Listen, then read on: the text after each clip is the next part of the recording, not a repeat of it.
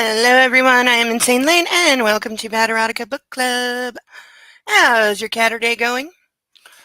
Is everyone's ducks in a row, pets at hand, fuzzies, fur babies lined up on the couch?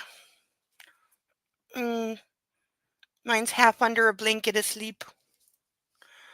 He'll move the other half under the blankie if he gets cold.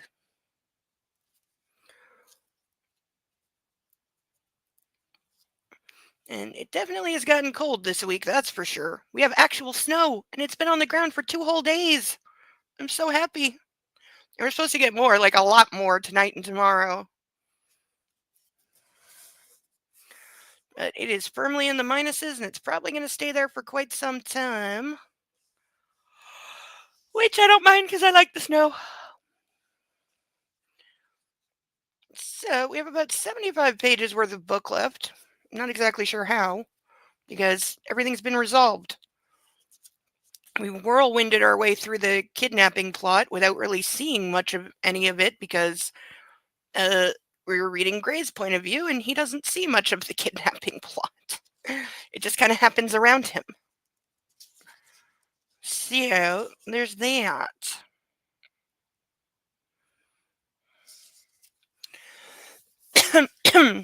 But we still got 2 weeks of this left, and then we have a new book which has been ordered and is on the way.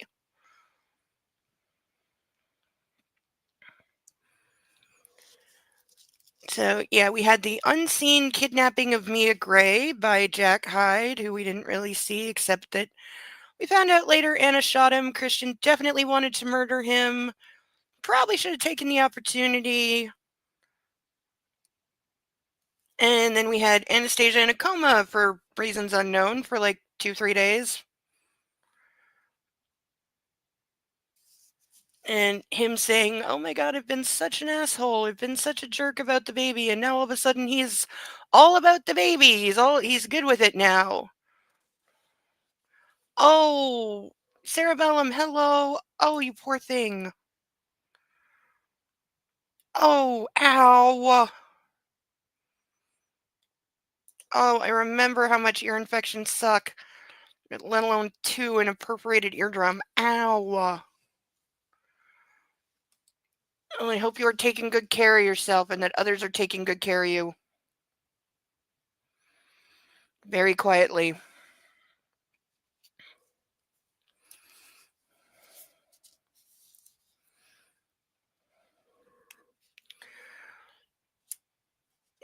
Let's see. After the coma, we did have her actually wake up. He kind of apologized. Kinda, sorta.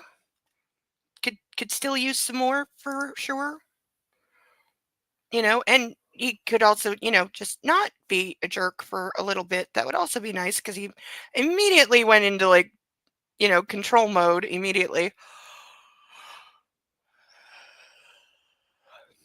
So there's always that.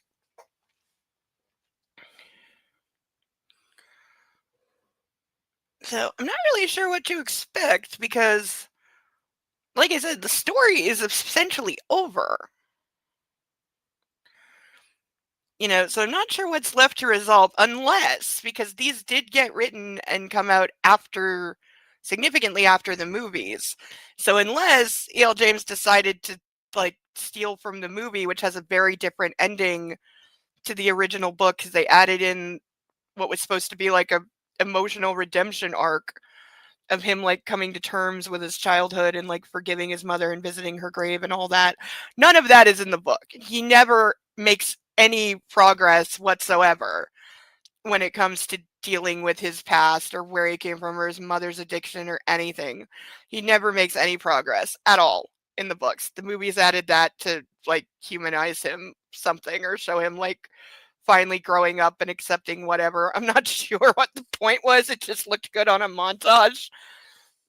We also never get the mother's last name because I was watching somebody else react to it today. It just happened to come up that one of the React channels that I follow happened to cover 50 Shades Freed today.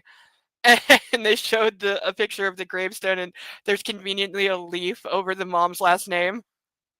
They gave her a first name that she never had in the in the books. She never has a name. We never learn anything about her. He just calls her the crack whore the whole time. So I don't know if E.L. James maybe stole from the movie, and maybe we're gonna get that. We're gonna get him like actually dealing with his issues. Oh, that means we might get another therapy scene. I do feel like we need one more therapy scene. I do feel like we need that. Of him like talking about the baby or something. That could be fun. And his like realizations about Mrs. Robinson and that she wasn't, that she's a bad person.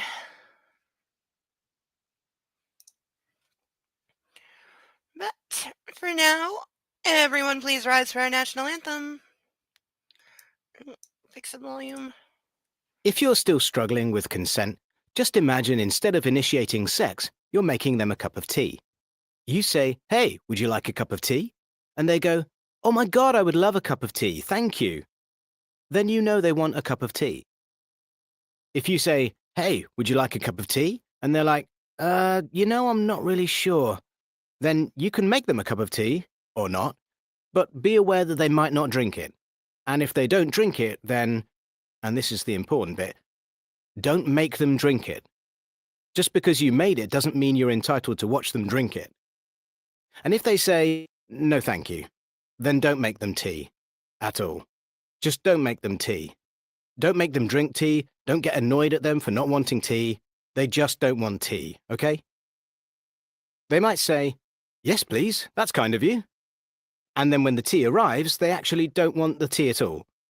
Sure, that's kind of annoying as you've gone to all the effort of making the tea, but they remain under no obligation to drink the tea. They did want tea, now they don't. Some people change their mind in the time it takes to boil the kettle, brew the tea, and add the milk. And it's okay for people to change their mind, and you are still not entitled to watch them drink it. And if they are unconscious, don't make them tea. Unconscious people don't want tea, and they can't answer the question, "Do you want tea?" because they're unconscious. Okay, maybe they were conscious when you asked them if they wanted tea, and they said yes, but in the time it took you to boil the kettle or brew the tea and add the milk, they are now unconscious. You should just put the tea down, make sure the unconscious person is safe, and this is the important part again, don't make them drink the tea. They said yes then, sure, but unconscious people don't want tea. If someone said yes to tea, started drinking it, and then passed out before they'd finished it, don't keep on pouring it down their throat. Take the tea away. Make sure they are safe, because unconscious people don't want tea. Trust me on this. If someone said yes to tea around your house last Saturday, that doesn't mean they want you to make them tea all the time. They don't want you to come around to their place unexpectedly and make them tea and force them to drink it, going, "But you wanted tea last week," or to wake up to find you pouring tea down their throat, going, "But you wanted tea last night." If you can understand how completely ludicrous it is to force people to have tea when they don't want tea, and you are able to understand when people don't want tea, then how hard is it to understand when it comes to sex? Whether it's tea or sex, consent is everything. And on that note, I'm going to make myself a cup of tea. Yay! Hello, everyone. How are you? How's things going? How was your week? All right, as usual, we will begin by introducing our wonderful pantheon of ducks, because aren't they awesome? Though Ralph did try to escape. I think that's the third time. And no, he completely didn't just fall off the stage. No, that didn't happen. So we have Ralph, Charlotte, Steve, Paddington, Caspian, Inspector Clouseau, Dumbo, Sally, Bill, Xavier, Eloise, Pongo, Mitch, Sansu, Bob with two B's, Sasha Bartholomew, Alex Chuckles, Melman, Naruto, Jeremy DeWitt, Cinemark, Alan Tudyk, Jeeves, Playboy, Jethro, Gilbert, Vixen, Dennis, Rosie House, Susie, Luffy, Russell, Mark, and Glacia. So those are our current ducks. We have other ducks available. We have the 5 ducks, random ducks that are in this bag. They are $10 each if you would like to help a girl out. Link to the PayPal should be in the top of the chat. Let me know if it's not. Those are our 5 random ducks.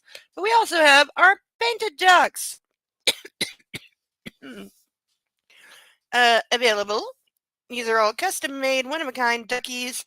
We have chicken jockey duck, scuba diver duck, cupid duck, flounder duck, king Midas duck, Orion slave girl duck, and Spock duck. These vary in price. I believe I believe these two are 10, this one's 20, the rest are 15.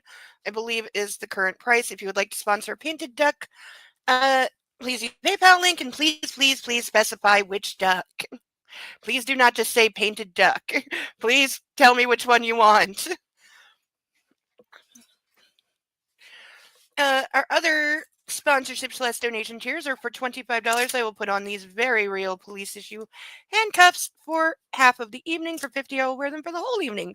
These are my personal favorite. They're very comforting. They're oddly comfortable when you get them on correctly. They really actually are. It's weird. Or maybe I'm just weird. This is also possible. For $50, I will fill this glass of wine to this point and chug it in one. I'm getting pretty good at that. Better than they used to be. A lot better. I think the first time I tried to do it, I couldn't actually do it in one. I had to take a breath. But now I've got I've got it figured out. So you have to breathe in and then start chugging, and you breathe out as you're chugging, and that's how you don't run out of air. See, figured this out now. So that is also an option. Also, we will start drinking at about 9:30 anyway. But it is always nice to start with a full glass going all the way down. Just kicks off the night so nicely. Because usually by then there's a reason to drink.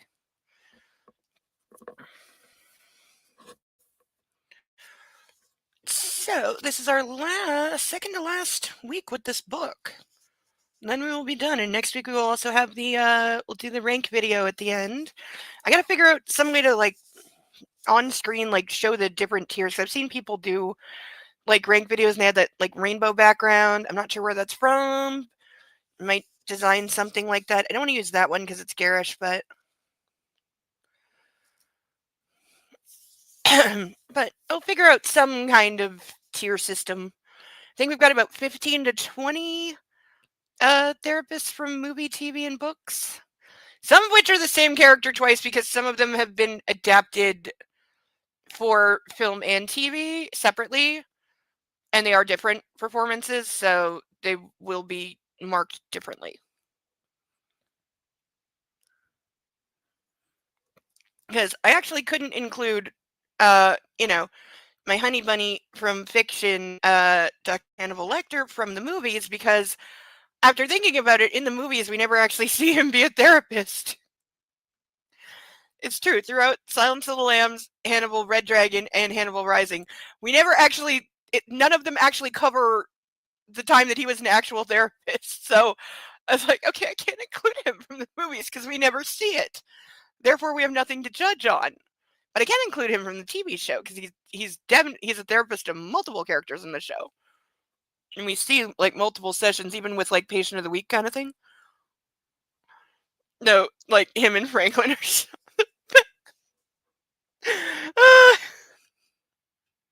and then him, and of course, any scene that Catherine Isabella's in as Margot is just win. And the scenes with Mason in season 2. I like Mason less in season 3 because he got overshadowed by the guy playing Cordell because they took that completely the wrong way.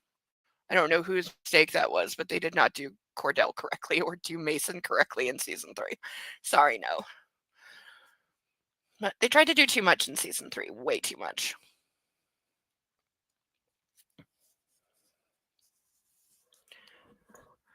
All right, we are on chapter 39 of 43, I believe. Yeah, 43. But the last few are super short. Saturday, September 17th, 2011. I may be about to sneeze. Ugh, water up the nose feeling. Ugh. Oh, we're starting with him dreaming. This is great. Anna is out cold. I can't wake her. Wake up, Anna, wake up. Ilana struts over to sit down beside me. She's naked but for long, tight leather gloves that stop just above her elbows, and her black stilettos with red soles. She takes my hand. No. Her fingers clasp my thigh. No, don't touch me. No more. Only Anna. Her eyes blaze in anger, but the fire in them dies. Defeated she stands, clothed now in black. Goodbye, Christian. She flips her hair to the side and stalks to the door without looking back. I turn. Anna is awake, smiling at me. Join me. Sleep with me. Stay with me. My heart soars. Her words bring me joy. She caresses my cheek. Stay with me, please. She begs. How can I resist? She loves me. She does. And I love her. He has like the most specific dreams of like anyone ever.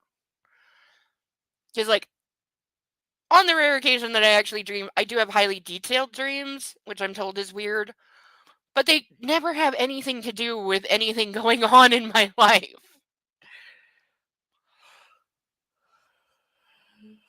Ugh.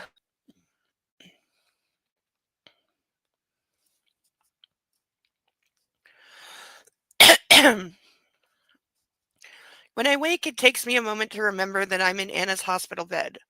She's slumped to the side facing me, her head on the pillow. Eyes closed, lips parted, her cheeks pale except for the faint purple blemish from Hyde's cruel blow. The sight of it twists my guts in anger. Don't dwell, Gray. She's here. She's safe. I blink to sleep from my eyes, feeling rested but grimy. I'm in dire need of a shower, a shave, and clean clothes. My watch says 6:20 a.m. I have time. And now that Anna's back in the world of the living, I don't mind leaving her for a little while. I call bullshit. With any luck, she'll continue to sleep until I return. Ugh. Carefully, so as not to wake her, I slide out of the bed and slip on my shoes. I brush my lips to her forehead, the semblance of a kiss. Then grab my phone, charger, and jacket and tiptoe out of the room as if I'm fleeing a crime scene. Okay, cannot set me up for jokes like that.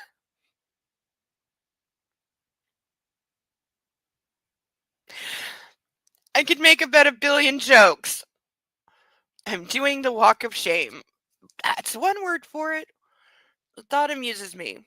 We're married, for fuck's sakes. Fortunately, Nora and her colleagues are not at the nurse's station, so my escape is unnoticed. Seriously, what is wrong with him?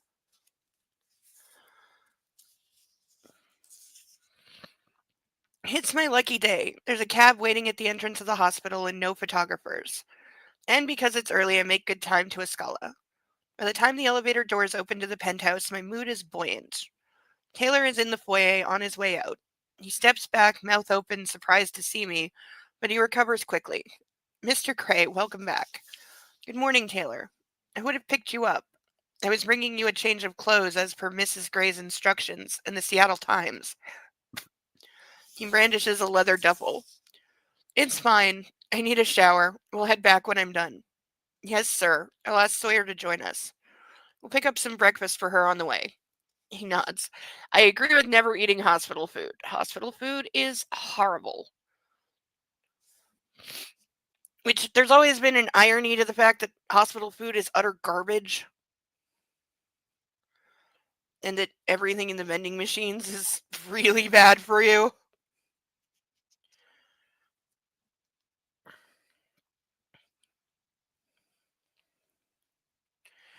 The steaming water cascades over me, washing away my sins. Okay, stop setting me up for all the jokes. Him, after all that I've done, I wish it were that simple. And to cap it off, Anna wants to know everything about my discussion with Elena. What the hell am I going to tell her? The truth, Gray. She's not going to like it, but I owe her that, especially considering my recent awful behavior. Yeah, you got a long recovery on that one. My effervescent humor fizzles and dies. While I shave, I contemplate the asshole who stares back at me in the mirror. You owe her more than that. After all that Anna's done for you. She saved your sister. She saved you. I close my eyes. It's true. This woman has disarmed me at every turn. She's broken through all my barriers, cracked me wide open, and shined her light inside. That is like the. That was not a good way to put that. She doesn't take any of my shit. She's driven out my darkness like the warrior she is and offered me hope because she loves me and I know it. and she's carrying my child. Fuck. A child. Yeah, so he's still there. He's still there. He hasn't moved out of that place yet. The gray-eyed asshole stares back at me bewildered. She's done all of this for the simple reason that she loves me, and because she's a decent human. And how do I treat her? Hadley doesn't cover it, Gray. See, again, he has insight, but watch him do nothing with this. Because that's always what he does. He has tremendous insight. Like, genuinely. But then he won't do anything about it.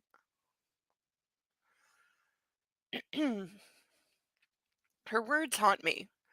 I do choose this defenseless baby over you. That's what any loving parent does. That's what your mother should have done for you. And I'm sorry that she didn't, because we wouldn't be having this conversation right now if she had. But you're an adult now, and you need to grow up and smell the fucking coffee, and stop behaving like a petulant adolescent. And I thought she was leaving me. I wipe my face. Make this right, Gray. He's got to stop, calling himself. Just stop doing that. It's really not good.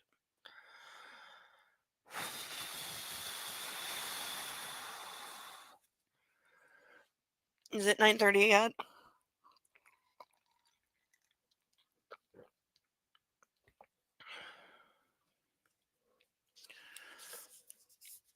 I have tea on my nose.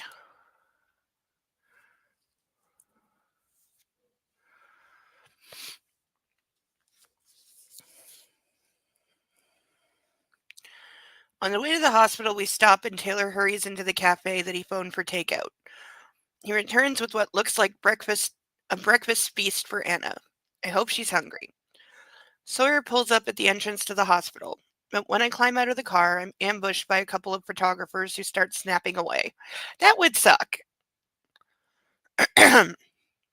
I've only ever been to one or two things where there were photographers, and they certainly weren't there for me. They were there because of the event or whatever it was. But it is really annoying when you're just trying to walk in somewhere and there's bright lights flashing in your face. It's not good. I'm also very surprised more people don't fall over on red carpets.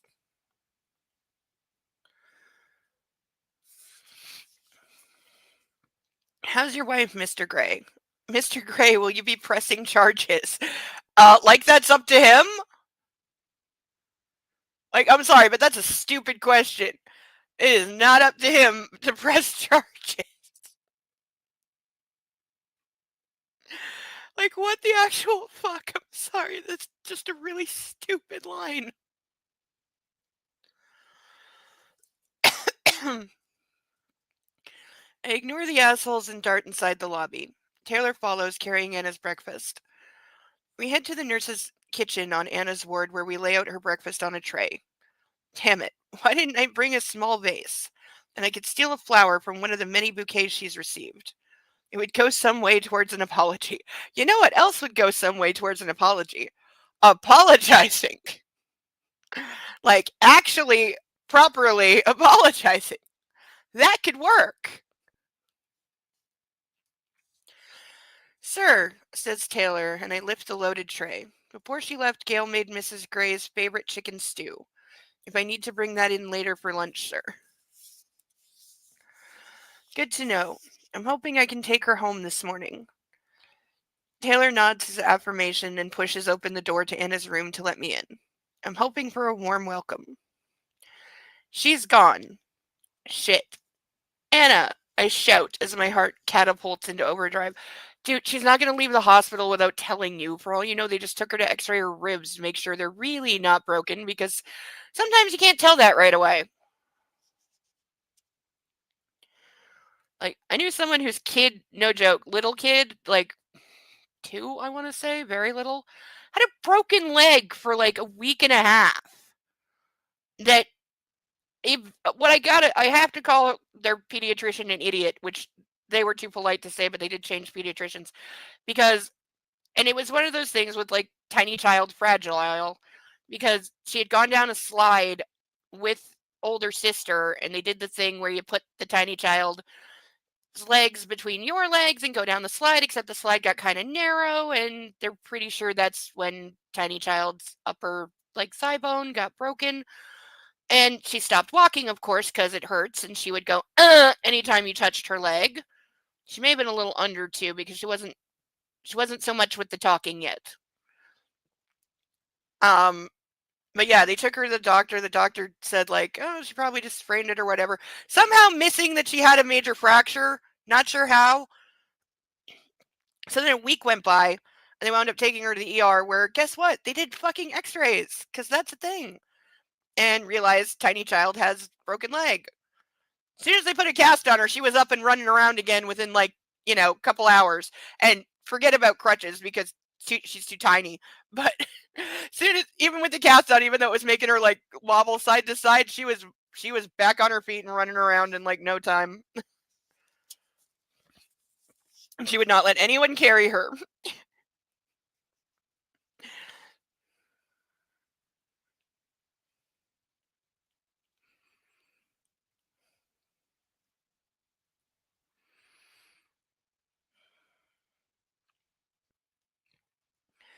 I'm in the bathroom. Oh, thank God. Taylor burst through the door as alarmed as I was. We're good, I reassure him, and he steps out again, presumably to sit in the corridor. I place the food on Anna's rolling tray and wait. Again. For Mrs. Gray. Patiently this time. A moment later, she appears and rewards me with a broad grin. I'm relieved to see her up and about. Good morning, Mrs. Gray. I have your breakfast. She climbs into bed while I pull the tray on wheels over towards her and lift the cover. One wide-eyed, grateful glance from Anna is all the confirmation I need as she gulps down the orange juice and starts on the oatmeal. I sit on the edge of her bed, taking vicarious pleasure in her enjoyment as she eats. Not only is she ravenous, but there's some color in her cheeks. She's on the mend. What? She asks, with her mouth full. I was taught not to speak with your mouth full. By that I mean relentlessly admonished whenever I did. And it worked because I still can't talk with my mouth full.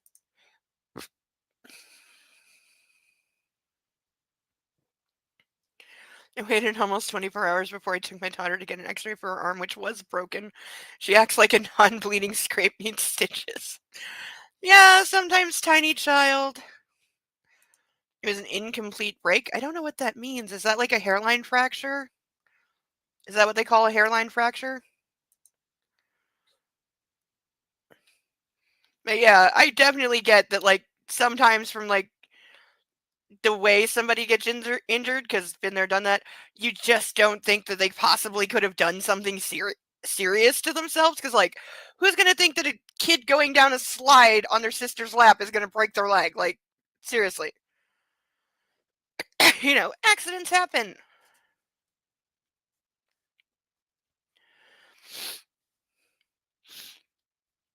But kids are incredibly resilient because, yeah, once Tiny Child had that cast on, she was back to go, go, go, go, go.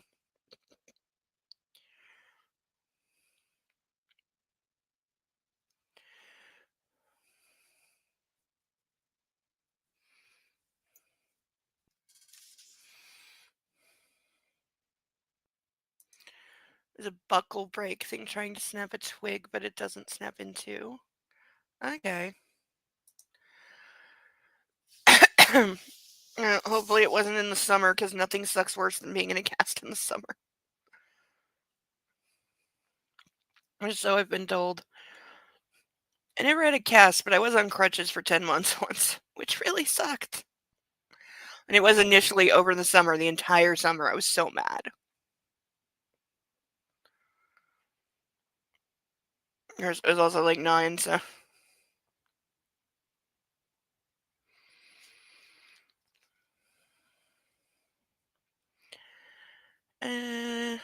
I like to watch you eat. How are you feeling? Better.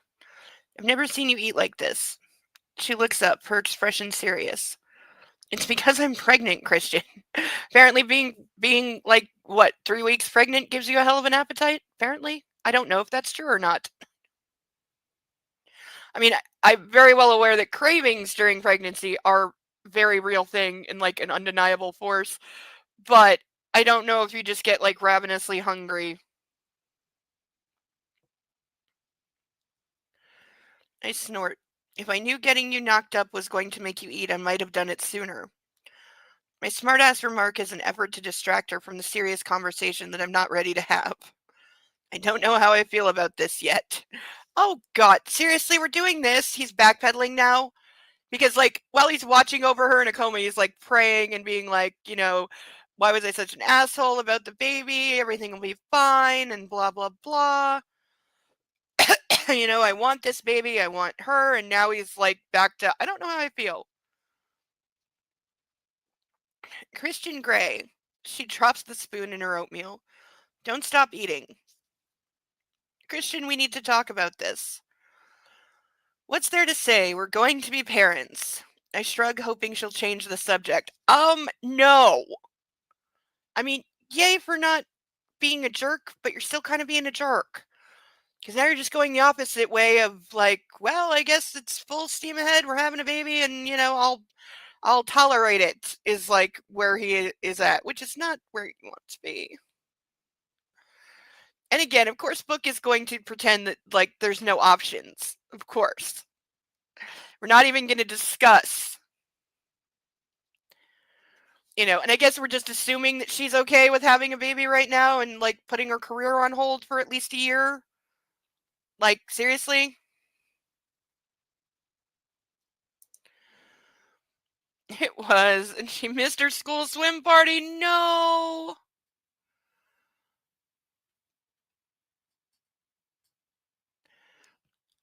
You got a swim cast? Are there casts that you can swim with? I thought you just, like, were supposed to duct tape a trash bag over it. But maybe technology has advanced. You should have seen our grocery bill. My husband made a mistake and took me grocery shopping. Yeah, let me guess. Everything looked good, including things you'd never bought before in your life. Yeah. They say don't go grocery shopping when you're hungry. I guess they need to add don't go grocery shopping when pregnant.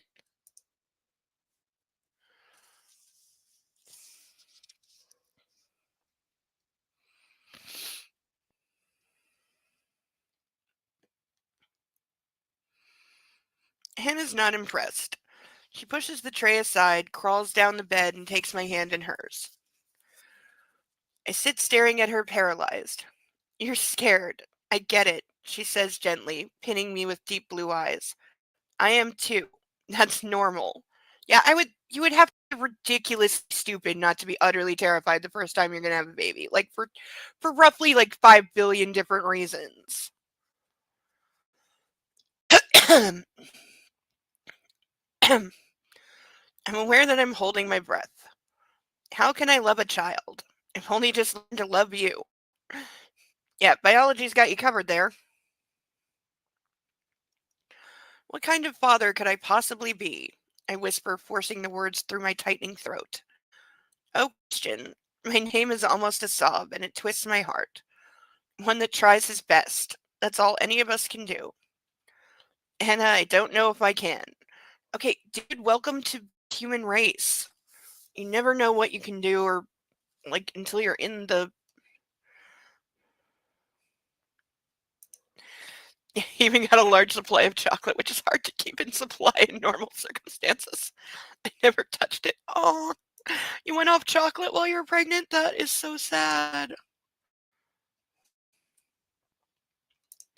Though I can almost one up that because not having chocolate would drive me crazy. Though I haven't had chocolate in months, and it does drive me crazy because I still crave it. But it is not in the budget. So, but my British friend who has 4 kids said they always knew when his wife was pregnant because she would go off of tea. And yeah, British lady not drinking tea for 9 months.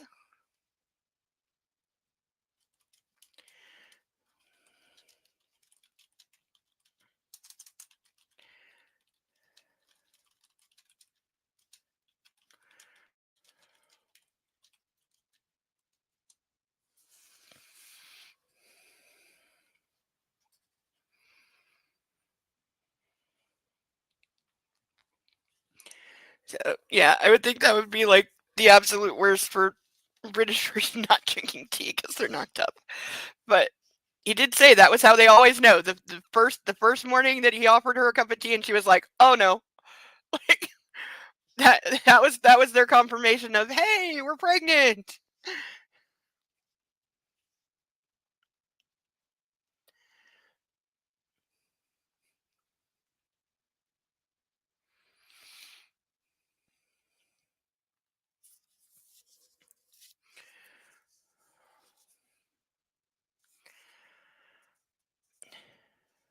Of course you can. You're loving, you're fun, you're strong. We'll set boundaries for him or the kid. Our child will want for nothing. Her eyes widen, imploring me. This is true. At least financially, the child will want for nothing. They'll definitely get a very good education, college, etc. They'll be well fed, which is important. They'll always have a home. So, you know, even if he's not the most emotionally available person, he wouldn't be the first father to be emotionally distant from his family. Like, come on. But, you'll do okay. And, try to remember that there's two people raising the child. Because I find that sometimes men and women do this. I've seen it both ways, but people like hyper focus and they forget that there's another person involved in a relationship because they're like, what if I can't do absolutely 100% of everything by myself? And it's like, who said you had to?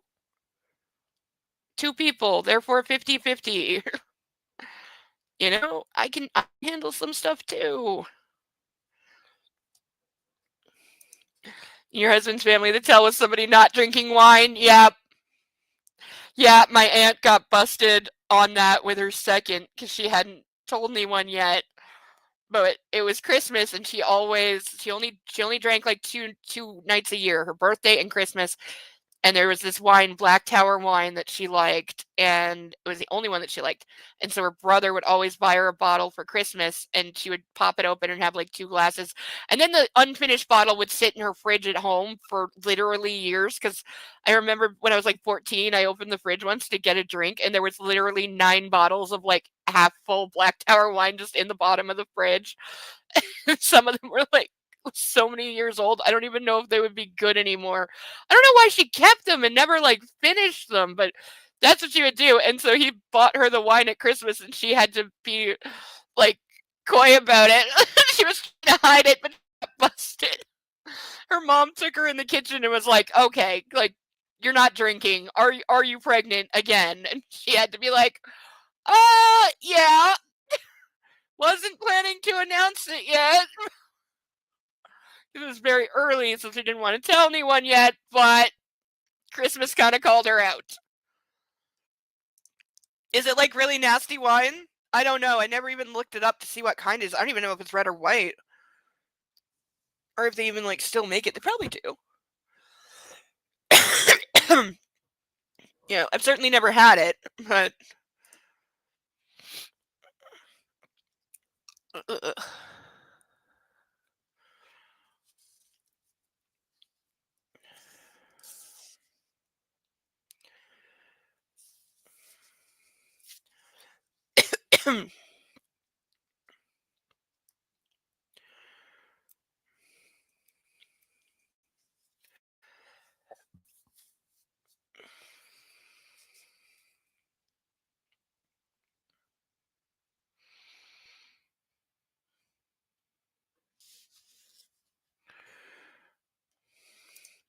just the thought of having it sit open for years, it had to have gone to vinegar by then. Probably. Yeah. Like, I can't imagine they were terribly drinkable after all those years in the fridge. Again, I don't know why she kept them.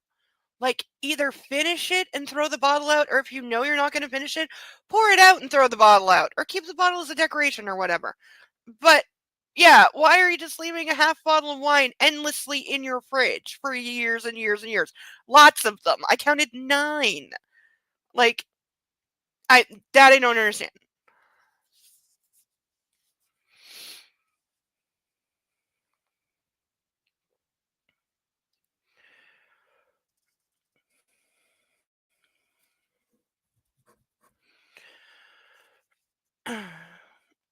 Hannah, it's just so soon.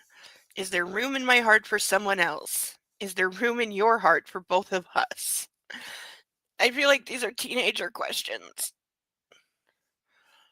She continues. Yes, it would have been ideal to have waited, to have longer, just the two of us. But we'll be the three of us and we'll all grow up together. Yeah, this is what you want. You want to be raising a child while you're raising your husband. This is how they got married too, because this was his idiot proposal of, well, marry me and then we'll get to know each other, and it's like,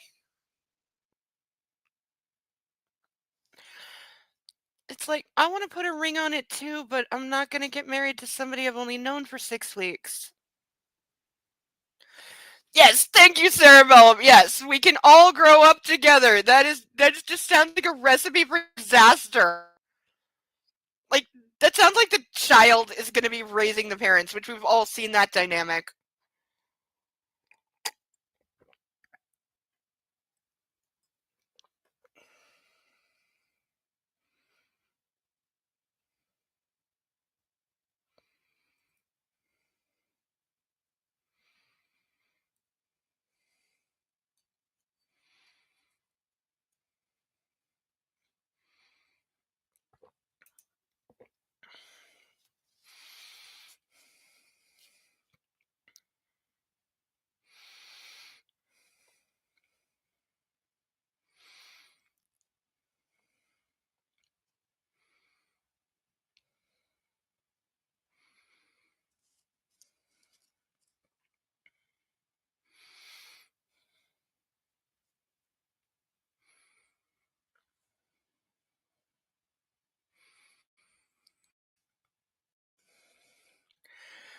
And we'll all grow up together.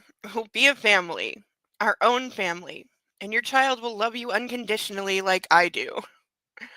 Tears pool in her eyes and slowly trickle down her cheeks. She is pink clouding so hard. Oh, Anna, I gasp while keeping my own tears lodged in my throat. I thought I'd lost you again.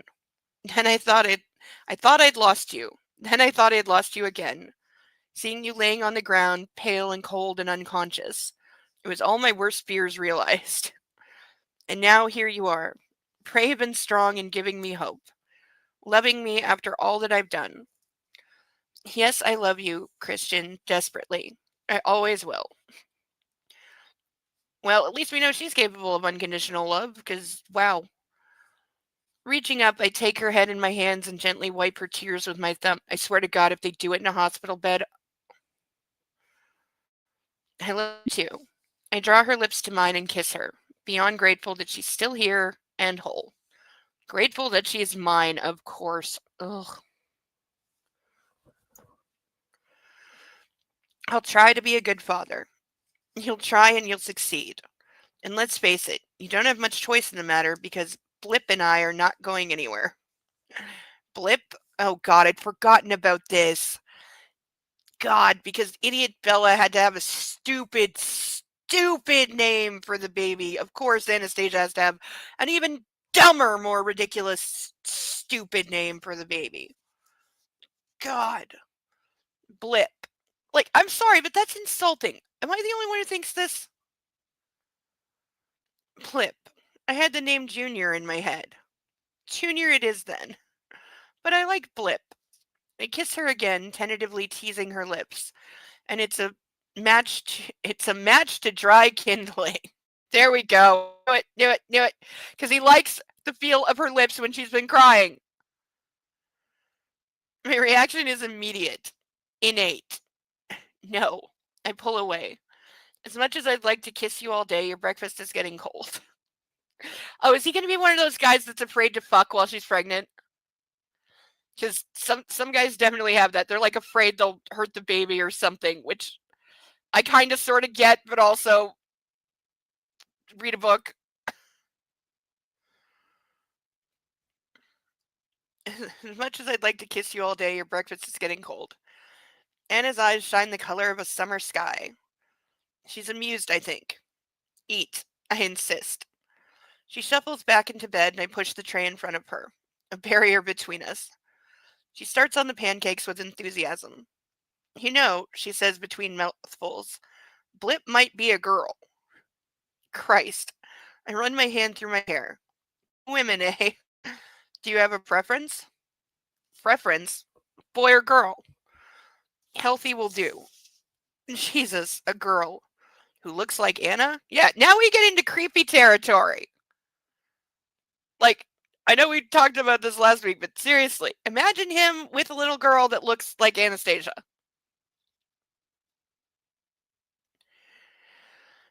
The potential for bad. Eat, I snap. I'm eating, I'm eating. Jeez, keep your hair on, Gray. There's a very British expression. Keep your hair on is a very British expression.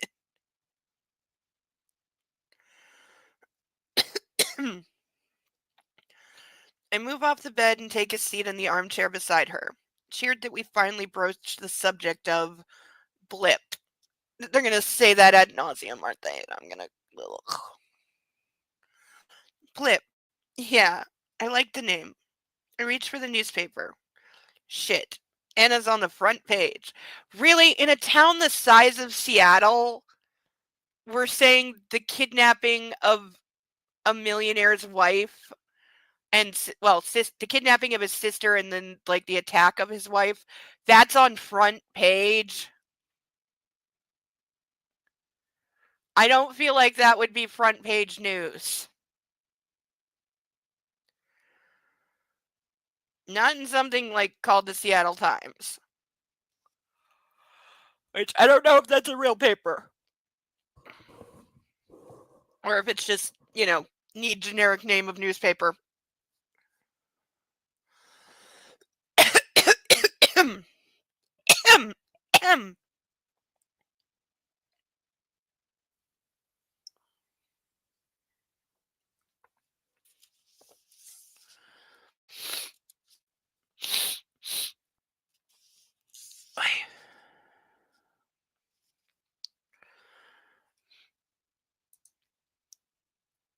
Worse would be a girl that favors him and in turn favors his mom.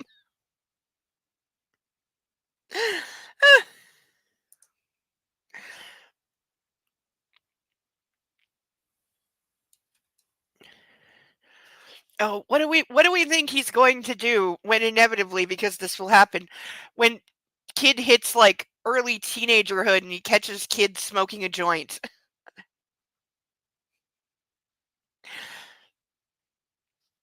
Yeah. I'm not sure this kid makes it to adulthood.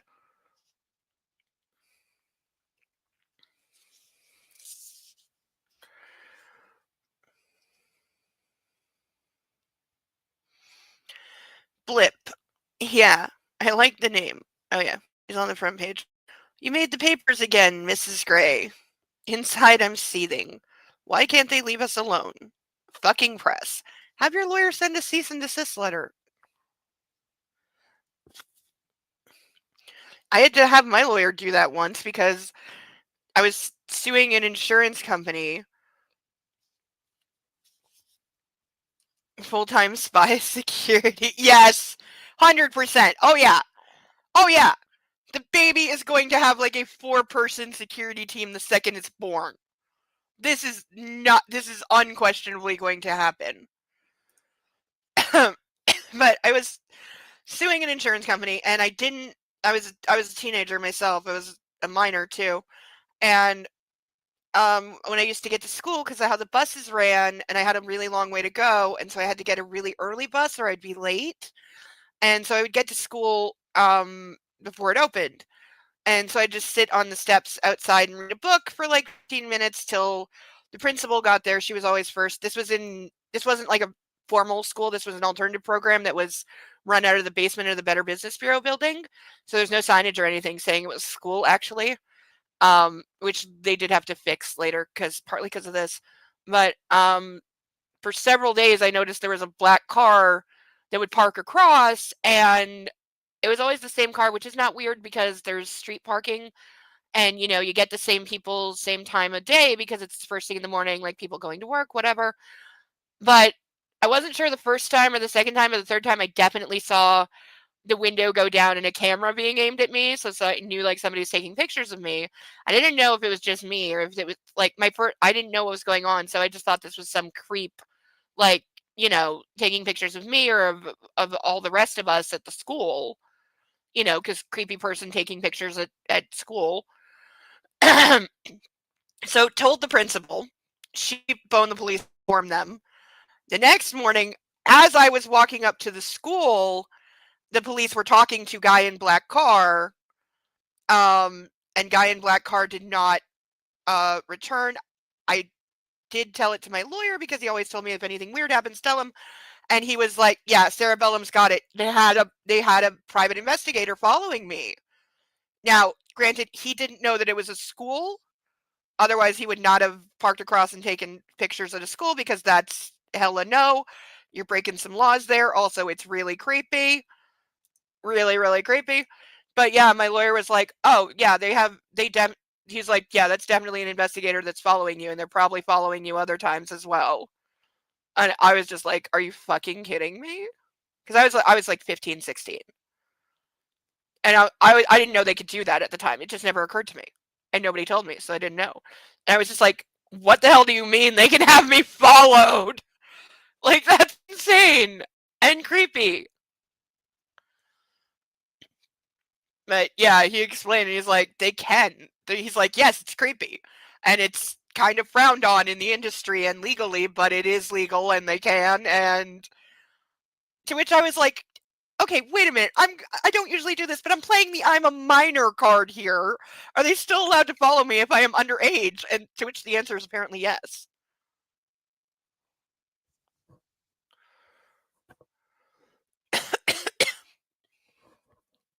You would think there would be rules saying you can't follow a 15-year-old, but apparently not. I was very surprised, but yeah, it creeped me out. He didn't come back to the school. I will say that after the police had a word, he did not return.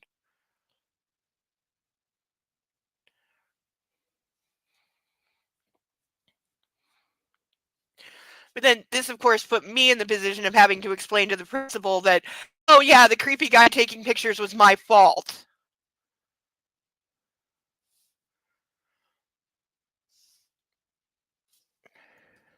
Yeah, they were. Yeah, because it was an injury claim. So yeah, I guess they were trying to prove that I wasn't really injured or something. I don't know. I don't know. It was just that's probably what it was. But it was so creepy and so weird to be like, yeah, really creepy.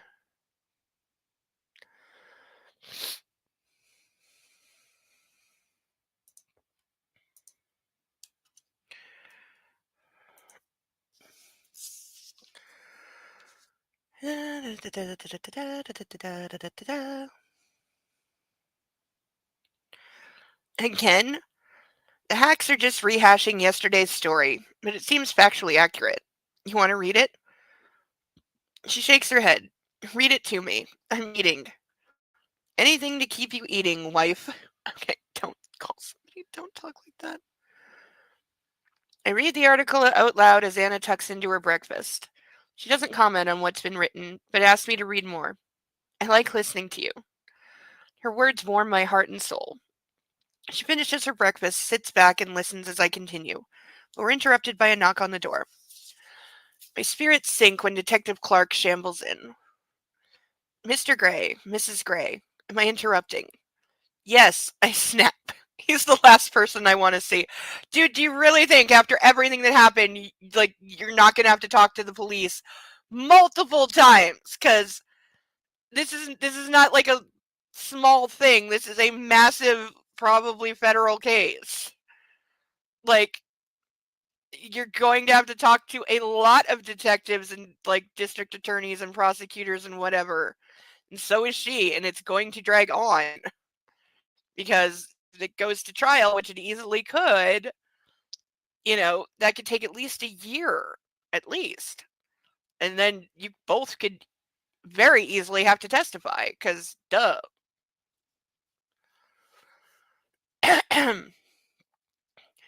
Clark ignores me, which sets my teeth on edge. The arrogant asshole. He's doing his job. Glad to see you're awake, Mrs. Gray, he says. I just need to ask you a few questions about Thursday afternoon. Just routine. Is now a convenient time? Also, keep in mind she shot somebody. Not saying it wasn't in self defense or that she didn't have every right, but she did shoot somebody. So, there's some ass covering to be done.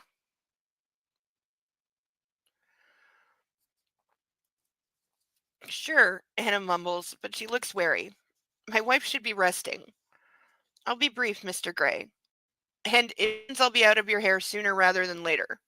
Yeah, because he'll make one report and then, throw it over to the prosecutor who will be calling in short order, I have no doubt. He has a point. Giving Anna an apologetic look, reluctantly I stand and offer him my chair, then perch on the other side of the bed and take Anna's hand. I listen quietly as Clark lets my wife tell her side of the Hyde's kidnapping and extortion horror story. The words are at odds with her soft, sweet voice. Occasionally I tighten my grip on her hand as I rein in my anger. And I'm relieved when it's over. Anna's done well to remember so many details. Yeah? That's great, Mrs. Gray. Clark seems pleased. I wish you'd aimed higher, I mutter. Valid thought. Might have done womankind a service if Mrs. Gray had. He agrees. Okay, there's not something a cop should be saying that, oh yeah, it would have been much better if she killed him. And in front of her, too. You don't know how she feels about shooting somebody. She could be having, some guilt over it. This is a possibility.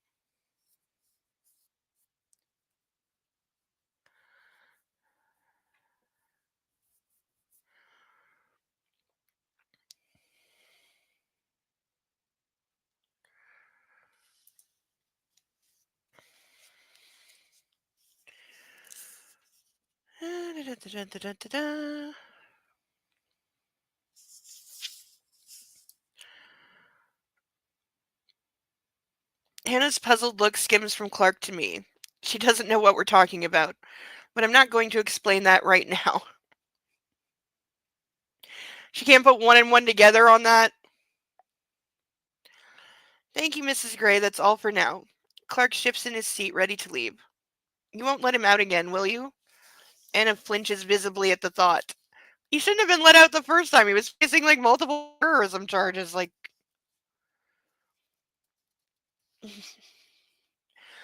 don't think he'll make bail this time, ma'am. Seriously, there's no judge in, anywhere that would give him bail. Do we know who posted his bail? I ask. No, sir, it was confidential. Isn't it always confidential? I don't think who posted bail for someone is public record. Ever.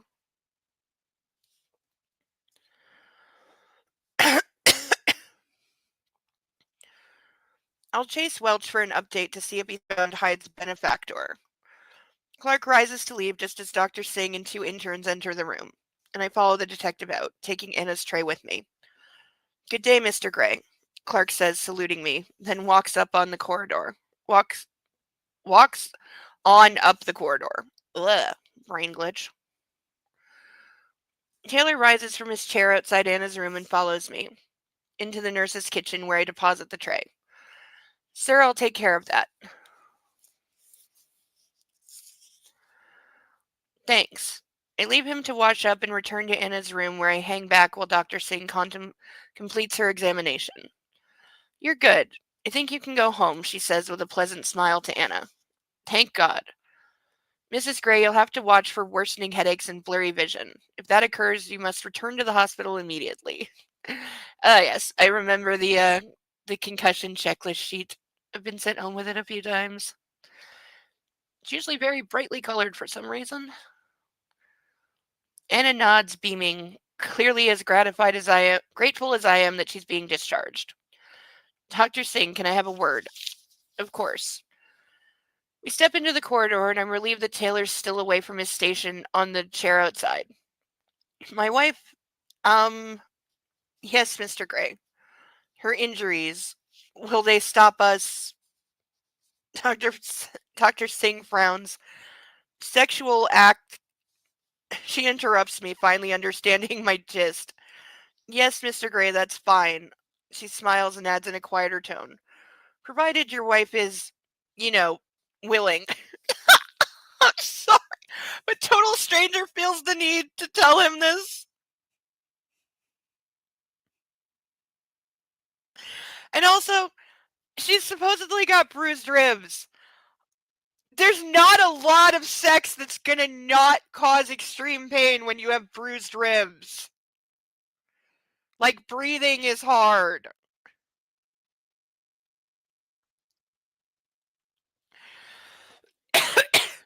Like, why is he asking the doctor if it's okay for them to fuck? I don't understand. That's a plus for him. Yes, for Snickety. So glad to see you. Give Sasha a cuddle and some ear scritches for me if she's handy. Unless she's still, watching out for rabbits. Do you have snow there?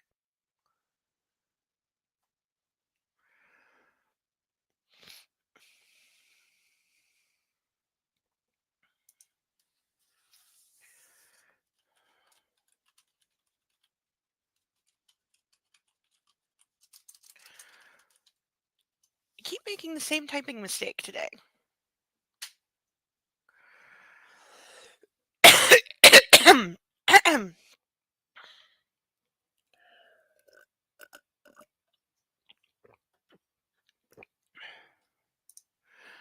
It's snowing today. She's not looking for rabbits. She's eyeing my pecan pie. Oh dear. That's probably not good for Doggy. I mean, I know she won't be told that, but probably very not good for Doggy. Oh, I love pecan pie though. It's weird because I don't usually like nuts of any kind, but I love pecan pie. It's really good.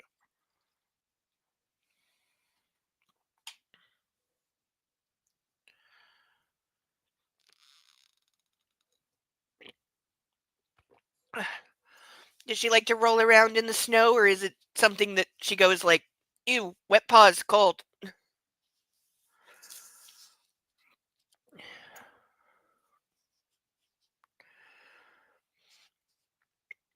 I give her a broad smile. What was all that about? Anna asks as I close the door. Sex. I give her a wicked grin. Please tell me they're not going to do it before she leaves. Like, seriously. Please don't. I cannot think of places I would want to do it less than in a hospital. And I know, like, Grey's Anatomy and, like, even ER fell victim to it. I haven't seen The Pit yet. I know ER is suing them um, for ripping off Noah Wiley's character from them, which apparently they did. Because I haven't watched it, but everyone I've heard talking about it is like, no, it really is just the continuation of ER, like 20 years later, with like he has a different name in it, of course, but it's like, no, he's still Carter, and like I guess they gave him a backstory that is Carter's backstory, and so yeah, they're getting sued.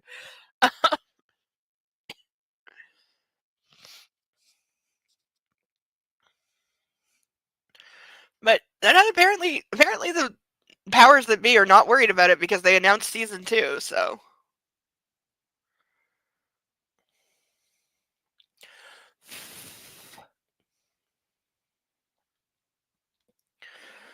Henna colors, and you're good to go. I think she could have asked that herself.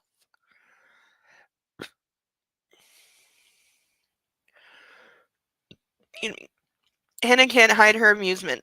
I have a headache. Her teasing smirk makes me doubt if she's being entirely truthful. I know you'll be off limits for a while. I was just checking. She frowns as if I'm interpreting her look correctly. I'd say she's disappointed. Nurse Nora bustles into the room. After a hoity glance at me, she removes Anna's IV. Anna thanks her and Nora exits. I smile as she leaves. I don't begrudge her at all. She's taking good care of my wife. I resolved to make a substantial donation to the hospital staff appreciation fund. Is that a real thing?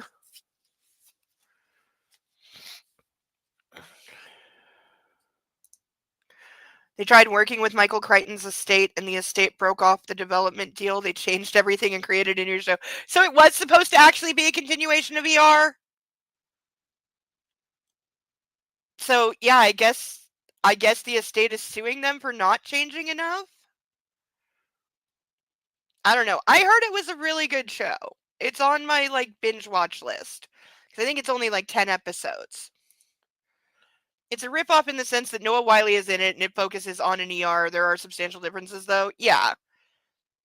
Yeah, because I know Noah Wile's in it because like his face is everywhere, but and yeah, it focuses on an ER. But like, come on, you could like just because he yes, previously 20 years ago, a show that's been off the air for 20 years, he previously played a doctor doesn't mean he can never play a doctor again. Like, come on. Do you know how many like actors play like, get typecast as like always being a doctor or a nurse or like how many actors are always play a cop in everything?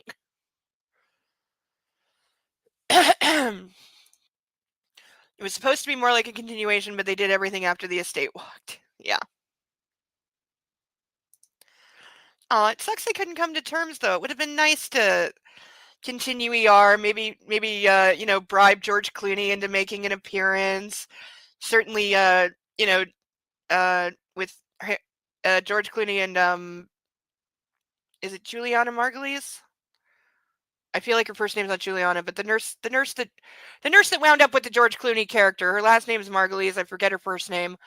Um, she was also in Miss Babylon.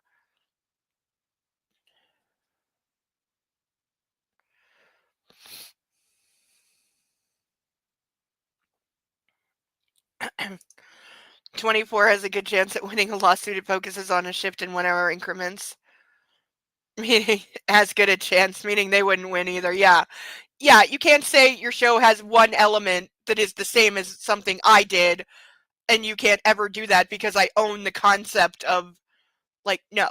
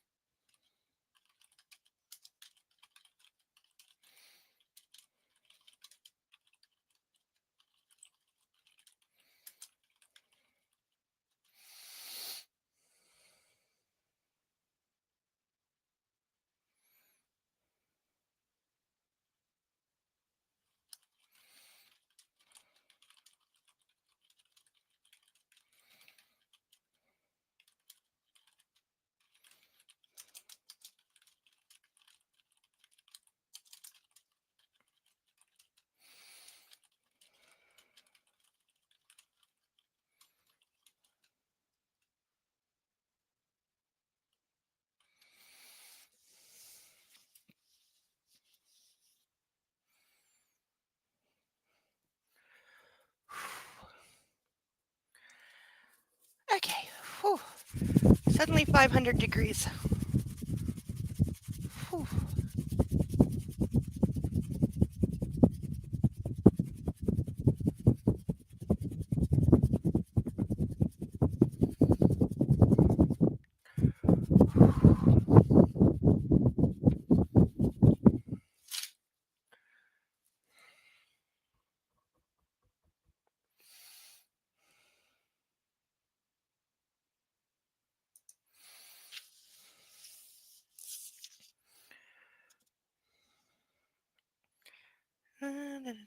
Where were we? Shall I take you home? I turned to Anna. I'd like to see Ray first. Cray, of course she wants to see her dad. Sure. Is he in the same hospital? Excuse me. Does he know about the baby? I thought you'd want to be the one to tell him. I haven't told your mom either. Well, that's good at least. Thank you. My mom knows. She saw your chart. I told my dad, but no one else. Mom said couples normally wait for 12 weeks or so to be sure. I shrug. This is her decision. I'm not sure I'm ready to tell Ray. That's probably a good idea. I have a feeling word's going to get around, though. I should warn you, he's mad as hell. Said I should spank you. Yeah, the most out of character line ever.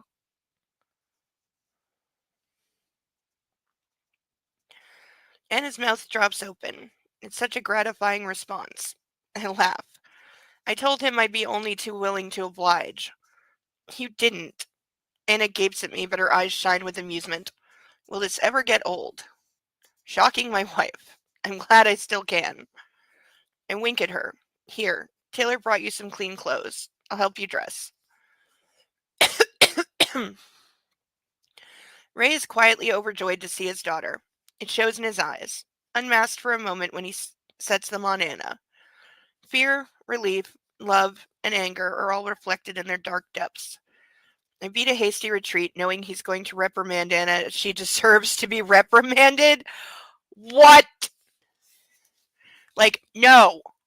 I'm sorry, but no. Like, I am getting rage.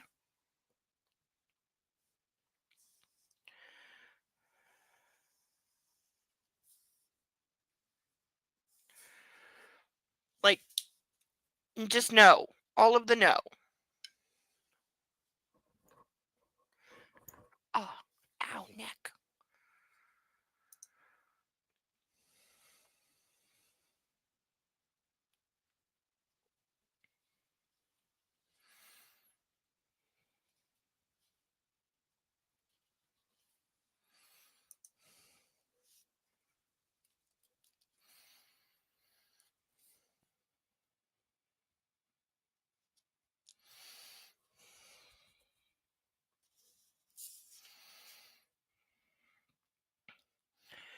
Taylor's waiting outside by her door. Sir, there are still photographers outside the main entrance. Well, thank God hospitals have about 1 billion ways out of them. Find a back way out and have Sawyer meet us there with the car. Will do. He strides off and I reach my phone to call Welch. Mr. Gray, he answers. Welch, any news? Yes, I'm waiting to board my plane. Let me find a quiet corner. There's rustling and I hear a muffled airline departure announcement, but not to Seattle. Right, he grunts. I've uncovered some excuse me. I've uncovered some information about Hyde. Excuse me. I'll bring that to you. I'd rather you see it in person than have me go through it over the phone. Can't you tell me now? I'd rather not. It's a little public here, and this is not a secure light. Why am I having hiccups? What the hell could it be? Also, the police discovered several USB sticks in Hyde's apartment during their fingertip search. Sex tapes, all of them, with his old assistant, with Morgan. It's some pretty heavy stuff. Why would you know this? Why would that matter?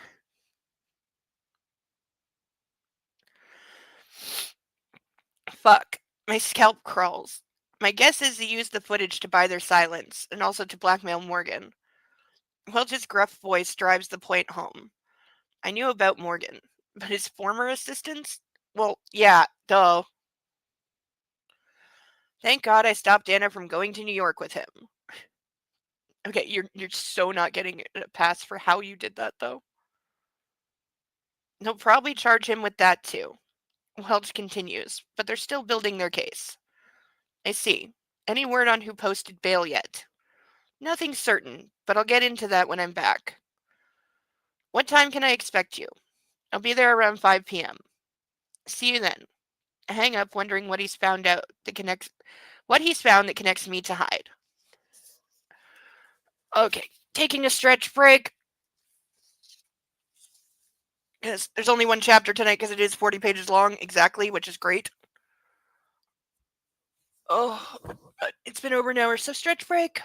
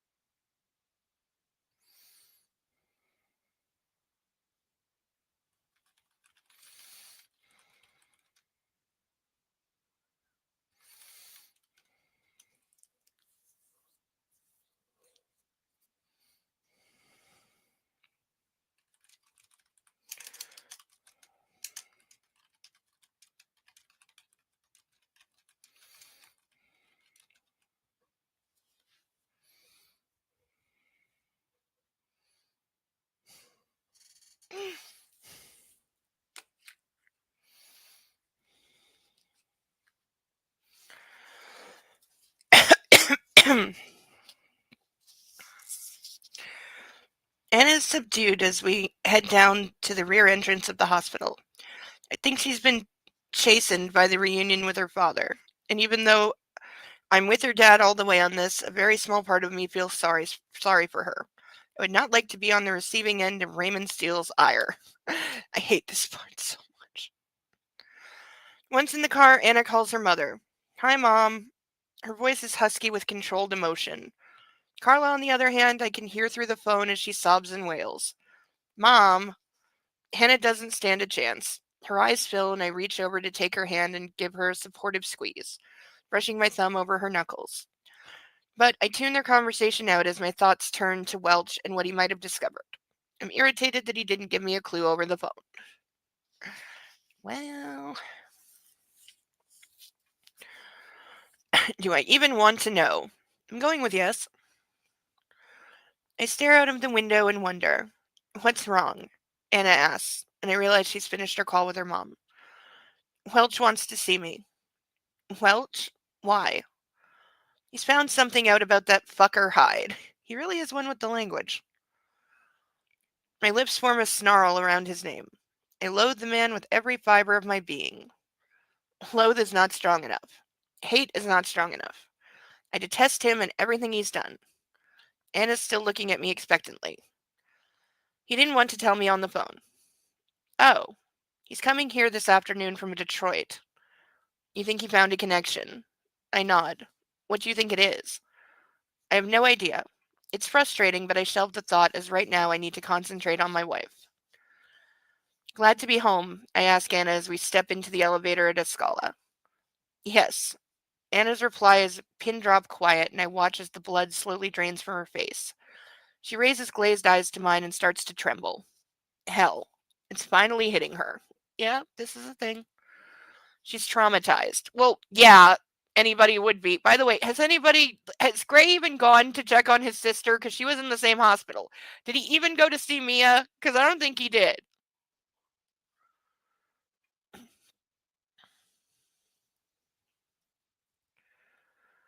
Hey, I gather her into my arms. You're home. You're safe.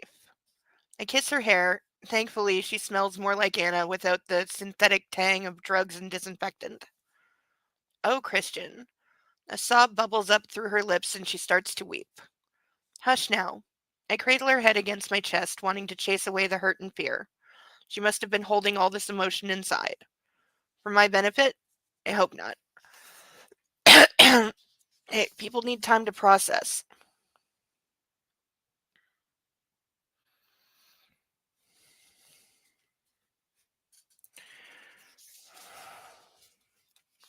Okay, what is touching my leg? Puppy has wiggled, so now that his nose and his paws are under the blanket, but I can see his back and one ear.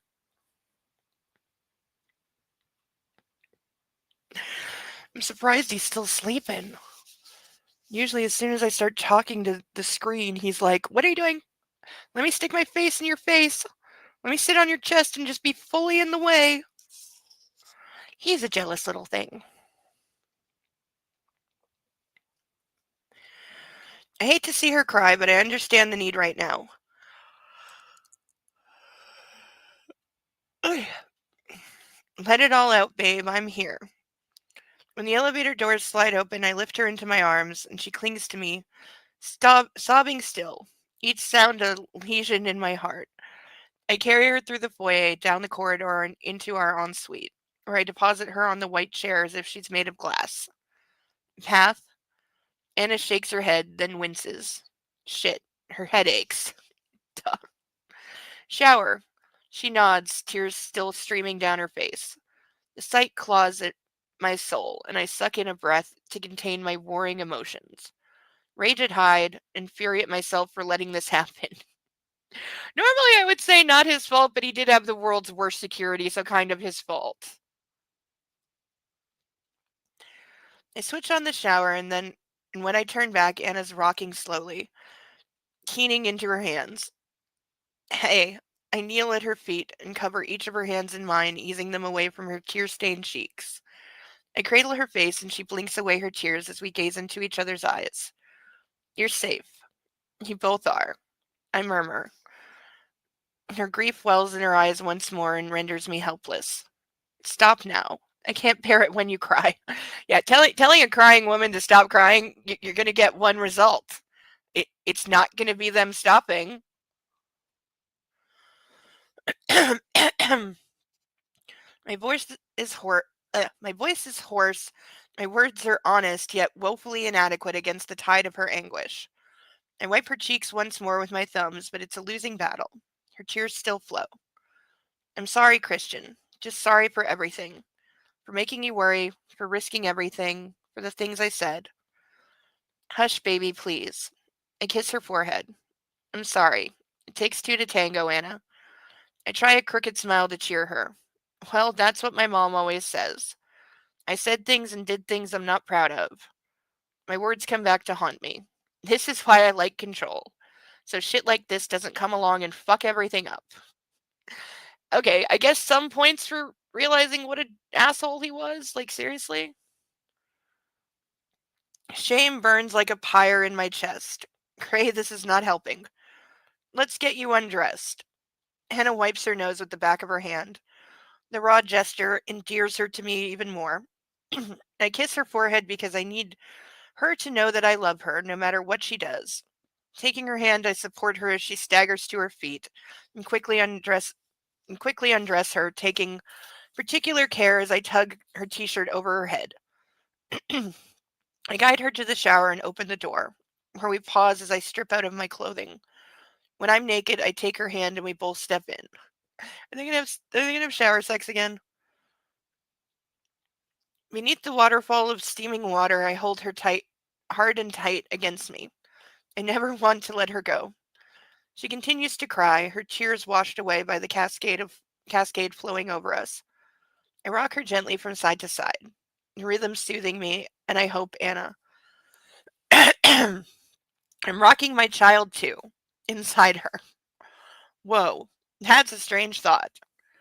I kiss her hair, so grateful she's back at home with me. When I'd feared, shit, don't go there, Gray. All of a sudden, I hear a loud sniff and Anna steps out of my arms. She seems to have stopped crying. Pet her? She nods, her eyes clear. Good. Let me look at you. Her brows furrow, and I hope she won't stop me as I need to see for myself what that asshole prick has done to my wife. Taking her hand, I turn it over. My gaze travels from the graze on her wrist to the abrasion at her elbow, to the large fist-sized bruise on her shoulder. The sight of these marks infuriates me, igniting the embers of my earlier anger at Hyde. I bend to kiss each scrape and bruise, planting the barest of kisses on each site. Grabbing the washcloth and the shower gel from the rack, I soap the cloth, inhaling the sweet fragrance of jasmine. Turn around. Hannah does as she's told, and knowing she's fragile and wounded, I wash her arms and neck and shoulders and back, as tenderly as I'm able.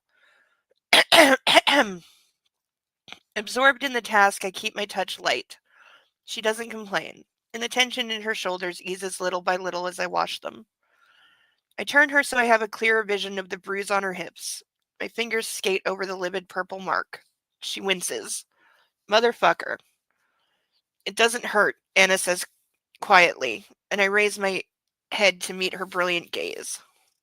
I don't believe her. I want to kill him. I nearly did. The rage I felt when Hyde was on the ground burns deep inside my soul. I should have kicked him to a pulp. I'm pretty sure you did. To shield Anna from my murderous thoughts, I concentrate on the washcloth and soap it again with shower gel. I bathe her body once more, her sides and her behind, and I kneel at her feet and wash her legs.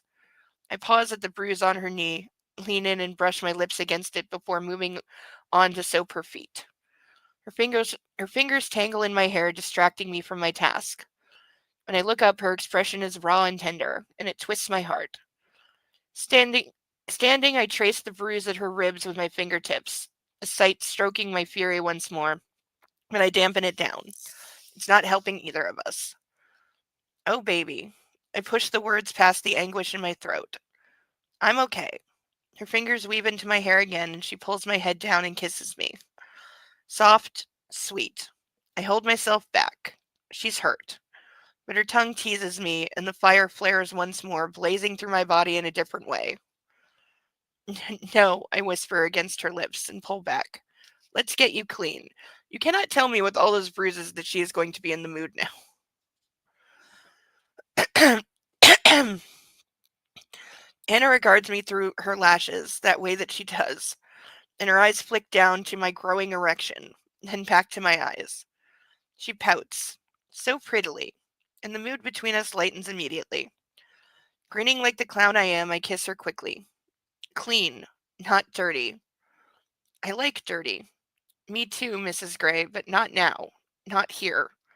I grab the shampoo and squirt some into my hands. Using only my fingertips, I gently wash her hair, remembering how gentle she was when she last washed mine, and how cherished I felt then. After I've rinsed out the suds, I switch off the shower and exit, taking her with me. I cloak her in a warm towel, wrap one around my waist, and hand her a towel for her hair. Here. She can judge how vigorous to be. She's the one with the hairline fracture in her skull. My lighter mood takes a nosedive. That asshole. I still don't understand why Elizabeth was involved with Jack. Anna intrudes on my dark thoughts. I do, I offer. She peers at me, and I'm expecting a question, but she seems to lose her train of thought as her eyes study me. All of me. Okay, why is she having like a sudden case of super horny? This makes no sense. Mrs. Gray, I smirk. Enjoying the view? How do you how do you know? That you're enjoying the view? No. She sounds exasperated. About Elizabeth. I sigh. Detective Clark hinted at it. Anna's brows knit together and her gaze goads me, demanding more information. Hyde had videos. Videos of all of them. On several USB flash drives. Videos of him fucking her. Fucking all his PAs. Her mouth drops open. Exactly. Blackmail material. He likes it rough. So do I. Fuck. Christ. So self-disgust sweeps over me like an avenging angel. Yeah, I was getting there. I was getting there because I'm like, dude, you don't get to judge so harshly because you like extremely rough sex too, and you also have blackmail photos of your former subs. Now, as far as we know, Gray never actually blackmailed any of his former subs, but he did say that he had the kinky sex photos of them as like insurance so they could never tell anyone about what he did to them. So, you're not any better.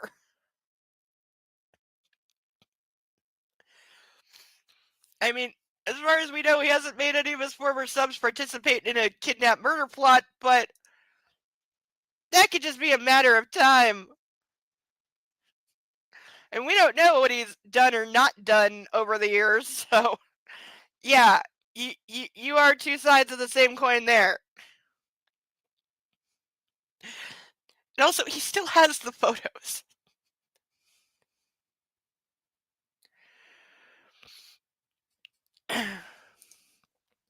Pregnancy hormones do crazy things to libido 0 to 100 quicker than Gray. Okay, so I guess super horny is a symptom of pregnancy. I can understand that because, when I'm approaching that time of the month, I can definitely have bouts of super horny.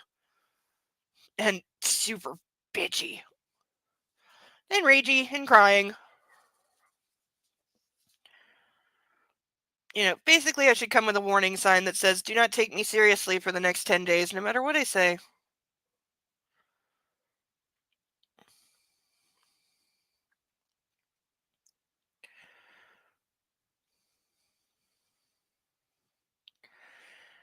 Don't, Anna interrupts, the word like the crack of a whip. Don't what? You aren't anything like him. Yes, he is. How did she guess? You're not. Anna's tone is insistent. Oh, but Anna, I am. We're cut from the same cloth. Yes. No, you're not. Anna's fervent denial silences me. His dad died in a brawl in a bar. His mother drank herself into oblivion. He was in and out of foster homes as a kid, in and out of trouble, too. Mainly boosting cars. Spent time in juvie. My God, she's remembered everything I told her on the plane to Aspen, and she doesn't stop. She's on a roll. You both have troubled pasts. You were both born in Detroit. That's it, Christian. She fists her hands and places them on her hips. Okay, like, we can match a lot of that to Gray, though. He wasn't in and out of the foster care system, but he did get in trouble growing up and as a teenager, and the only reason he didn't spend time in juvie is because he had a rich, well-connected family. His mother was also an addict. We don't know what happened to his father or who his father even is. That's never mentioned. So, yeah, very similar.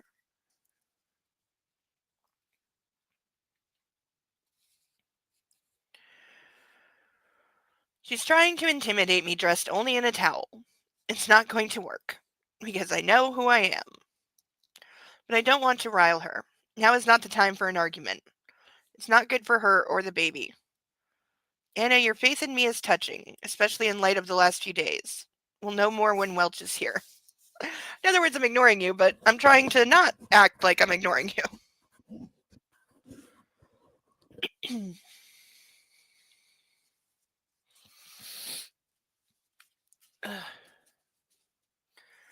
Christian, pending I plant a swift kiss on her lips to end the discussion. Enough. Her expression is sullen. And don't pout, I add. Come, let me dry your hair. She presses her lips together, but to my relief, she drops the subject. I lead her into the bedroom and then head into the closet, where I dress quickly, dragging on jeans and a t-shirt. I grab a pair of her sweatpants and one of my t-shirts for her. While she slips on the clothes, I plug in the hairdryer and sit down on the bed. I gesture to her to join me. Anna perches between my legs and I start to brush through her wet hair. I love combing out her hair. It's so soothing. Yeah, because he remembers combing his mother's hair, so this is repeating that. Soon the only sound in our bedroom is the high-pitched whine of the hairdryer. Anna's shoulders slump as she relaxes against me, and she's quiet for a while. So, did Clark tell you anything else while I was unconscious? Her words drag me from my absorbing task. Not that I recall.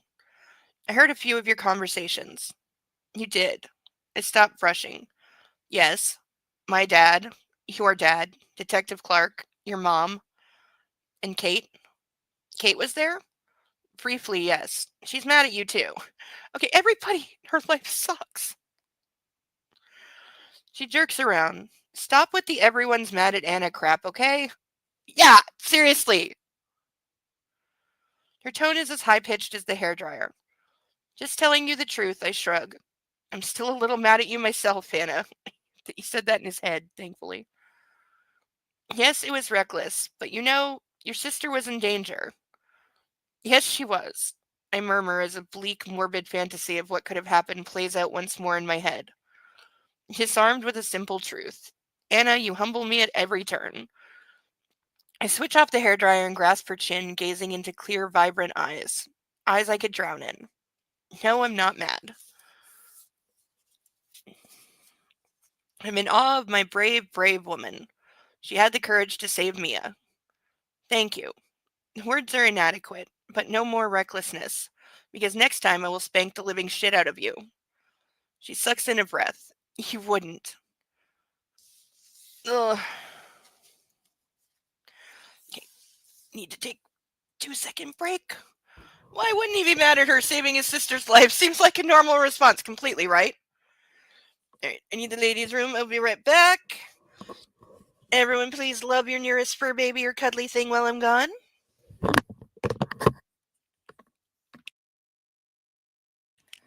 Stuffies and squishies count.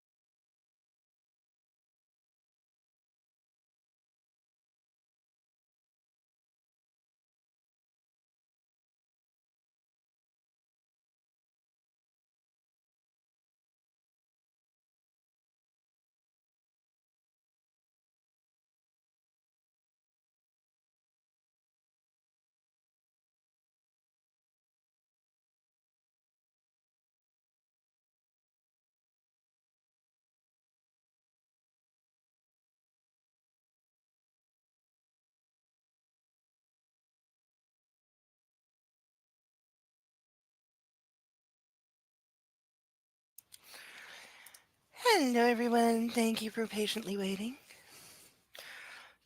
Much better now. Okay. Thank you, phone cord, for serving as book. Bookmark. Why can I not think of that word? I used to have so many bookmarks. Now I don't know where any of them are. Remember when you used to buy a book and you get a free bookmark? Because I also remember discovering that chapters had like $20 bookmarks, and I was like, are you kidding me? It's still a piece of cardboard. It's very pretty.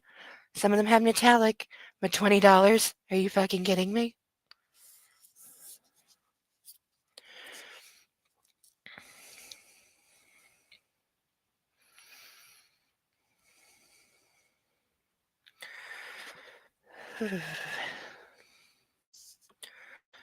Oh, baby, my palm is twitching right now.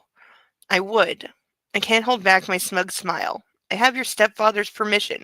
Okay, everybody needs to die. Anna's pupils dilate, and her lips part, and it's there between us. That electricity that crackles invisibly. I feel it everywhere, and I know she does too. Anna, no. Suddenly she launches herself at me.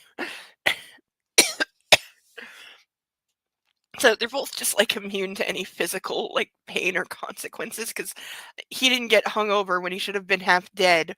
And she has a skull fracture and bruised ribs, and she's like able to move and launch herself at him. Okay. Fuck. Hannah. I catch her and twist so we'll fall together on the bed. Anna in my arms. But her face crumples in pain and she gasps. Duh. Behave, I growl, my tone harsher than I intend. Sorry. She caresses my cheek and I take her hand and kiss her palm. Honestly, Anna, you really have no regard for your own safety. I lift the hem of her t-shirt and rest my fingertips on her belly. A thrill of the unknown sharpens all my senses. There is life. Here. Inside her. What did she say? Flesh of my flesh? Our child?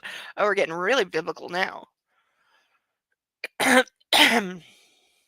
It's not just you anymore, I whisper, and skate my fingers across her taut, warm skin. Hannah tenses beneath me, driving air into her lungs. I know that sound. My eyes move to hers, and I lose myself in their fathomless blue depths. It's Anna's desire. I feel it too. Our special alchemy. But it's impossible. She's hurt. Reluctantly, I lift my fingertips from her skin, tug down her t-shirt, and then tuck a stray lock of hair behind her ear. Because I still need to touch her, but I can't give her what we both want. No, I breathe. Anna's face falls, her expression forlorn. Don't look at me like that. I've seen the bruises and the answer's no. I kiss her forehead and she squirms beside me. Christian, she moans, needling me. No. Get into bed. I sit up to remove myself from temptation. Bed. She looks crestfallen. Yeah, seriously, she just spent like 3-4 days in bed. She probably needs to like walk around and stretch. Honestly, I would. You need rest. I need you. The wine is gone, leaving only a husky come on in her voice. Closing my eyes, I shake my head at her audacity and my desire. She's hurt. I open my eyes and glare at her. Just do as you're told, Anna. Yeah, this is what. Ugh! Like, I'd be picking up the hairdryer and throwing it at him. Okay, she mutters, with an exaggerated pout that immediately lifts my spirits and makes me want to laugh. I'll bring you some lunch. You're going to cook? She blinks incredulous. I'm going to heat something up. Mrs. Jones has been busy. I would not be trusting him to cook. I'm barely trusting him to use a microwave. Christian, I'll do it. I'm fine, geez. I want sex, and I can certainly cook. She struggles to sit up, but winces. Damn it, Anna. Bed. I point at the pillow, all carnal thoughts banished. Join me. She makes one last ditch attempt. I don't know what's gotten into her. Well, actually, you do. You just don't know that it's causing crazy horny. Not you recently, Cray. His own brain is like, Anna, get into bed, now, I scowl. She answers with a scowl of her own, stands and drops her sweatpants to the floor in a dramatic gesture. In spite of her glower, she looks lovely. I hide my smile, and part of me is beyond pleased that she still wants me, after all that's transpired the last few days. She loves me. I draw back the duvet. You heard what you heard Doctor Singh. She said rest. Still pouting, Anna complies, sliding into bed and folding her arms, conveying her frustration. I want to laugh, but I don't think my mirth would be well received. Stay, I order. With the memory of her beautiful sour face, I hurry into the kitchen to find the fabled chicken stew Taylor mentioned this morning. Isn't it like chicken soup and like beef stew? I don't think I've ever even heard of chicken stew before. I mean, there's no reason you can't, but I'm not yeah, not particularly in the know on that, but it sounds weird somehow. It just does. But since we are approaching the halfway mark, I'm going to pour myself a drink because I want one. Ugh, and this is a little tedious, so. Uh, there's still gnats around, so I didn't want to pour it before because then I would be having to wave them off.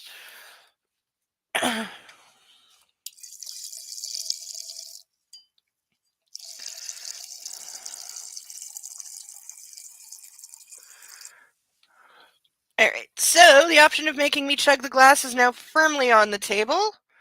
Also, just to recap, because I'm trying to do it more often, making me chug the entire glass is a $50 donation.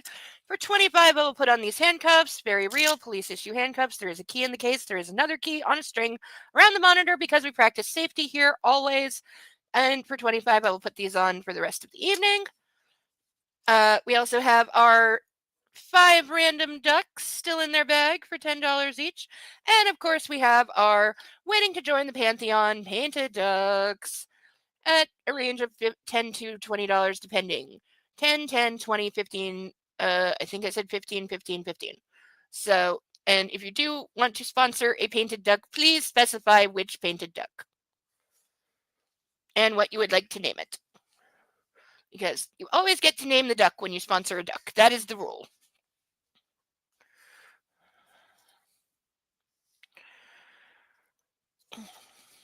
But please consider helping a girl out if you can, and thank you everyone has and will.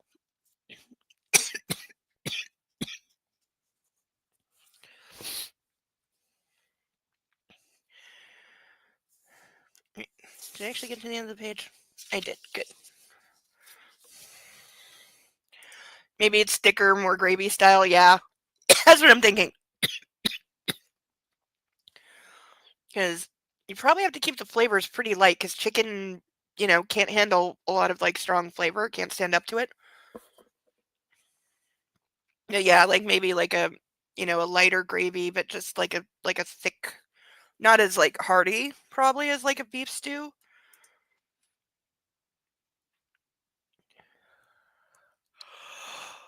I heard of turkey stew, beef and venison. Yeah, never chicken.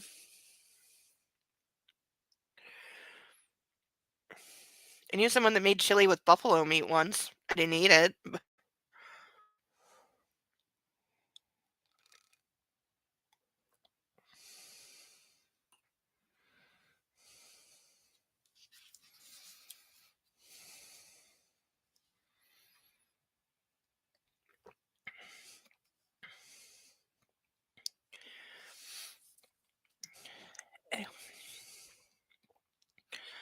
It's good to see Anna wolfing down Mrs. Jones's cooking. I sit cross-legged in the middle of the bed, watching her as I devour my lunch. It's delicious and nourishing too. Perfect for Anna. That was very well heated. She smacks her lips, looking replete and a little drowsy. I beam at her, feeling pleased.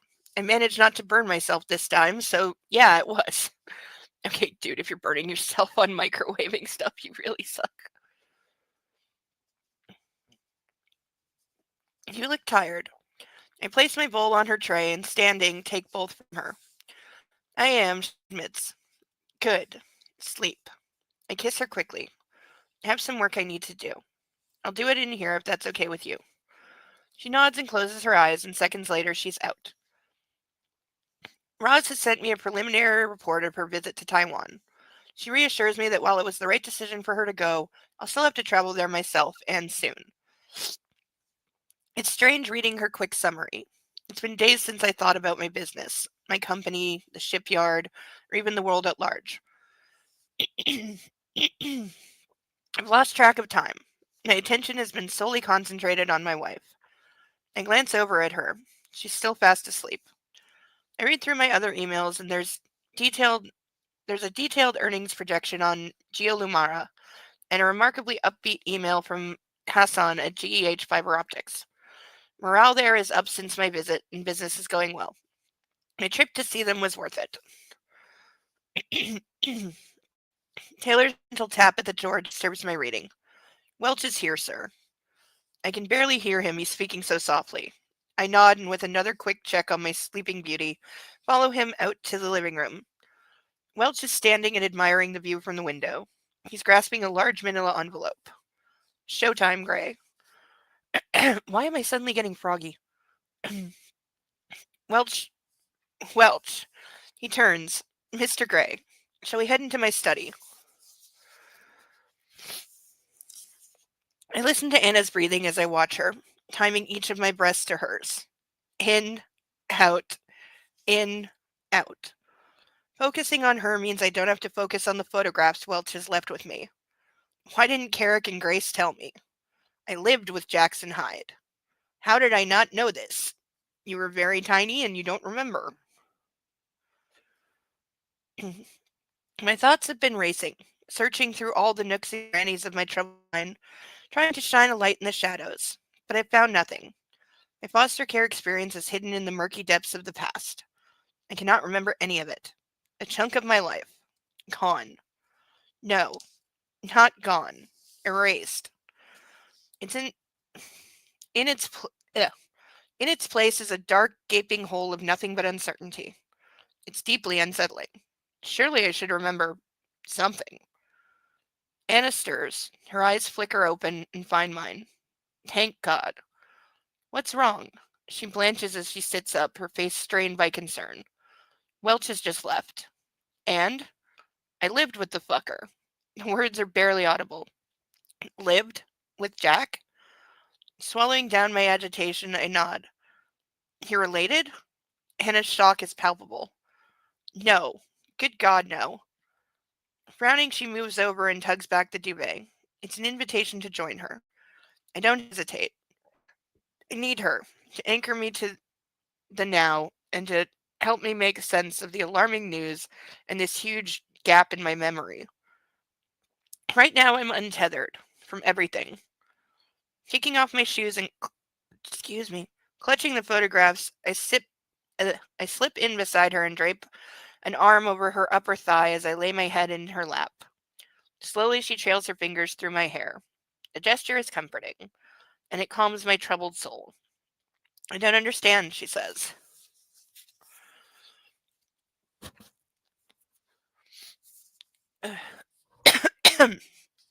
Closing my eyes, I picture Welch and recall the throaty rasp of his voice as he briefed me. I repeat the words for Anna, editorializing a little. After I, fa- after I was found, eh, After I was found with the crack whore, before I went to live with Carrick and Grace, it was in the care of the state of Michigan. I lived in a foster home. I pause and take a gulp of air, but I can't remember anything about that time. Anna's hand stops and rests on my head. For how long? 2 months or so. I have no recollection. Have you spoken to your mom or dad about it? They probably wouldn't know anything, honestly. No. Perhaps you should. Maybe they could fill in the blanks. I tighten my hold on Anna, my life raft. Here. I pass her the photographs. I've been poring over them in the hopes they might stir a dormant memory that's buried deep. The first depicts a scrubby little house with a cheery yellow front door. The second shows an ordinary working class couple and their three scrawny, unremarkable children. Plus Jackson Hyde is an 8-year-old, and me. I'm 4 years old. A small scrap of humanity. with wild, haunted eyes and threadbare clothes, clutching a filthy blanket. It's obvious the 4-year-old is severely malnourished. No wonder I'm always nagging Anna to eat. This is not news to him. He was aware of this, like, when they met, that he had that happen and why. This is you? Hannah gasps and stifles a sob. That's me. My voice is bleak right now. I have no words of comfort for her. I've got nothing. I'm numb. I stare out at the dusk, the sky streaked in a pale pink and orange that heralds the coming darkness. A darkness that claims me as one of its own. A husk of a man once more. Hollowed and emptied. I am not getting this. I am not understanding why he's reacting like this. Okay, is it weird and kind of creepy that they were in the same foster home at one point, and is that probably related to why Hyde came after him? Yes.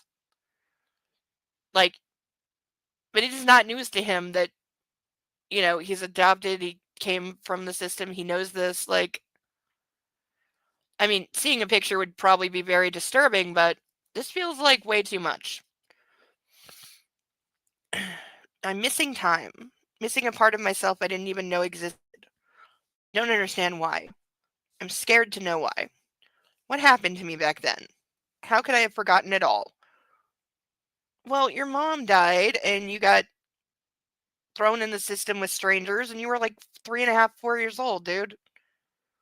Like, no wonder you don't remember.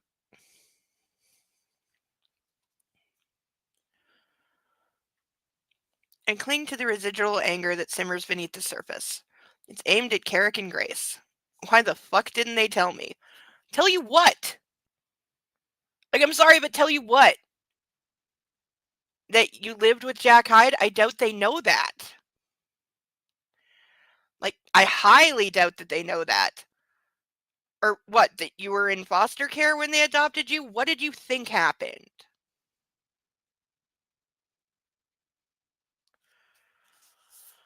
Like, I am not understanding his disconnect right now.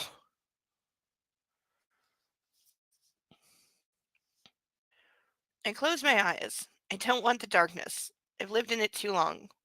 I want the light that Anna brings. Welch brought these photos? She asks. Yes. I don't remember any of this. Remember being with foster parents? Why should you? Christian, it was a long time ago. Is that what's worrying you?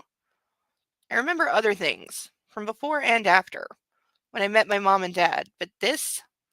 It's like there's a huge chasm. Is Jack in this picture? Yes, he's the older kid. Anna's silent for a moment, and I hug her harder. Okay, do not hug people with bruised ribs. Just don't. When Jack called to tell me he had Mia, she mutters, he said if things had been different, it could have been him. Revulsion shudders through me. That fucker. You think he did all this because the Greys adopted you instead of him? As bad guy motivations go, that is weak. It's not like, again, it's not like Hyde had a terrible life. He was very well educated. He had a really good job. He was making, like, presumably a very, very tidy income. He was successful at what he did.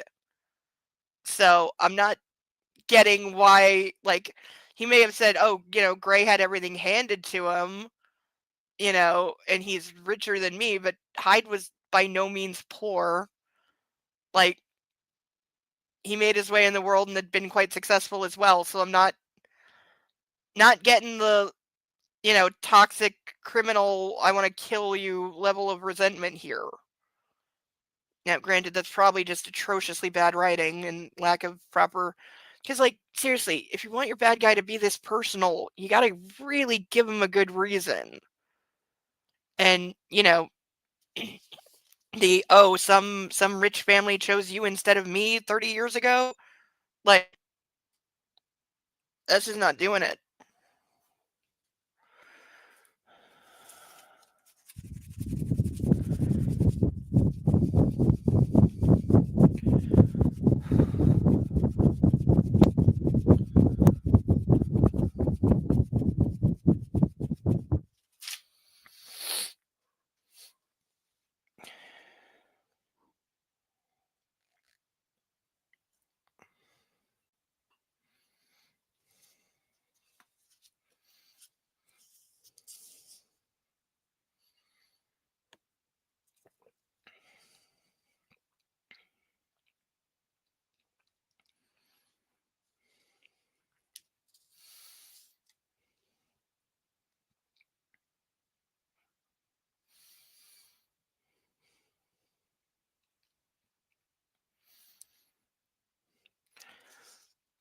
Who knows? I don't give a fuck about it. That's why you're deeply digging into his past and paying tens of thousands of dollars to know everything, because you don't care, really. Perhaps he knew we were seeing each other when I went for that job interview. Perhaps he planned to seduce me all along. I'm going with yeah. Anna's dread echoes in her voice. I don't think so. The searches he did on my family didn't start until a week or so after you began your job at SIP. Barney knows the exact dates. And Anna, he fucked all his assistants and taped them. Anna's quiet. I wonder what she's thinking. About Hyde, about me. I could have ended up like Hyde if I hadn't been adopted. Is she comparing me to him? Fuck. I am like Hyde. A monster. Is that what she sees? That we're the same. What a repulsive thought. Christian, I think you should talk to your mom and dad. She squirms and I release her legs, but she shuffles down into the bed so we're facing each other. Let me call them, she offers in a tender whisper. I shake my head. Please, she pleads. Her expression is as compassionate and sincere as ever, her eyes brimming with love.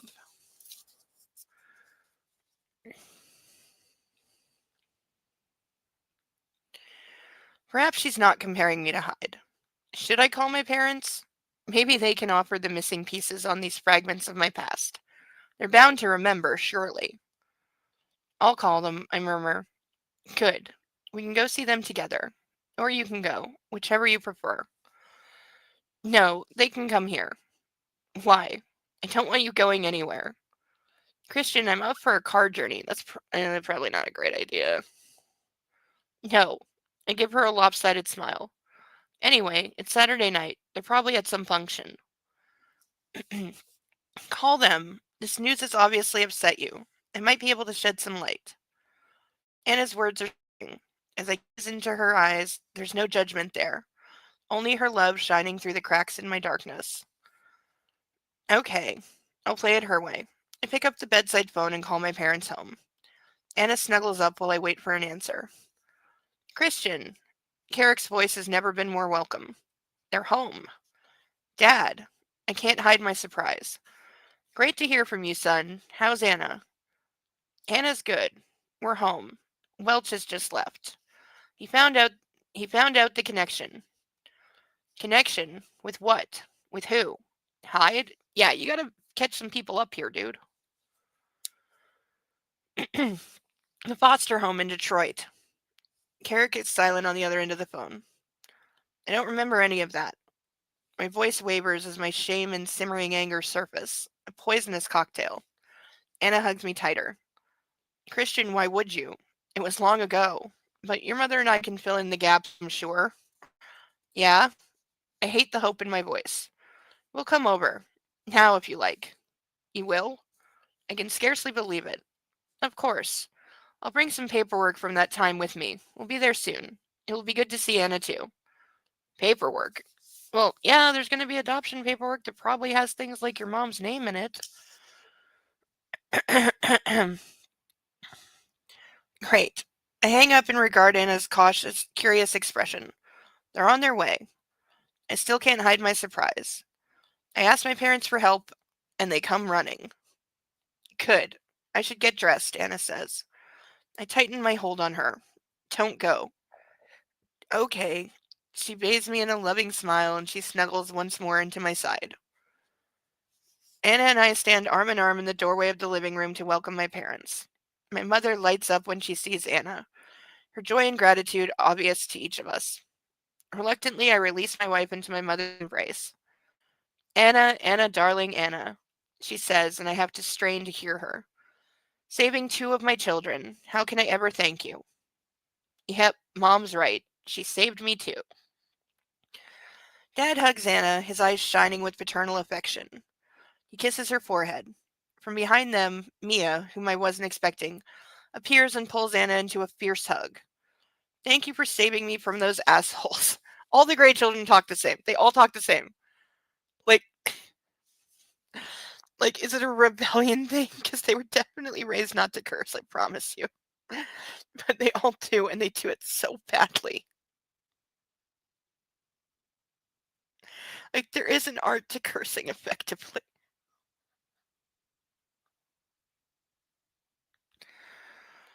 Oh, wine is going straight to my head.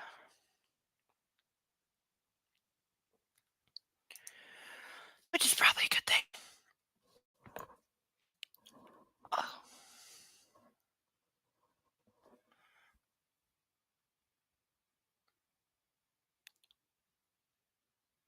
Oh.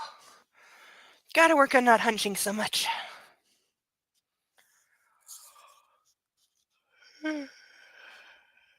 Hey.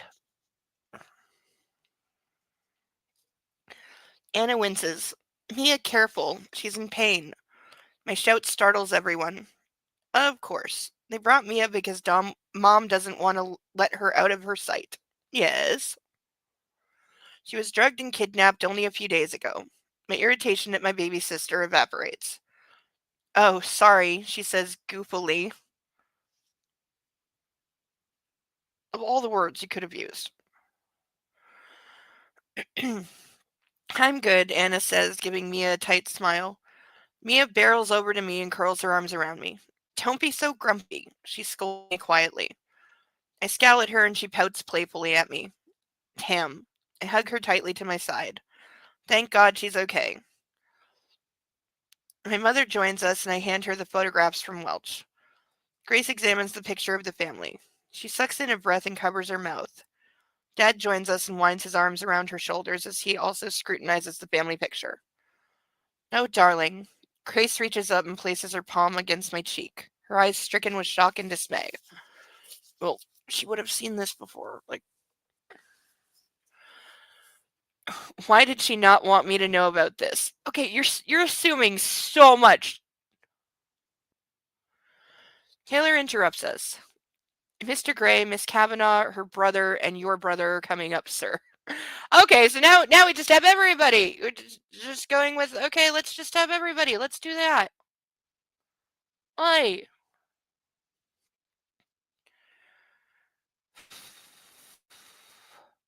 I called Elliot and told him you were coming over. Mia pipes up. It's a welcome home party. Oh, of course it's the sister. Mom and Dad share an exasperated look. Anna's glance is sympathetic. We'd better get some food together. Mia, will you give me a hand? Oh, I'd love to. She grabs Anna's hand and they head over to the kitchen area. Mom and Dad follow me into my study. I offer them each a seat in front of my desk. I lean back against it, suddenly aware that this is how my father would perch in his study as I stood in front of him while he lectured me about my latest misdemeanor. The tables have been well and truly turned, and the irony is not lost on me. I need answers, and they're here, so presumably they're willing to shed some light on this darker chapter of my life. I mask my anger and gaze at both of them expectantly. Grace is the first to speak, her voice clear and authoritative, her doctor's voice. I think mommy tone would be more effective. This photograph. These are the Colliers. They were your foster parents. You had to go to them once your biological mother died because under state law we had to wait to see if you had any other relatives who would claim you. Yeah, this makes sense. Oh, her voice drops. We had to wait for you. It was agonizing. 2 whole months. Not sure that's how long it actually takes. She closes her eyes as if reliving the pain. It's sobering. My anger melts away as my breath catches in my throat. I cough to hide my emotion. In the picture, I gesture to the photograph Grace is holding. The boy with red hair. That's Jack Hyde. Carrick leans in and they examine the photograph together. I don't remember him, my father muses. Mom shakes her head, a forlorn look on her face. No, me neither. We only had eyes for Christian. were were they kind? I ask haltingly, my voice a shadow. The Colliers? Grace's eyes filled with tears. Oh, darling, they were wonderful. Mrs. Collier doted on you. Silently, I blow out a breath of relief. I've wondered. I couldn't remember. Grace's eyes widen with understanding. She reaches out and grips my hand. Hazel eyes beseeching mine. Christian, you were traumatized. You were a traumatized child. You wouldn't or couldn't speak. You were skin and bone. I can't even imagine the horrors you endured in your early life. But that ended with the Colliers. She squeezes my hand, willing me to believe her. They were good people. I wish I could remember them, I whisper. She stands and takes my hand. There's no reason why you should. It felt like forever to us because we did you so badly. But it was only 2 months. We'd already been approved to adopt, thank goodness. Otherwise, the process could have been longer.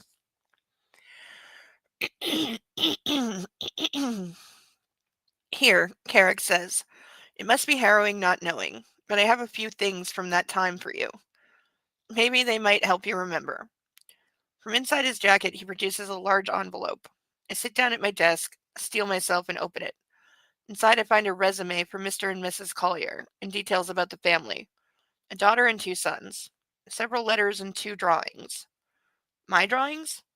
I gaze down at them and my scalp tingles with a sense of wonder. Both pictures are in crayon.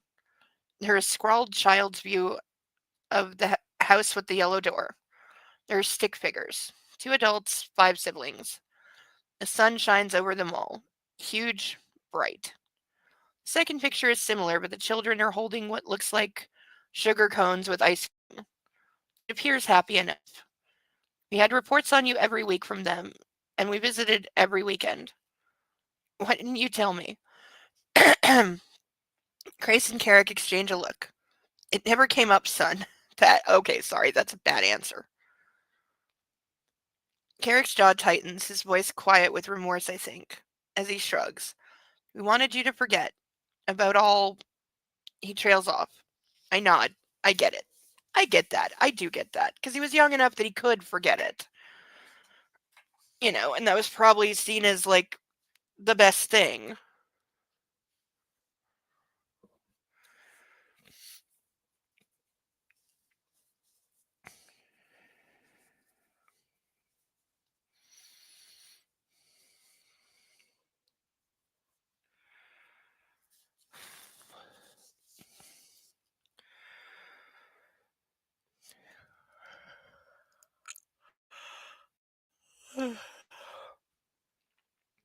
Forget about my life with the crack whore. Forget about her pimp. Forget about my life before them. I don't blame them. I'd like to forget. Why would anyone want to remember that? I hope this helps with some of your questions, he says. It does. I'm glad I called you. It was Anna's idea. Carrick smiles. She's one brave woman, Christian. He glances once more at Grace. She nods and it looks like she's giving him permission. He hands me another envelope. With a puzzled look at both of them, I open it. Inside is a birth certificate. And we have a picture. State of Michigan Certificate of Live Birth. State file number, date filed June 29th, 1983.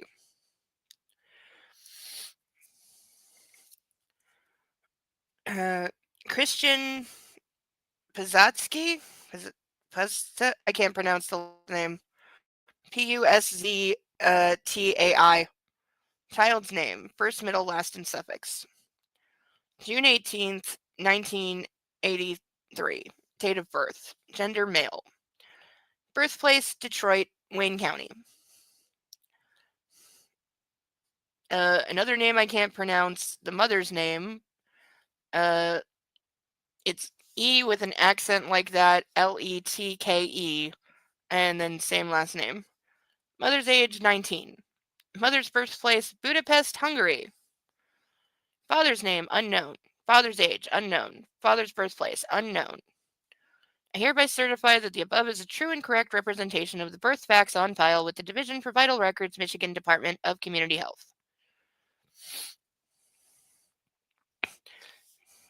Oh, okay, so it's Christian spelled with a K originally. I was reading it as Christine. Hey, dyslexia moment. But it's Christian with a K instead of a C. So I guess they changed that. Like, I'm not sure why you would, but Christian. A tremor runs up my spine. My name. And the crack whore. She has a name. Okay, his parents are assholes for never telling him his mother's actual name. Like, Jesus. Like, what the actual fuck? Because are we supposed to believe he never asked? Like, especially as a child? Like, granted, when you're 3 or 4, you don't really have the concept that your parents have actual names because they're just like mom and dad. But you still hear other people call them by their name, and eventually you put 2 and 2 together. So, again, as predicted, yeah, E.L. James is kind of stealing from the movie here. But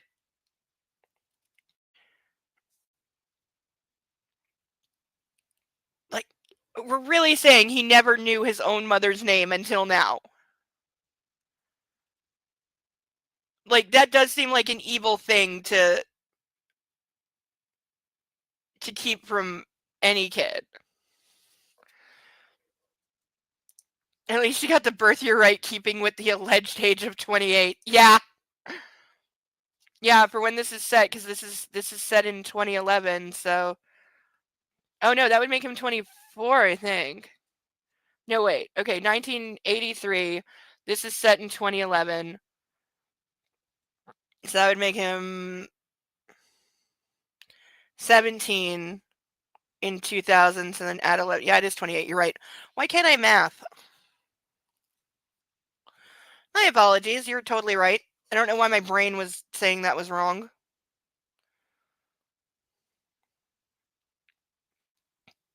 So this just proves, though, that all the bullshit of him, like, saying he's so much older than Anastasia and she just turned 22. Dude, you're 6 years older than her. That's not a lot. Like, I think my grandparents had more of an age gap than that.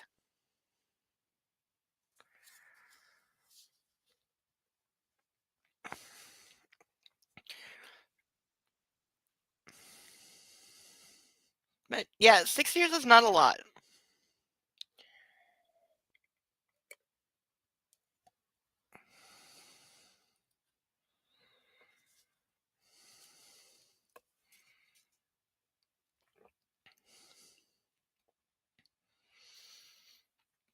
From nowhere, I hear her pimp asshole shouting, Ella.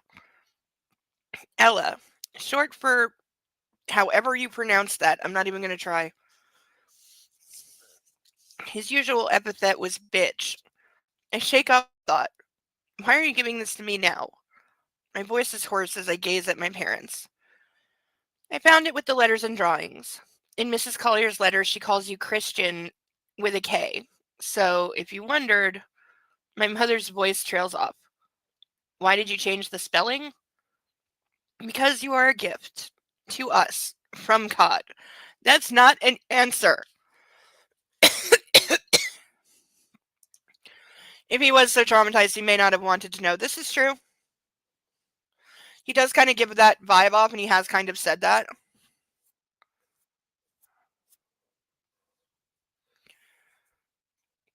Like, not directly that he didn't want to know, but just that, like,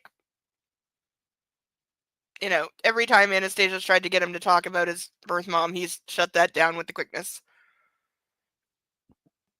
You know, and rightfully so, because, like, people shouldn't pry if you don't want to talk about stuff like that. But I find it very weird that he didn't at least know her name. I stare at her, stupefied. A gift? Me? All the shit I gave the 2 people standing in front of me, and this is what they think. We felt we owed him.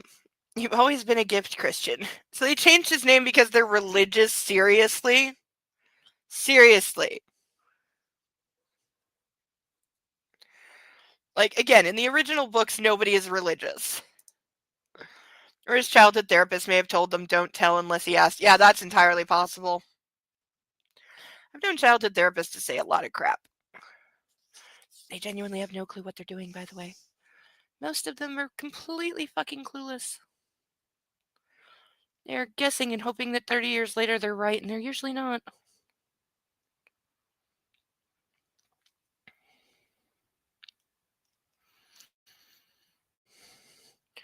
Tears pinch the back of my eyes, and I take a deep breath. A gift. Children are a gift. Always. Grace's maternal adoration is plain in her glistening eyes, and I know what she's left unsaid. That I'll find this out for myself in a few months. Leaning over, she smooths the hair off my forehead. I return her smile and, standing, pull her into my arms. Thanks, Mom.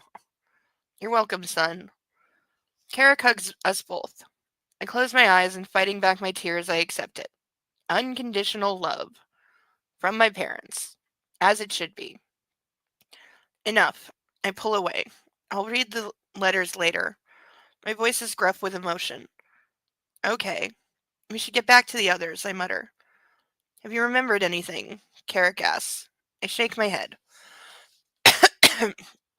Maybe you will, maybe you won't. But don't sweat it, son. You have us. You have your family, and like your mother says, the Colliers were good people.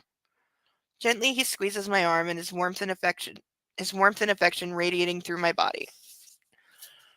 Man, I gotta slow down. We're getting ahead of ourselves.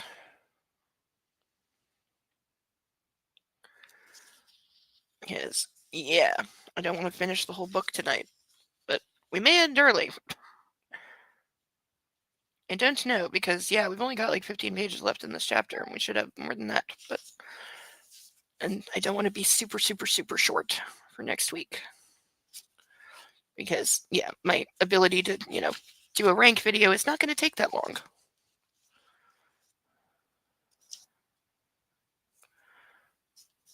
I will say I'm not reading the acknowledgments at the end of the book, though. I'm not doing that. Oh. Okay, sorry, but 1,000 degrees. Oh. I really need to figure out what hormone causes hot flashes, and then invent something to make it stop.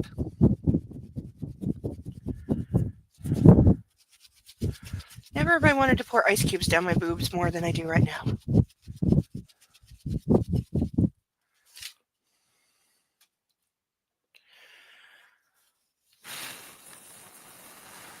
Estrogen. Yeah. Ugh.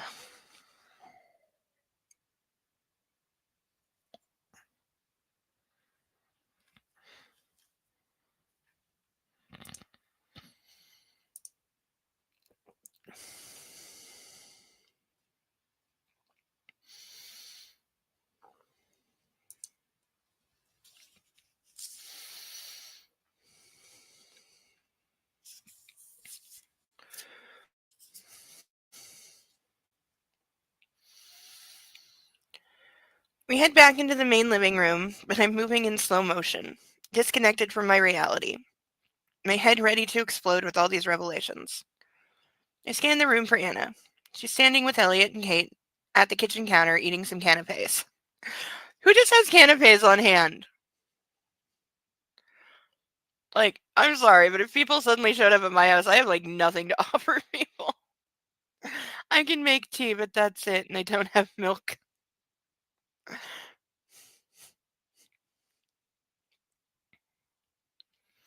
From somewhere deep in my brain, the part that stores my earliest memories, comes a fragment.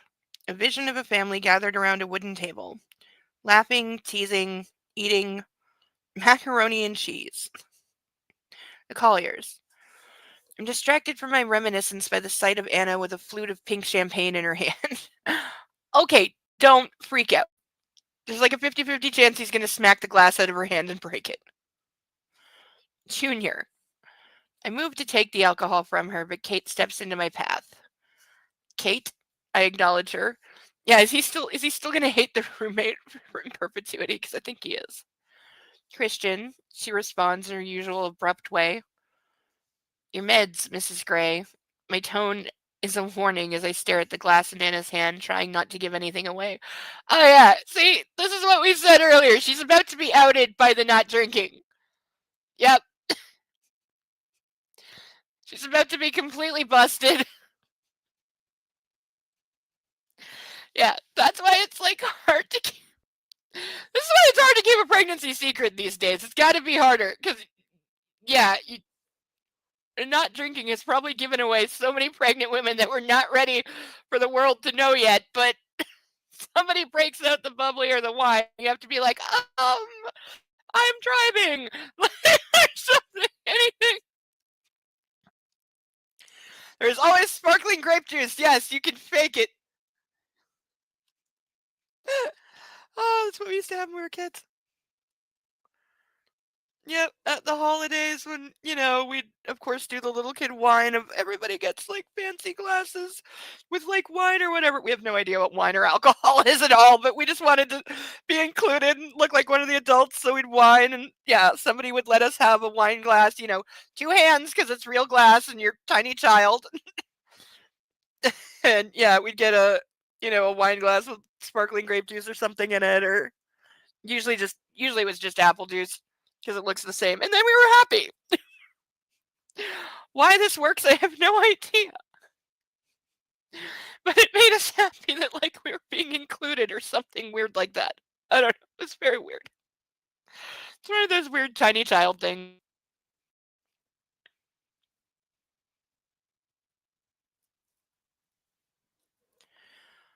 Oh, like how for like so many years you will blindly believe that anything an adult says, even if it's ridiculous.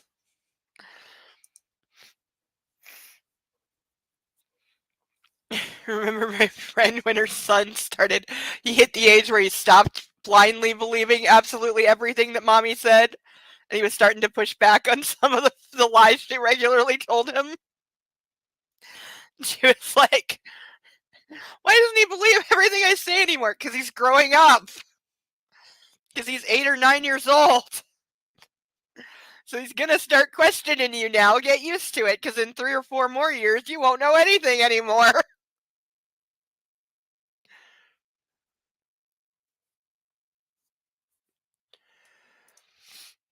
My husband's family can never rely on that method when though. Drove them nuts.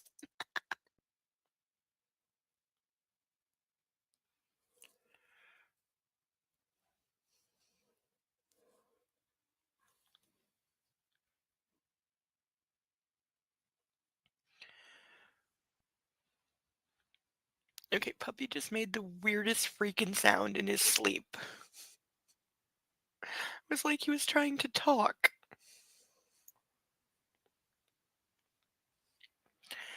He looks so cute right now. He's on his side like a little teddy bear all curled up with the paw over the nose. He is naked at the moment, though, because I had to take his sweater off after he decided that rolling around in pee was a good idea. So his sweater is in the laundry. He was absolutely heartbroken when I was taking it off him. He was like, no, but it's my sweater. I need it. But it's mine. And it smells really good now. Like, yeah, no.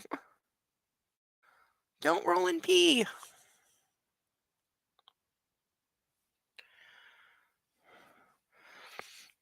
But we've had the don't roll in pee conversation before. He doesn't listen.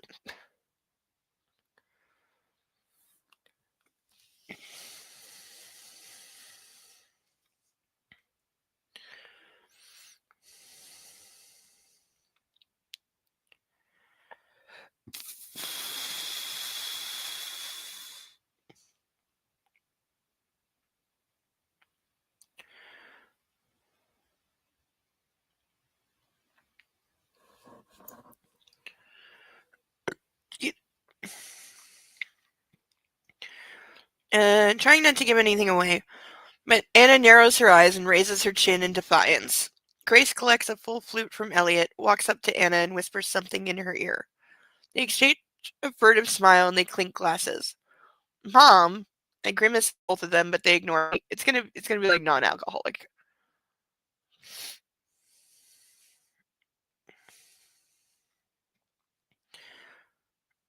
Hot shot. Elliot claps me on the back and hands me a glass. Bro. I keep my eyes on Anna as Elliot and I take a seat on the couch. Jesus, you must have been worried sick. Okay, seriously, somebody just smack his brother. Yeah. Glad that asshole is finally caught. His ass is on its way to jail. Where do you think he is right now? Yeah. Elliot frowns. You missed a great game. Game? He wants to talk baseball? Is he trying to distract me? Yes, duh. He's being your brother. Stupid, obnoxious, slut brother. Unfortunately, my hyperemesis gravidarum always gave me away super early. Oh no, I know what that is. That sucks so hard. Oh, I'm sorry you had to put up with that because, yeah, and there's not a whole fuck of a lot that can be done about it either.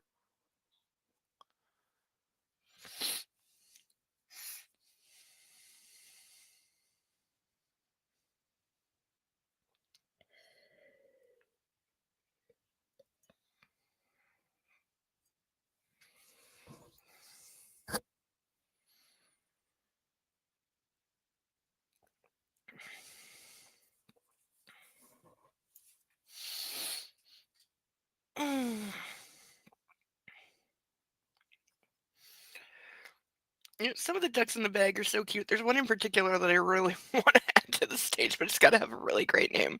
Because there's a witch duck in the bag, and I so want the witch duck to have a really great, like either from a movie or TV, the name of like a really like good witch character. By which I do not necessarily mean a good witch. It can certainly be an evil witch character as long as it's a good character.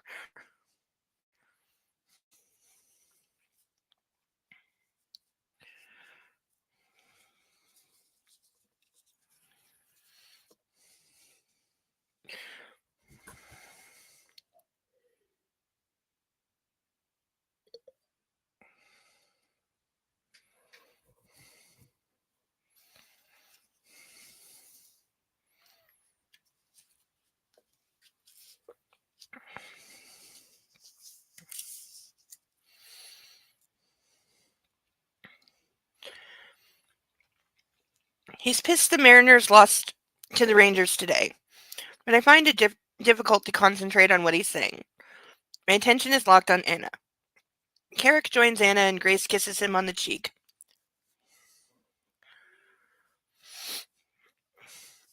Then moves to sit with Mia and Ethan, who are looking mighty cozy on the couch, leaving Anna to talk to Dad. My father and my wife enjoy a lively conversation. What are they talking about? Me? You're not listening to a word I'm saying, asshole. Elliot pulls me back into our conversation. Sure, the Rangers. He's probably listening as much as I would be to a baseball conversation because I don't know fuck about baseball. I am not the person you want to talk to about that. I'm really, really not. I can probably name like half a dozen teams, but like that is the extent of my knowledge. Never actually watched a full baseball game. Used to play as a kid, little league, t-ball, that kind of thing.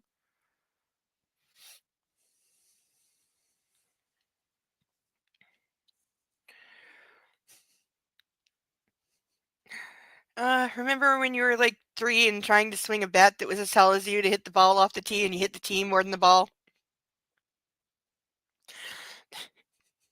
And then on the rare occasion you actually managed to hit the ball, you just stand there until everybody screamed at you to run.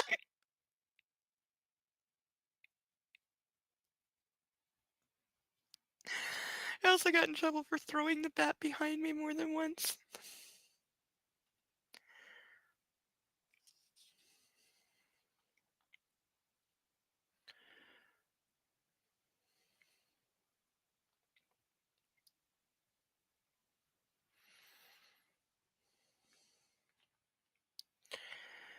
He punches my arm. You get a pass, he says. You've had a tough few days. You know, you two should come see your house. The house that is like half demolished. Yeah, I'd like that. Anna and I were planning to. And then all hell broke loose. Anna and Mia. Fuck. Elliot's expression is grim. Glad your wife took that asshole down. I have to say, did we ever confirm? I'm very curious if E.L. James ever got directly asked if the rumor of why 2 of the characters are named Anna and Mia, both of which are internet slang for eating disorders, if that was intentional, given that food is such a huge plot point and theme throughout the book, and the character of Anastasia does seem to show all the signs of anorexia because she starves herself when she's upset. She starves herself in general. She barely eats. Like, he apparently has the superpower to notice that she's lost weight in a matter of like 2 days, which, like, seriously, if you've only dropped like a pound or two, which in 2 days that would still be pushing it, you'd have to put some effort in because just not eating is not going to do that.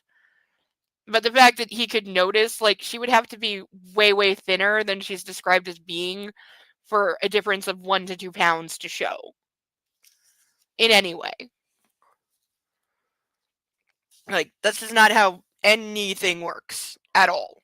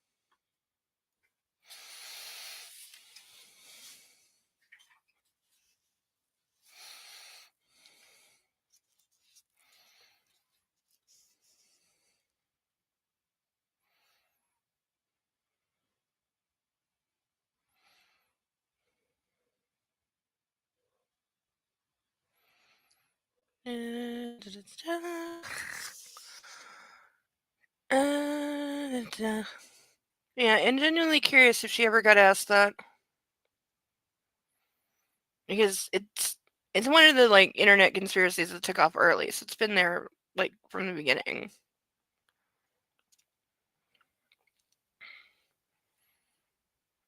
But I also know that when like celebrities do interviews, they generally have a list of like "Don't ask me about this" questions because famously, Faye Dunaway uh, refused for the rest of her life to ever be asked about the movie Mommy Dearest because she felt very betrayed. Um, because the original intent, because the movie flopped when it came out, because it was being sold as a straight um, biopic of Joan Crawford. So it's supposed to be like taken seriously as like a dramatic movie, and it was flopping hard. So in a move of desperation, the studio rebranded the marketing going for camp.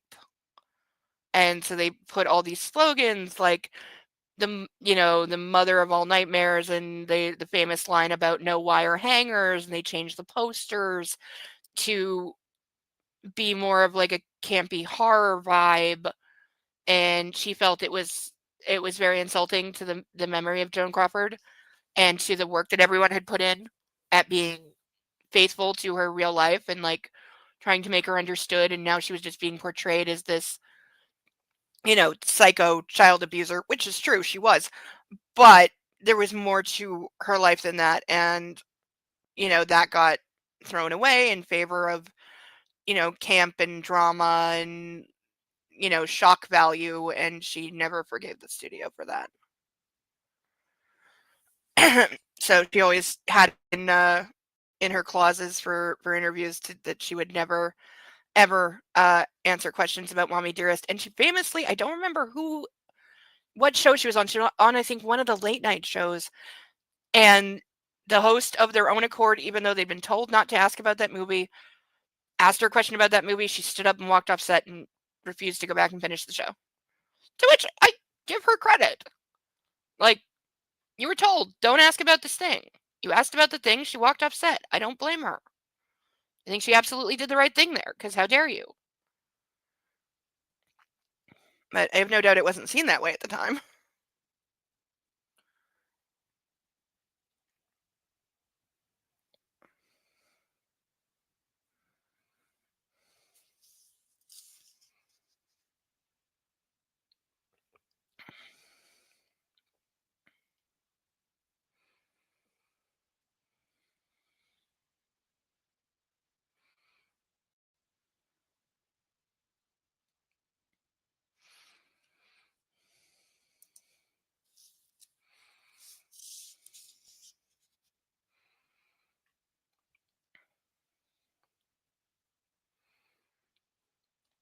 I nod.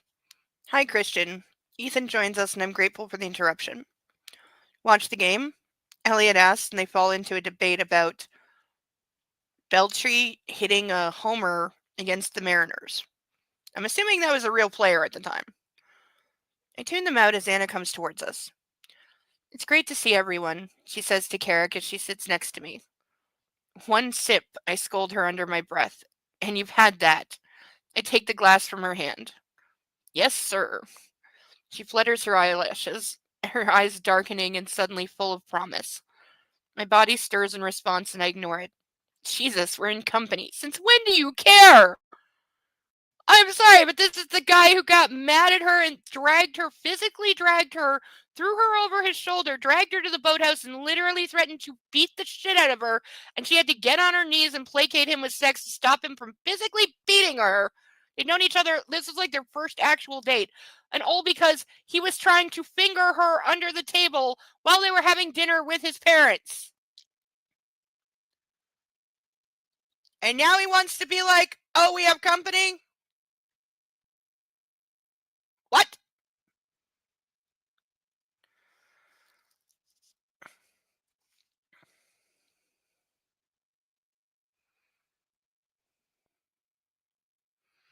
I wind my arm around her shoulders and shoot her a quick look. Behave, Anna. I don't think she's the one you need to tell. Try telling your cock to behave. Anna's curled up in bed watching me as I strip. My parents think you walk on water. I toss my t-shirt onto the chair. Good thing you know differently. Oh, I do know. Did they fill in the gaps for you? Some. I lived with the Colliers for 2 months while Mom and Dad waited for the paperwork.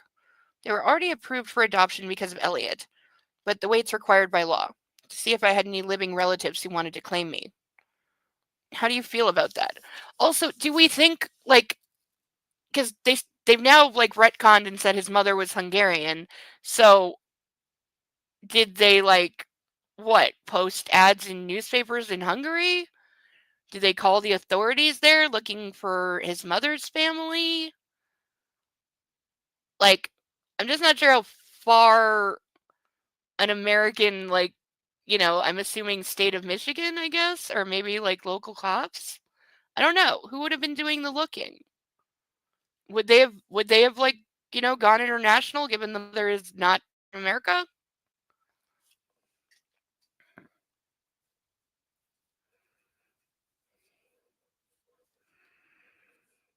I'm actually very curious about that now. I might ask some people some questions on how that would work because I genuinely want to know.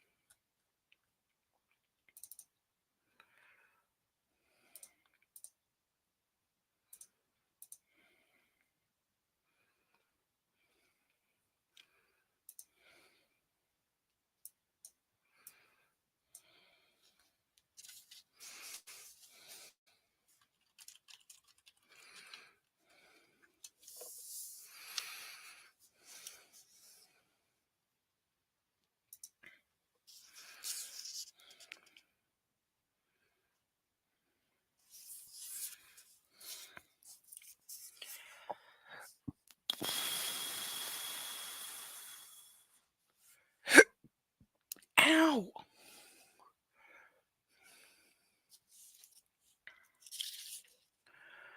How do you feel about that? About having no living relatives? Relieved. Fuck that. If they were anything like the crack whore. I shake my head. Okay, dude, you have no idea. Like, okay, your mom was a drug addict. That doesn't mean everyone in her family was. Like, that's not how that works. Thank God for mom and dad. They are a gift to me. I don my pajama pants and climb into bed, cuddling up to my wife. beyond grateful that she's here with me. She inclines her head, her expression warm, but I know she's expecting me to say more. It's coming back to me, I muse. Mac and cheese. Yeah. I remember the food. Mrs. Collier could cook. And at least we know now why that fucker is so hung up on my family. A hazy memory surfaces. Wait, didn't she used to sit by my bed? She's tucking me into a small cot bed holding a book. Fuck. What? It makes sense now. What? Baby Bird. Mrs. Collier used to call me Baby Bird. Okay, so he's got some stuff coming back. Hannah looks puzzled. That makes sense? The note. The ransom note that fucker left. It went something like, "Do you know who I am? Because I know who you are, Baby Bird." So he was supposed to remember, but he didn't. Anna still looks confused. It's from a kid's book. The Colliers had it. It was called Are You My Mother? Shit. I imagine the cover in my mind's eye. The little bird, the sad old dog. I loved that book. Mrs. Collier used to read it to me. Christ, he knew. That fucker knew. Well, he was 4 years older than you. He has memory where you don't. No, I have no memory of him. Thank God. Will you tell the police? Yes, I will. Christ knows what Clark will do with that information. I'm not sure you really need to tell them. I mean, I would keep it simple on that one at least. Of like, yes, I figured out we once lived in the same foster home, and he took the phrase from a children's book that the, foster mom used to read to all of us. Leave it at that.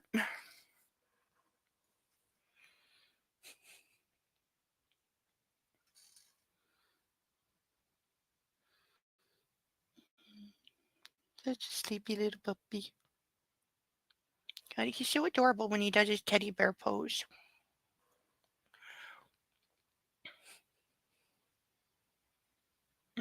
He's just so warm and snuggly and happy right now.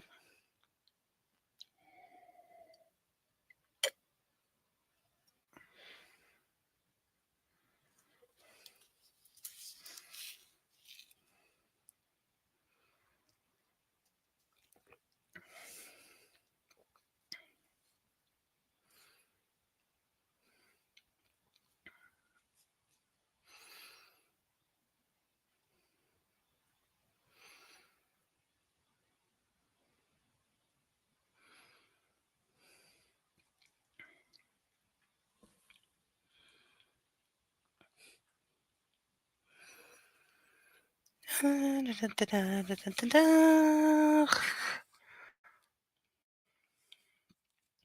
exhale. They're here. In my brain. The missing memories. It's a relief. And once more, I'm grateful that my parents came to see me this evening. They've dislodged whatever was holding these recollections back. I hate it when words get split in half by a line. It always makes it hard for me to read because my brain tries to fill in whatever it wants. Anna smiles, relieved for me, I think. But enough of my fucked up history. I owe Anna an explanation. But where to start? She might be too tired. She's worked hard to entertain the family. Thank you for this evening. For what?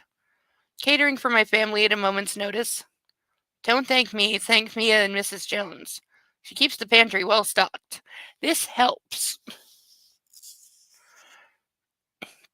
Anna, take a compliment. She's such an exasperating woman sometimes, but I let it go. How are you feeling, Mrs. Gray? Good. How are you feeling? I'm fine. Anna's eyes light up. Her fingers dance over my belly. I laugh and grab her hand. Oh no, don't get any ideas. Her lips purse in disappointment and she stares up at me through her lashes again. Anna, Anna, Anna, what am I going to do with you? I kiss her hair.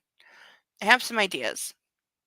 She wiggles beside me and stops suddenly, her face scrunched in pain. Anna, you're hurt. She smiles quickly to reassure me. Baby, you've been through enough.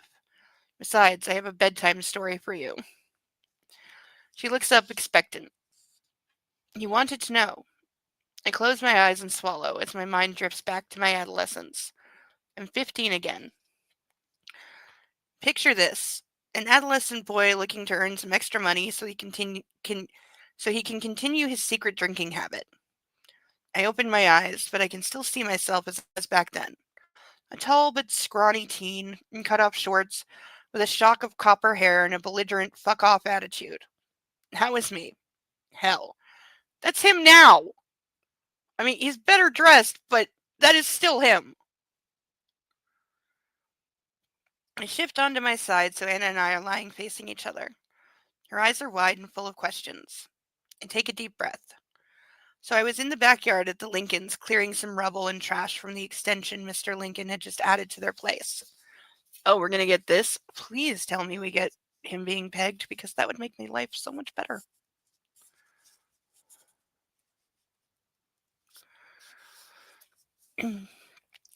Closing my eyes again, I'm there once more. The scent of summer flowers hangs thick in the air. Insects buzz and I swat them away. The heat from the midday sun is beating down on me so much so that I strip off my t-shirt. And there's Elena, wearing the lowest cut dress I've ever seen. It barely sheathes her body. When I chance a look at Anna, she's still staring at me, hanging on my every word. It was a hot summer day. I was working hard. I chuckle, remembering this was probably one of the few days I ever did any manual labor. It was back-breaking work, shifting that rubble. I was on my own, and Mrs. Lincoln, appeared out of nowhere and brought me some lemonade. Do we think also, because I'm sure this is the author thinking they're clever, do we think he was also attracted to Mrs. Lincoln because her name is Elena, and that somewhere in the back of his head he remembered that his mother's name was Ella? Oh, we have a puppy. You gonna come say hi? Nope, just moved over to his pillow and flop.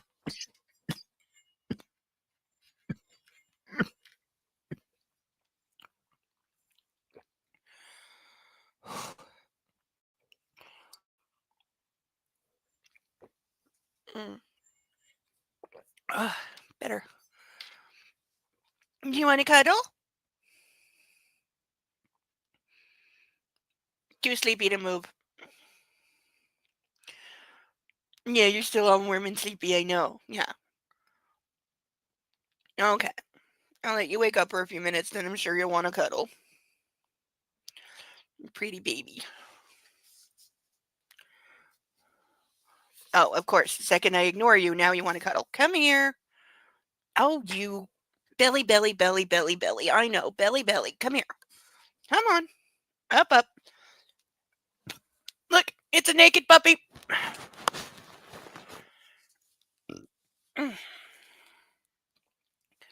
Hey, you managed not to mute me. Well done. Hi. Yes, I love you. Yes, everybody watching loves you. Yes. Everybody say hi to the puppy. Tell him how good he looks even without his sweater.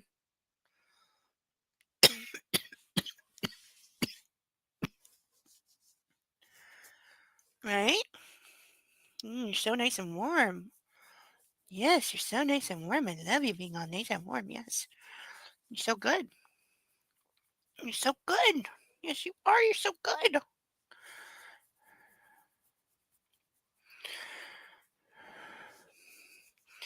You are so good. Yes, you are. You're so good. And I love you so much. I love you so much. I love you so much. Mm, stuff in your eye.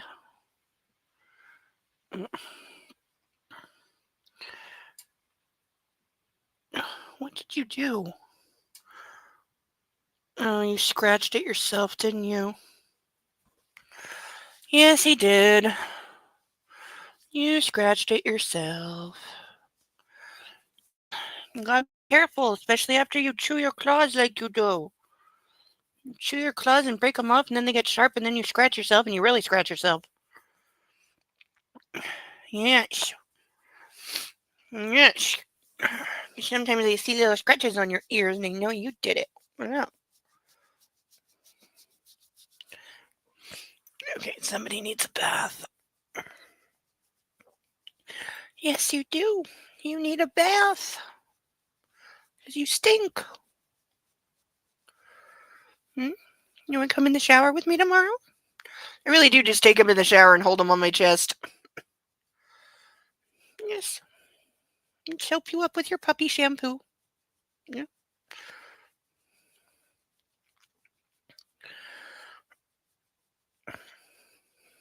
Yes. Yes, go baby. Yes, go baby. Yes, you are. You're so sleepy. You're so sleepy.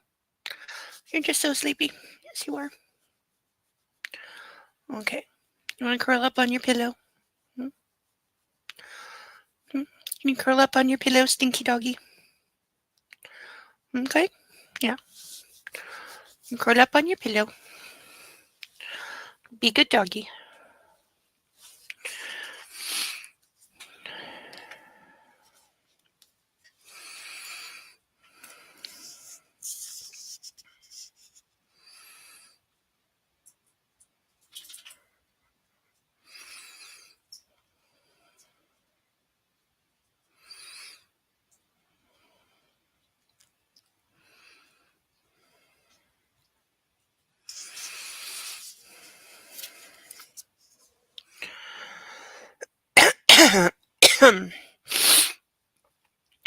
Brought me some lemonade.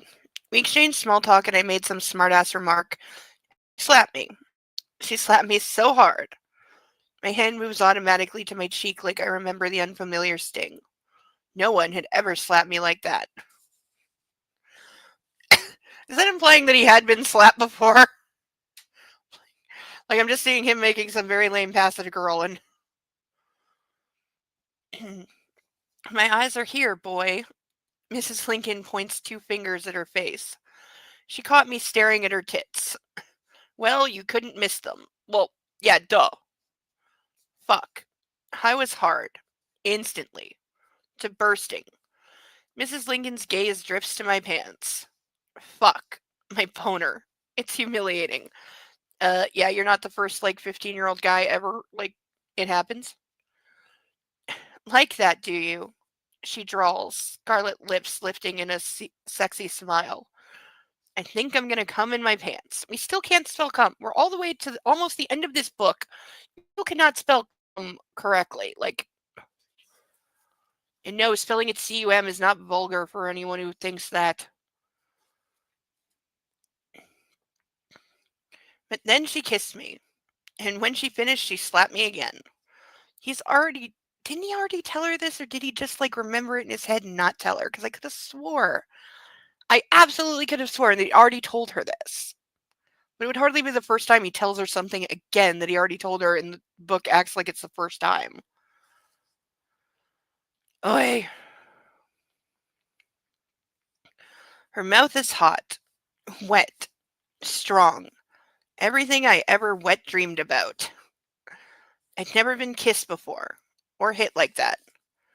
Anna gasps. Fuck. Do you want to hear this? Anna stares, round eyed, and her words rush out in a breathless whisper. Only if you want to tell me. I'm trying to give you some context. Okay, I think there's other ways you could have done that. She nods, but she looks like she's seen a fucking ghost. And I hesitate. Should I continue? I look deeply into her startled eyes, and all I see are more questions. She's hungry for information. She's always hungry for more. I roll onto my back and stare at the ceiling and continue my sorry tale. Well, naturally, I was confused and angry, and horny as hell. I mean, a hot older woman comes on to you like that? It was the first time I'd ever been kissed. Ever. It was heaven. And hell, too. She went back into the house, leaving me in the backyard. She forgets between internal and external monologues. Yeah, I fully, yeah, no, I fully think that that is the case because I swear that he told her, out loud while she was awake, told her that the slap kiss thing already.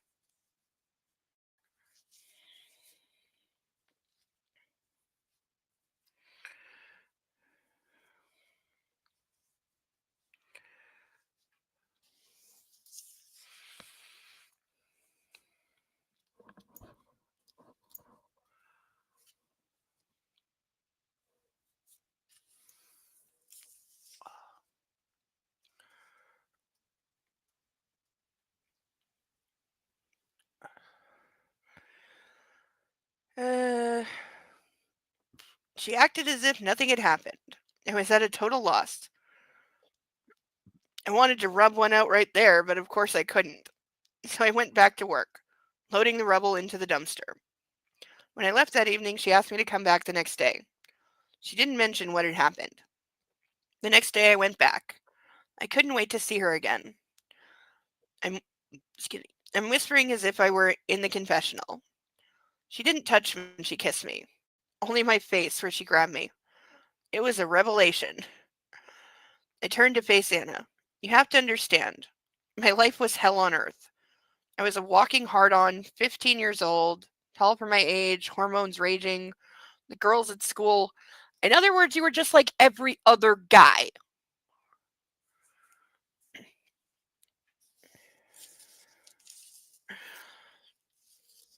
And yeah, 15-year-old girls are rarely interested in 15-year-old boys. That's just how it is. They were interested, and so was I, but I couldn't bear to be touched. I fought everyone off and pushed everyone away with my rage. I was angry, so fucking angry at everyone. At myself, my folks. I had no friends. My therapist at the time was a total asshole. Wait, is it the useless one you have now?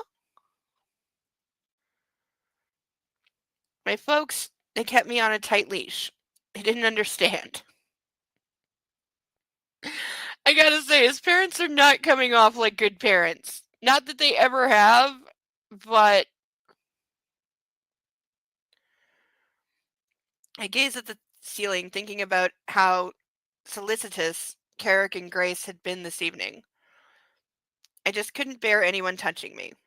I couldn't. Couldn't bear anyone near me. I used to fight. Fuck did I fight. I got into some god awful brawls.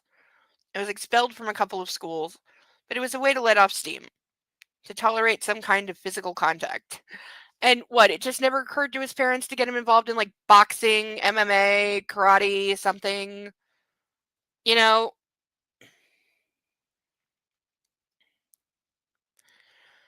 I clenched my fist, remembering one particular brawl. Wild. That asshole. Picking on smaller kids. Well, you get the idea. And when she kissed me, she only grabbed my face. She didn't touch me. So, grabbing your face doesn't count as touching? Slapping you and kissing you doesn't count as touching? Because I think they all count as touching. Oy vey. We are definitely going to be ending early tonight. Because we only have 8 pages left. So, yeah, we're probably going to end quite early. My apologies for that, but can't be helped, and we will still have our full quota for next week. Also, I really don't want to read like 5 pages of the next chapter, because I'm pretty sure the next chapter might only be 5 pages. Actually, no, we might, yeah. No, we can read, yeah, literally chapter 40 is 2 pages, so we'll read chapter 40 as well. We can do that. But then we're definitely stopping, no matter what time it is. And we'll save the rest for next week and then do rank video. I have to look up names, by the way.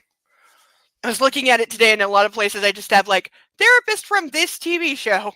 And it's like, okay, time to get some names. And I'm going to need some character pictures to put on the rank thing. I got some work to do this week. But new book is coming. It's been ordered. It hasn't shipped yet. It should ship not tomorrow because it's Sunday, but probably Monday. So hopefully it will get here next. It should get here within a couple days. It is coming from within Canada, and I found a used copy for a actual reasonable price. It says it's in good condition, so hopefully it is.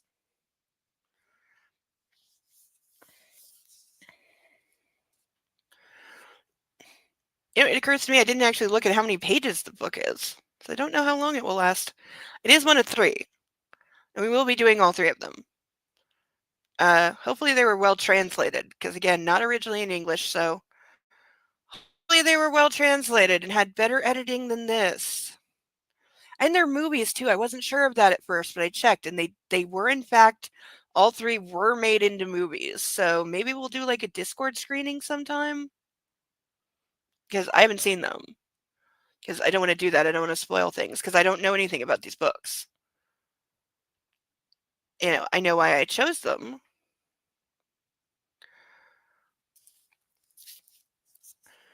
Because they were referred to, I saw a quote online referring to them as evil 50 Shades. So that got my attention. I was like, yeah, this sounds like what we should read next. Though how you take 50 Shades and then make an evil version, I'm not really sure. But we shall find out. My poor cats.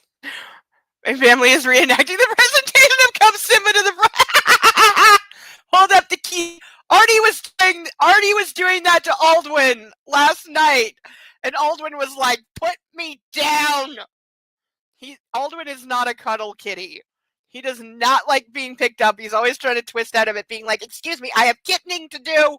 I have running around and sniffing things to do. Let me go." But yeah, Artie was doing the Simba hold on him, and you could just tell Aldwin was like, "Okay, you're insane, human. Put me down."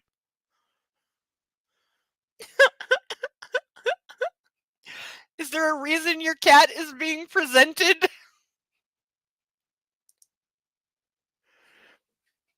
Like, do you have grandkids visiting that are putting on a play and they needed the kitty? And kitty knows not to scratch tiny child or it'll get in trouble?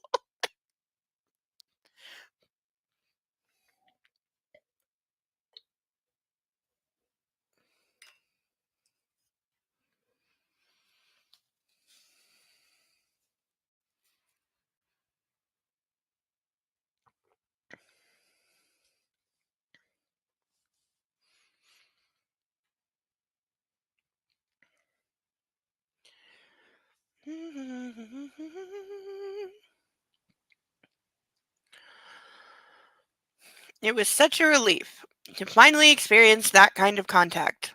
It was so fucking exciting. My life changed in that moment. Everything changed. The only one who's being very vocal because my family is weird. My oldest is 18. Better not be a grandma yet. I'm sorry. Yeah, I fully understand the. Yeah, I better not be a grandma yet.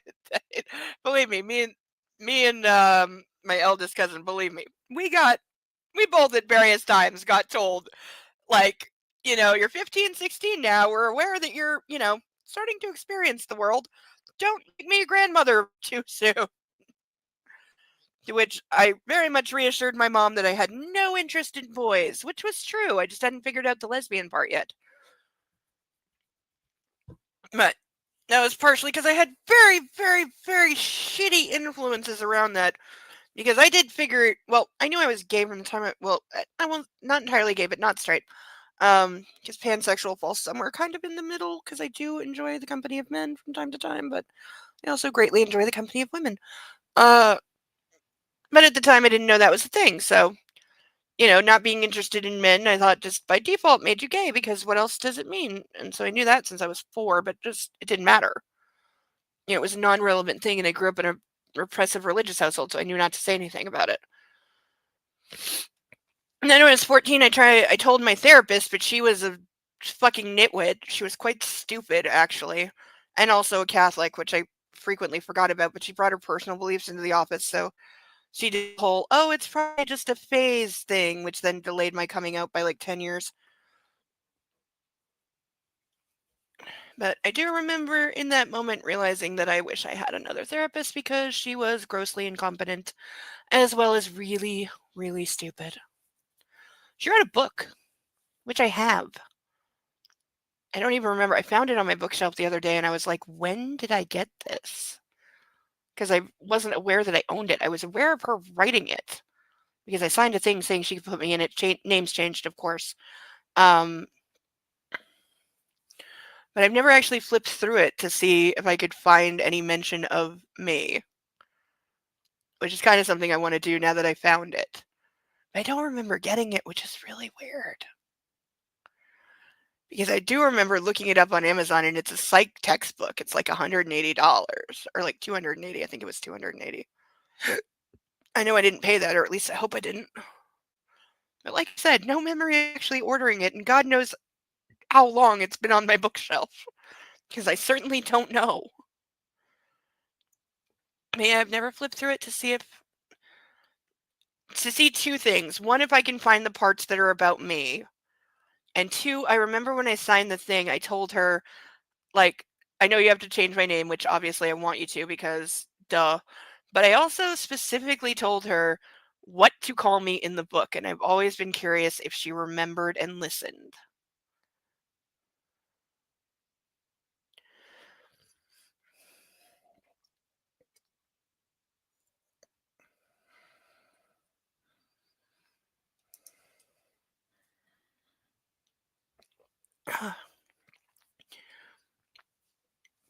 Maybe a gift, I don't know. I haven't heard from her since I was 19. Tried to find her on social media a couple times to like say hey, but I don't think I was ever successful. Still remember her name. Not gonna say it because I'm not gonna dox people, but I know she, because I aged out. She was a child and adolescent therapist, and I turned 18, and so got transferred to somebody else.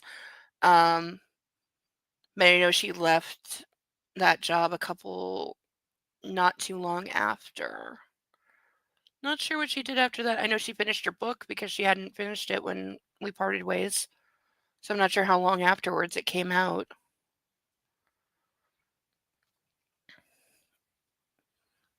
I oddly remember hearing that her husband died like 5 years later, which is weird. I think I ran into somebody. That's what it was. I ran into somebody I used to know who also had her as a therapist at Walmart like 5, 6 years later. And they told me because they were still in touch. I remember thinking that sucked because as much as she was not a great therapist, she definitely was very much in love with her husband. They had a child.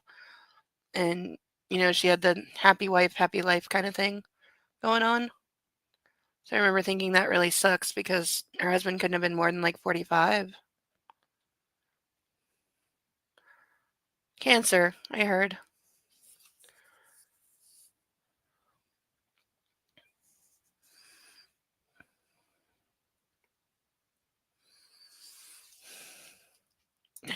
Working in healthcare, we were strongly cautioned on social media and staying off it. Yeah, I can fully understand that.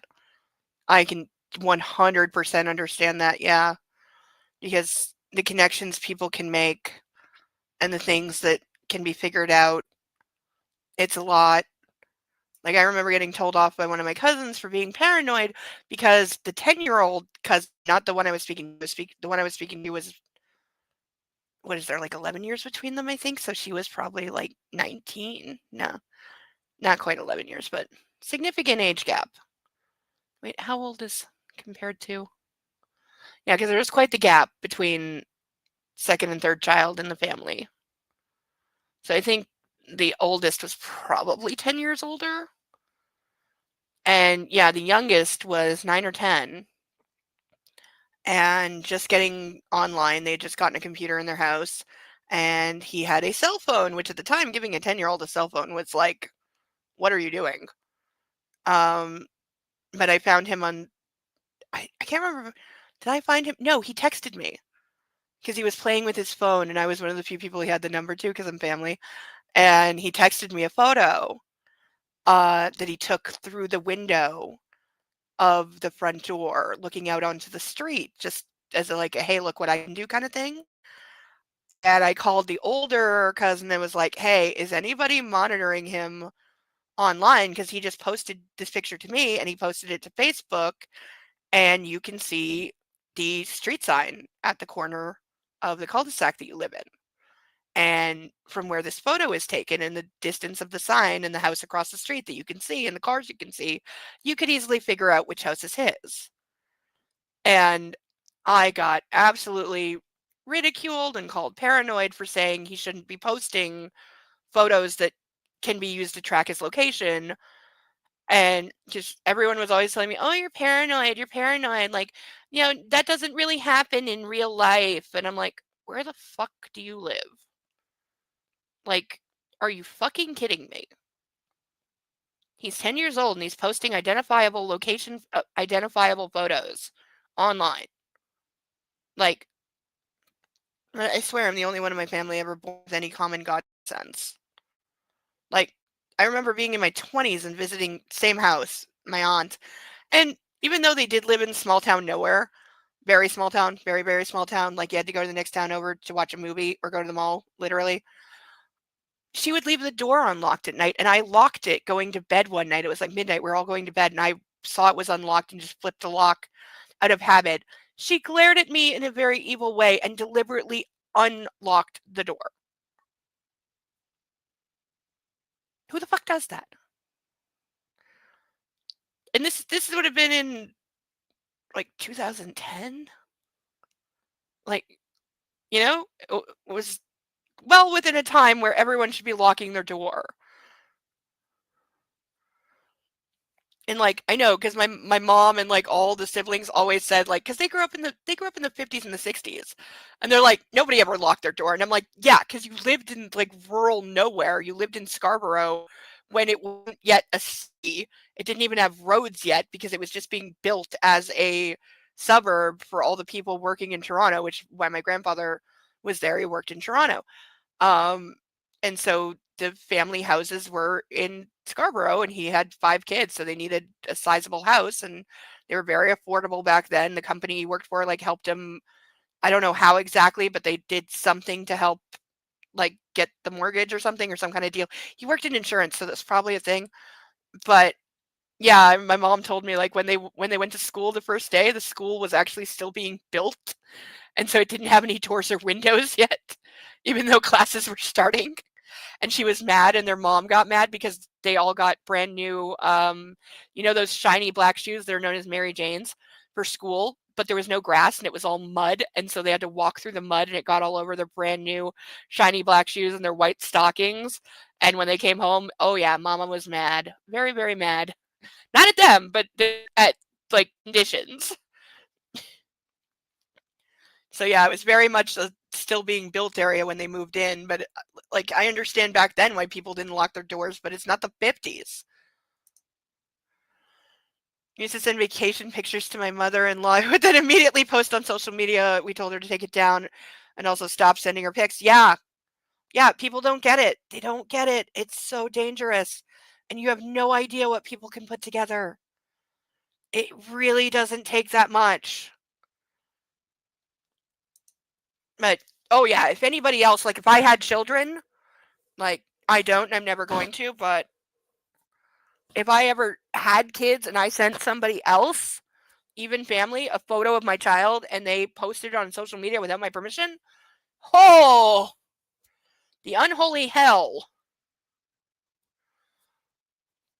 Like the full on mama bear, you know, I'm also a witch that would come out of me. Oh God, there would be nowhere to hide.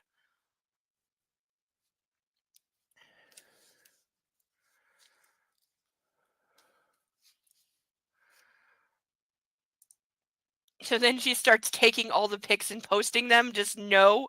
Yeah, absolutely no. Never.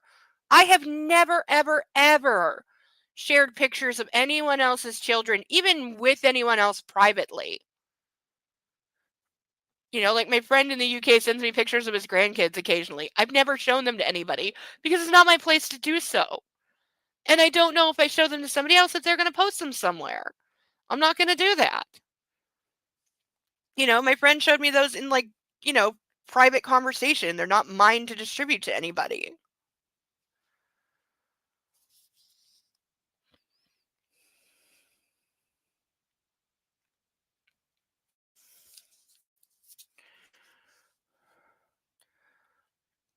Well, the next day I went back to the house, not knowing what to expect. And I'll spare you the gory details, but there was more of the same. I could whip a savage like you into shape. Elena's drawl echoes in my mind. Savage. She knows. She sees me.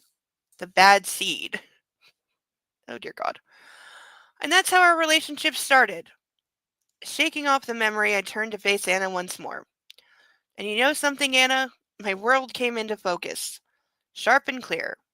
Everything. It was exactly what I needed.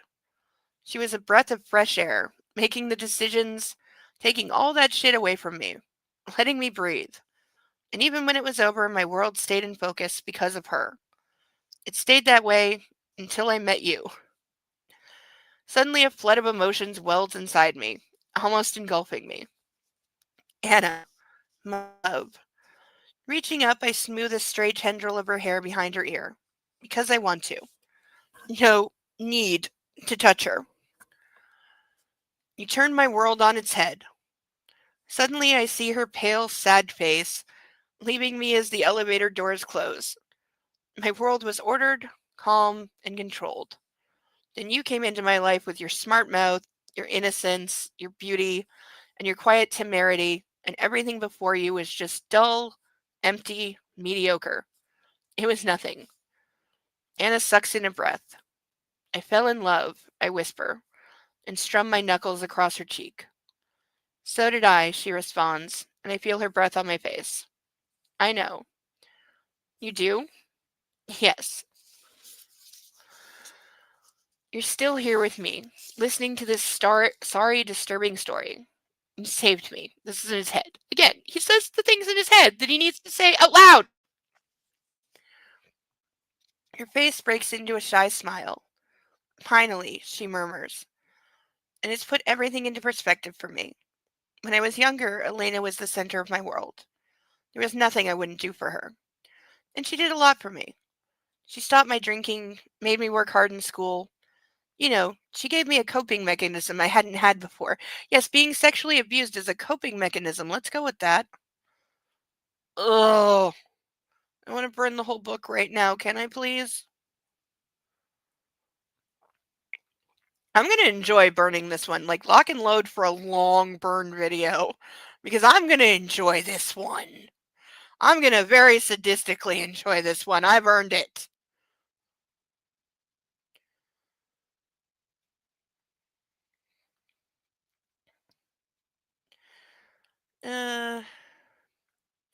Allowed me to experience things that I never thought I could. Touch, Anna asks, after a fashion. Anna's brows pucker together and her eyes are full of new questions. I have no choice but to tell her. If you grow up with a wholly negative self-image, thinking you're some kind of reject, an unlovable savage, you think you deserve to be beaten. I pause, gazing her reaction. Anna, it's much easier to wear your pain on the outside. It's much harder on the inside. Hey, I used to walk around school with over 200 cuts up and down both sides of my arms. You know how many times I got asked about it? Not as many as you would think. You know how easily other teenagers will believe the bullshit explanation of, oh, we just got a new kitten? A lot. Number of times I got asked by teachers about it?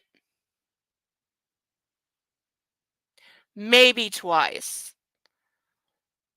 And this went on for years. Like, I started cutting at age of 12, so. And I didn't stop until, how old was I? 18? Because it was getting out of control.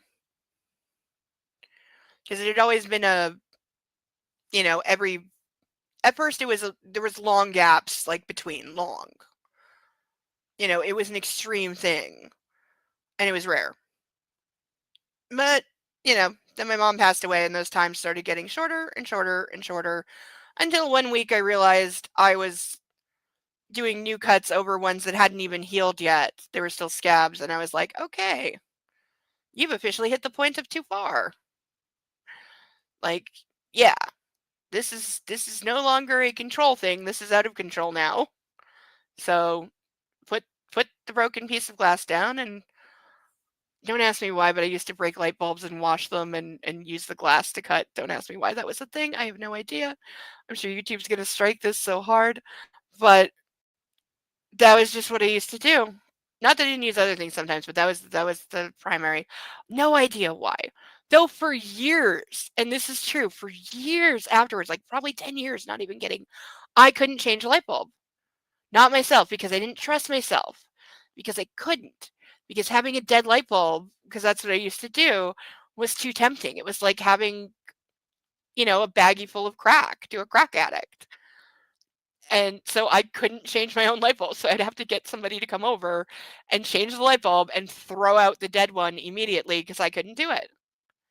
It was a very long time before I could do that myself. Very, very long.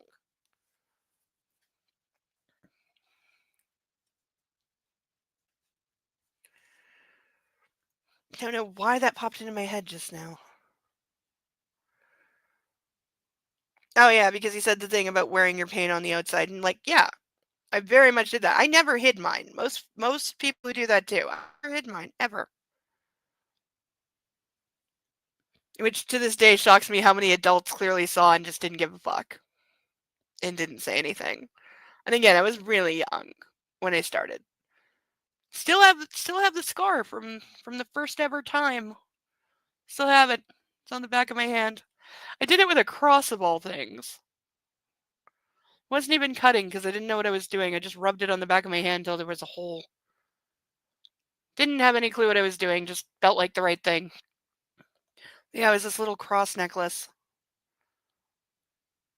I wonder what happened to that. I think I threw it out. Might have thrown it out after that. I'm not sure why.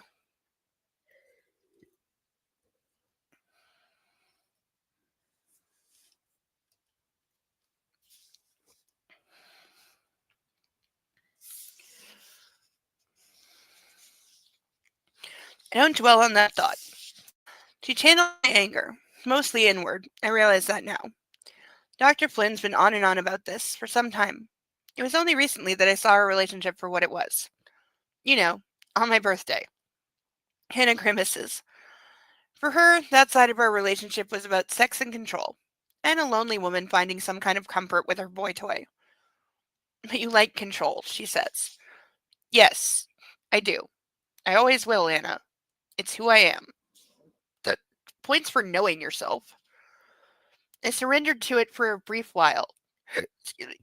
Let someone make all my decisions for me. I couldn't do it myself. I wasn't in a fit state. But through my submission to her, I found myself, and I found the strength to take charge of my life. Take control and make my own decisions. Become a Dom. Yes. Your decision? Yes. Dropping out of Harvard. My decision, and it was the best decision I ever made. And I met you. Me? Yes. The best decision I ever made was marrying you. I smile at her. Not starting your company, she whispers. I shake my head. Not learning to fly? No, baby, you. I stroke her cheek once more, marveling at its softness.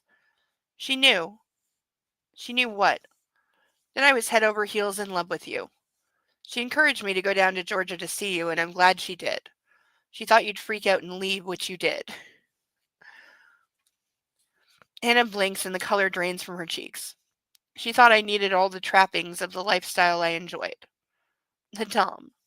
Yes. It enabled me to keep everyone at arm's length and gave me control. And kept me detached, or so I thought. I'm sure you've worked out why. Your birth mom. I didn't want to be hurt again. And then you left me. I see the elevator doors closing on Anna once more, and I remember sitting on my floor for what seemed like hours. And I was a mess. I take a deep breath. I've avoided. The hell?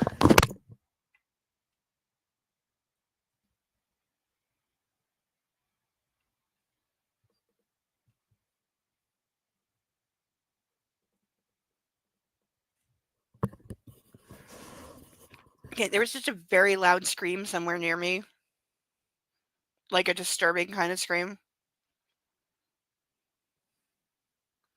It was definitely upstairs. Okay, if I hear another one, I may pick up my phone.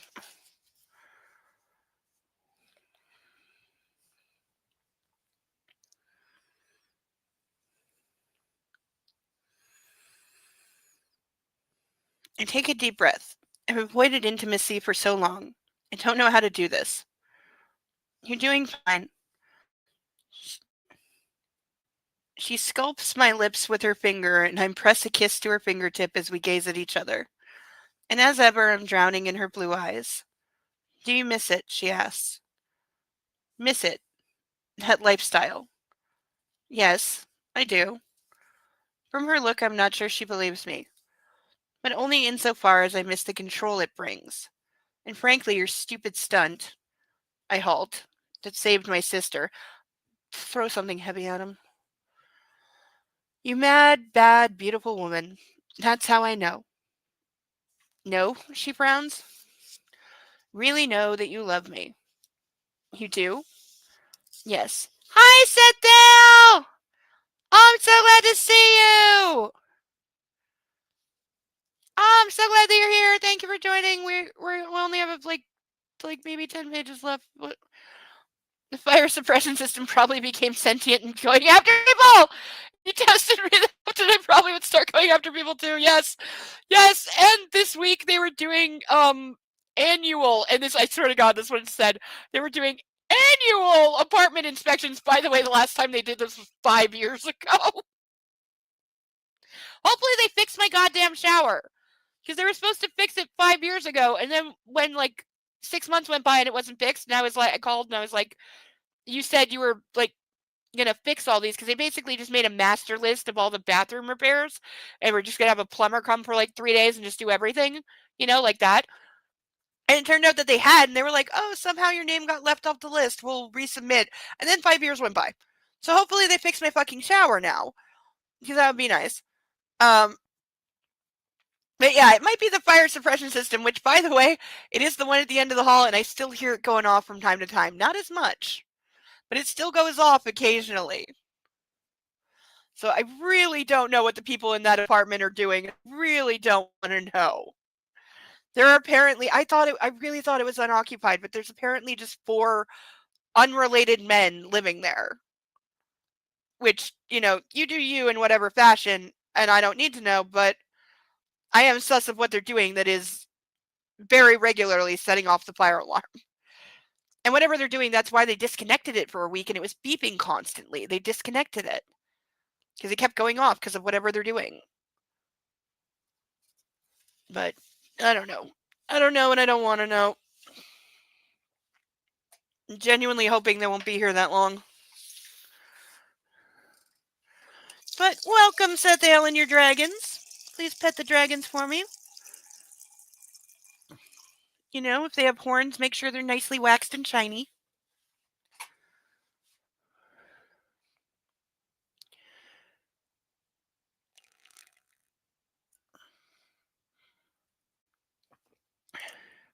Yeah. Oh, I know.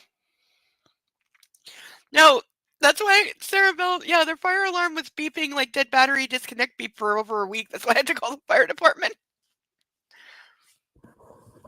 I gotta say, wasn't expecting the fire department to turn up within 10 minutes to address it, but they did.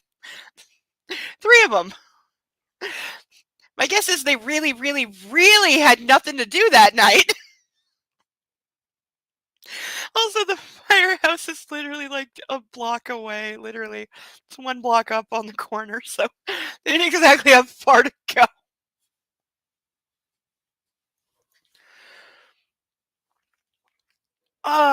It has 11:30. By the way, okay, last shout out because I said I would do 3.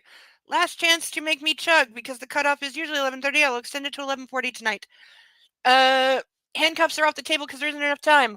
We still have 5 random ducks in need of sponsoring that have never been out of this bag, including the witch duck that I really want out of this bag so it can have a cool witch name. Those are $10, and you get to name the duck, and they are drawn at random, so there's no guarantee of getting the witch duck. And of course, we have our painted ducks of Spock, Orion, Slave Girl, King Midas, Flounder, Cupid, Scuba Diving, and Chicken Jockey Duck. These are all available as well, and of course, you get to name them. If you do sponsor a painted duck, please, please, please specify which one. Don't just say painted duck. That is my 3rd and final shout out for the evening. I can pat myself on the back for almost being good at YouTube.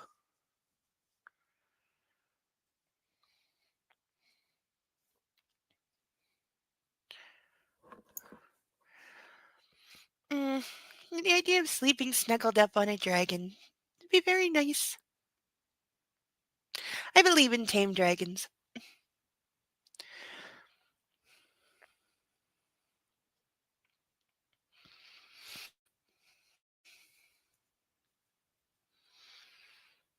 Lost my place.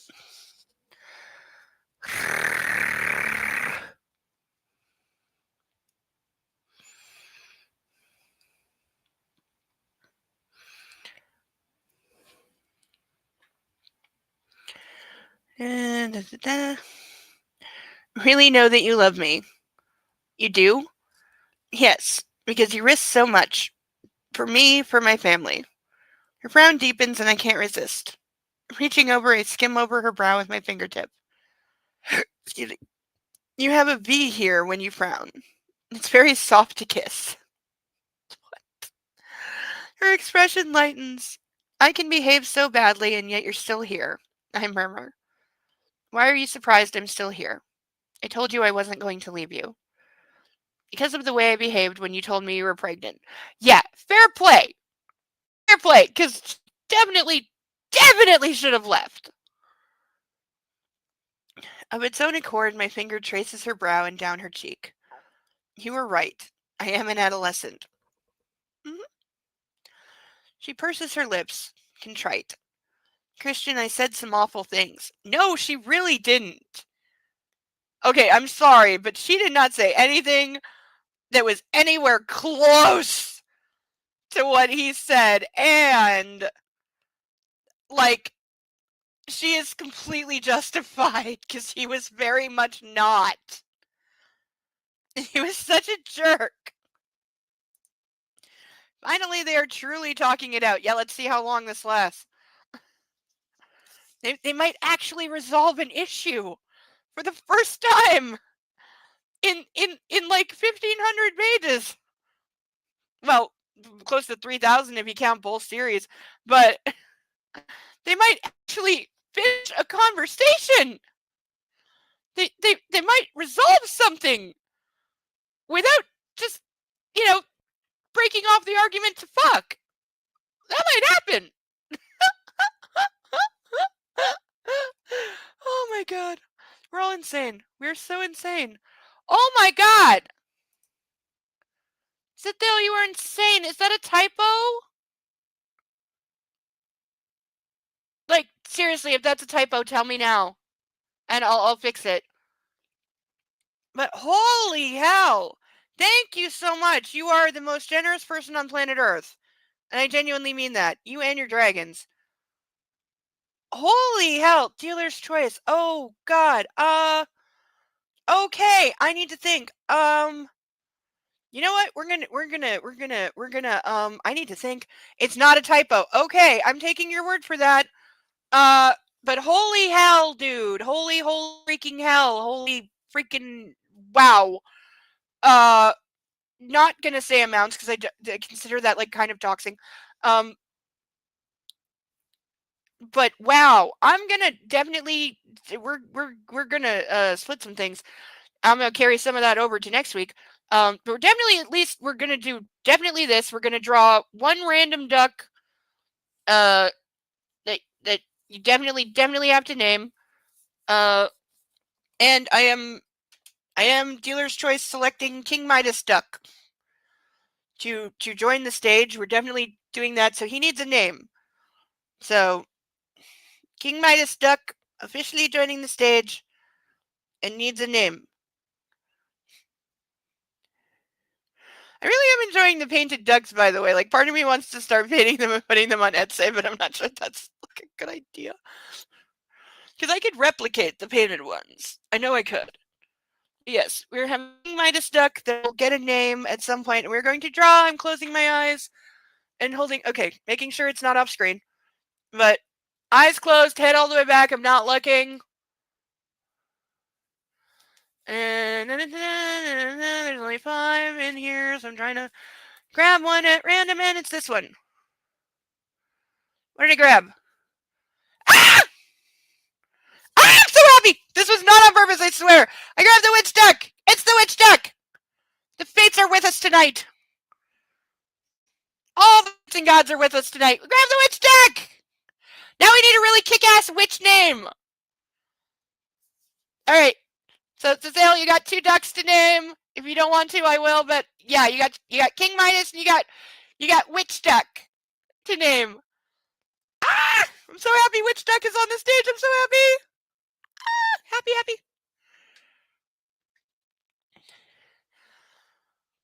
And not finished yet. I am gonna chug a glass. And then the rest we are saving for next week. Because yes, there's more than that. But the rest we will save for next week. So we can share the love and share the joy. And also because I don't want to do everything all at once. So I hope you're okay with that. But yes, next week we will use what is left appropriately at that time after I've had a minute to think. And oh my god, you are like the most generous, freaking insanely nice, just insanely generous person ever. And I am so very grateful that for some reason you like me. Thank you so much. Like, Prince among men, here's to you, my very, very generous benefactor who I love so much, and your dragons. Nostrovia.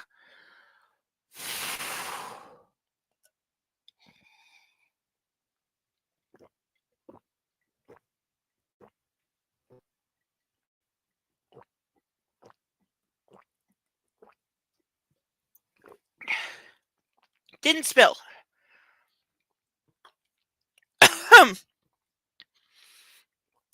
Okay, my throat not so fan, but Libido? Who is that?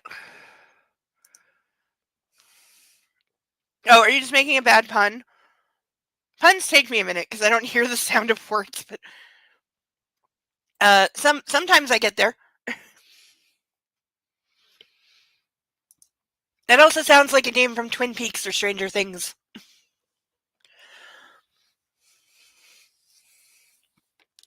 I'm aware, libido. I get it. I get it. You're a naughty girl, Sarah, sometimes.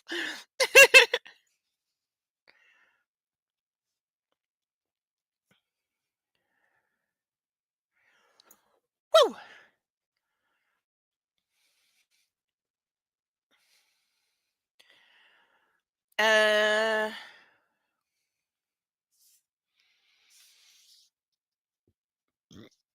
Still trying to recover my brain because it definitely fell out.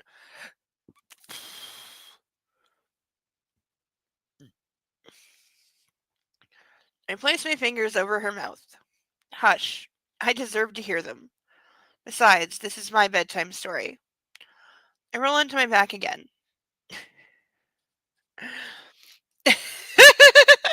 Now you're making me flash on Call the Midwife when Sister Bernadette gets caught eavesdropping and the nuns like fake admonish her. She's like, I'm sure I don't know what you're talking about. I wasn't eavesdropping at all. Yes, Sarah Bellum, you're a perfect angel. We all know this. You are a perfect angel. You never do anything wrong or naughty. Never, ever.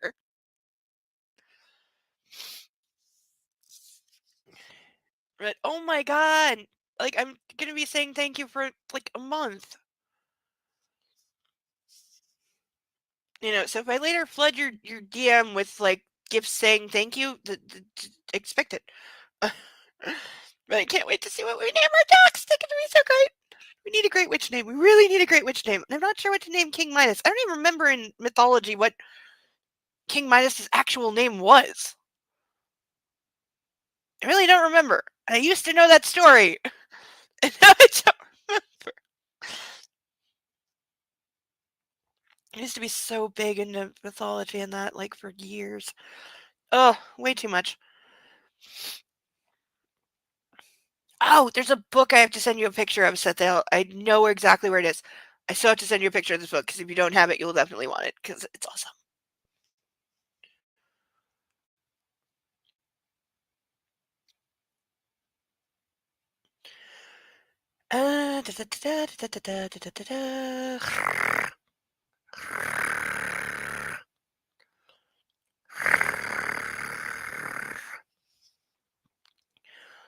When you told me you were pregnant, I stopped, trying to fight my shame and trying to find the words.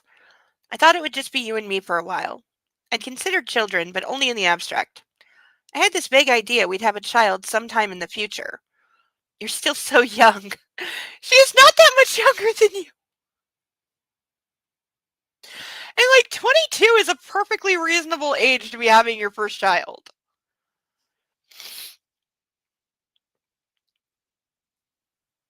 You are still so young, and I know you're quite ambitious.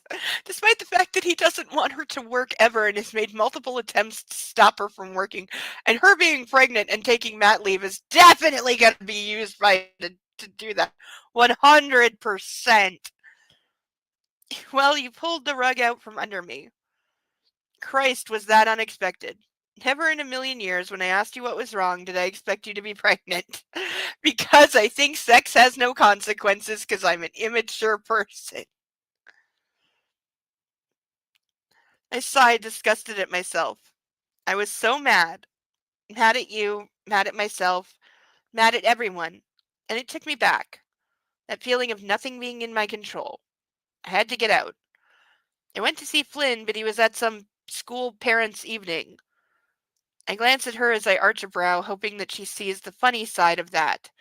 And of course she does. Ironic, she says, and we both smirk. So I walked and walked and walked, and I just found myself at the salon. Elena was leaving. She was surprised to see me, and truth be told, I was surprised to find myself there. She could tell I was mad and asked me if I wanted a drink. We went to a quiet bar I know and had a bottle of wine. She apologized for the way she behaved last time she saw us. She's hurt that my mom will have nothing to do with her anymore. It's narrowed her social circle. That shouldn't be all it narrowed, okay? I'm still not, like, I guess we can go with statute of limitations, but why nobody even broached the topic of reporting Elena?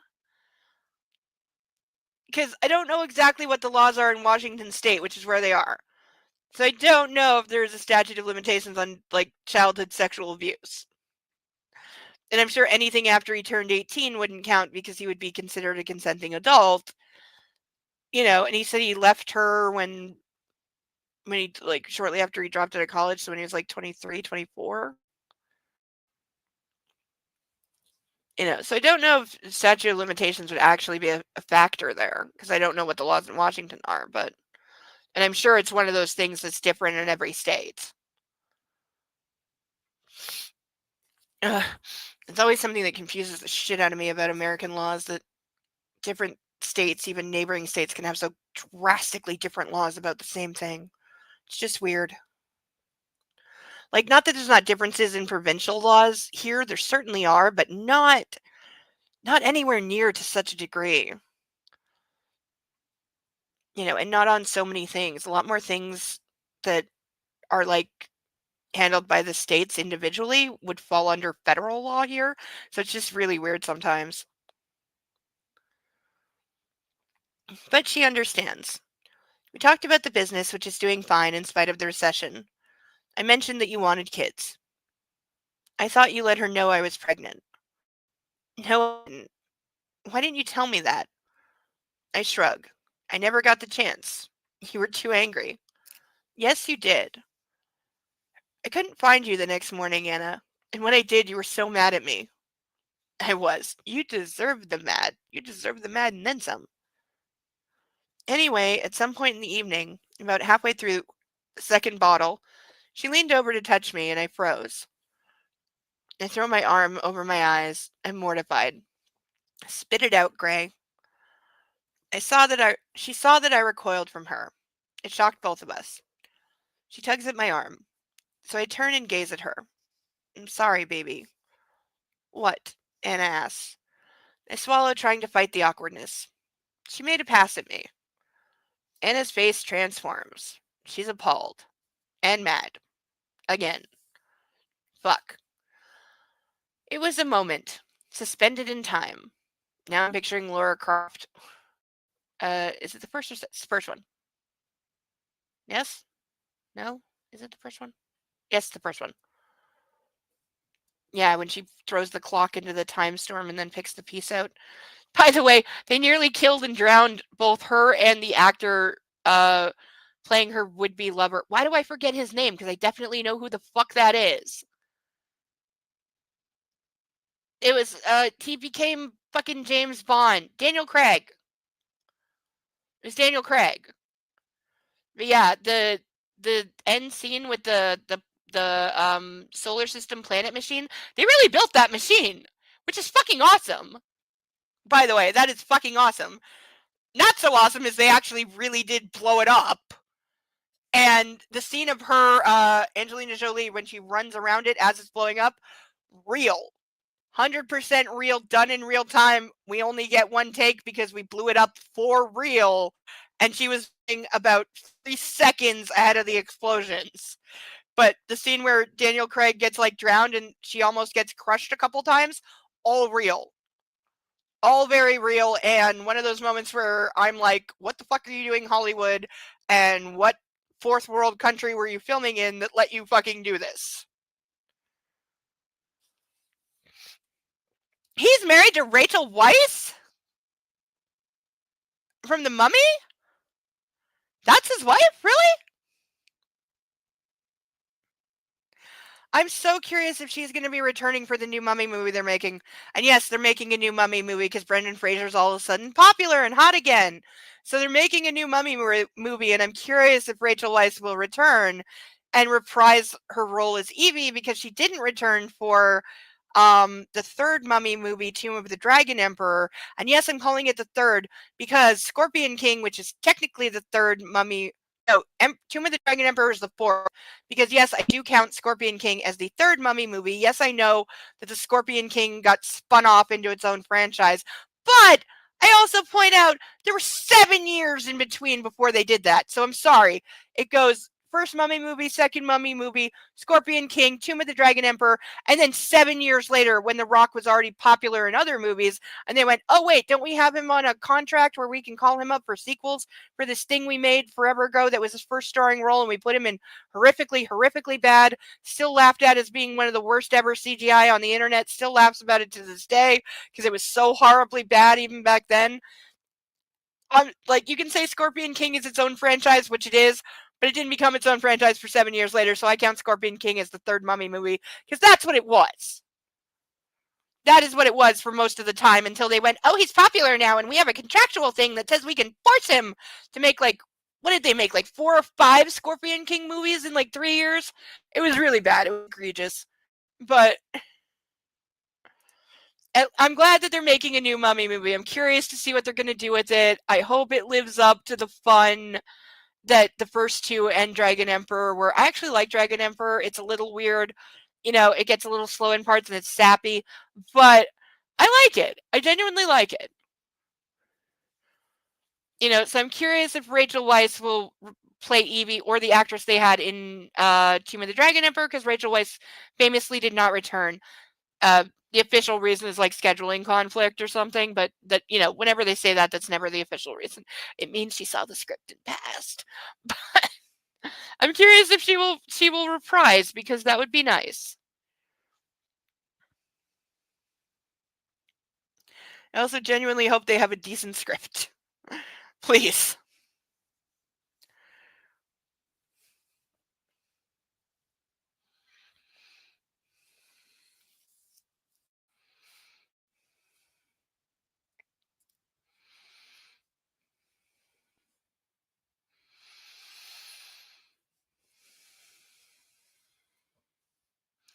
She saw my expression and she realized how far she crossed the line. I said no. I haven't thought of her like that for years. And besides, I swallow again, my voice soft. I love you. I told her I love my wife. Anna stares at me, silent. Oh, my love, what are you thinking? I stumble on.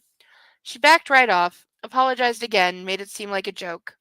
I mean, she said she's happy with Isaac and with the business, and she doesn't bear either of us any ill will. She said she missed my friendship, but she could see that my life was with you now, and how awkward that was, given what happened the last time we were all in the same room. I couldn't have agreed with her more. We said our goodbyes, our final goodbyes. I said I wouldn't see her again, and she went on her way. Did you kiss? No. God, no. I couldn't bear to be that close to her. I was miserable. I wanted to come home to you, but I knew I'd behaved badly. I stayed and finished the bottle, then started on the bourbon. While I was drinking, I remembered your saying to me some time ago, if that was my son, and I got to thinking about Junior and how Elena and I started, and it made me feel uncomfortable. I'd never thought of it like that before. That's it? Hannah breathes. Pretty much. Oh. Oh? It's over? Yes, it's been over since I laid eyes on you. I finally realized that night, and so did she. I'm sorry, she says. For what? For being so angry the next day? Maybe I understand angry. Yeah, she does not need to apologize. He had everything and a hell of a lot more coming. Angry is my middle name. Sigh. See, Anna, I want you to myself. I don't want to share you. What we have, I've never had before. I want to be the center of your universe. For a while, at least. You are, she objects. It's not going to change. Anna, I whisper gently, with a resigned smile. That's just not true. How can it be? Tears well in her eyes. Shit. Don't cry, Anna. Please don't cry. I lay my hand on her cheek. I'm sorry. Her lip trembles, and I brush my thumb over it as my heart swells. No, Anna, no. Don't be sorry. You'll have someone else to love as well. And you're right. That's how it should be. Blip will love you too. Way to take, like, could be a romantic moment and kill it by just saying blip. Seriously, I'm sorry, but I can't. You'll be the center of Blip's Junior's world. Children love their parents unconditionally, Christian. True fact. I feel the blood drain from my face. That's how they come into the world. And it continues, her passion clear. Programmed to love. All babies. Even you. Think about that children's book you liked when you were small. You still wanted your mom. You left her. Ella. Hey, maggot, let's find your cars. I'm on the edge of a dark maelstrom. Teetering over it, I fist my hand beneath my chin as I gaze at my beautiful wife, floundering for something to say as I fight the current to swim away from the pain. No, I whisper. Anna's tears spill down her cheeks. Yes, you did. Of course you did. It wasn't an option. That's why you were so hurt. All the air has left the room and my body. I'm being sucked down. That's why you're able to love me, she says. Forgive her. She had her own world of pain to deal with. She was a mother and you loved her. I'm lost in the vortex. It's choking.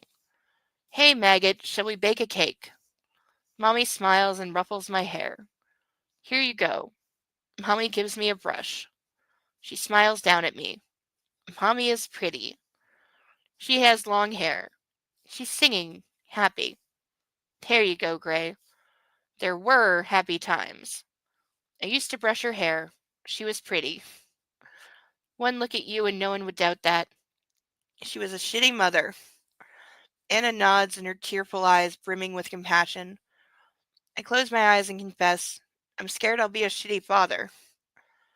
Anna's fingers skim over my face, reassuring me. Christian, do you think for 1 minute I'd let you be a shitty father? She's got a point. Yeah, children do love their parents, like, unconditionally. That's just how it is. I was gonna think, and now I completely forgot, because duh. Oh yeah, what he said about Mommy Pretty, because my friend's little one, when the first Suicide Squad movie came out, and there were all the pictures of Margot Robbie as Harley Quinn wearing, shall we say, not a lot. And even though he was only like 6, he told his mommy once, Harley Quinn pretty, mommy more pretty.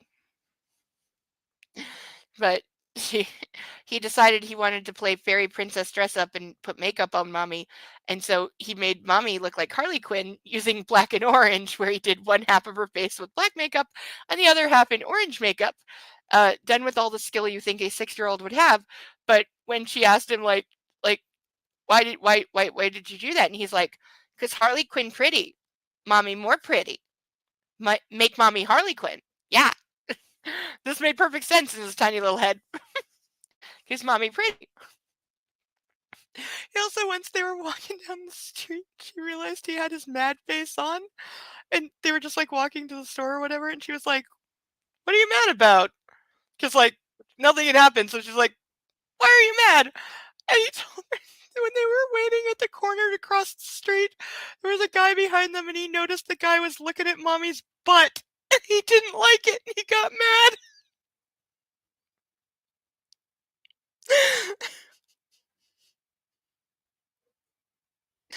Children see so much more than we think they do.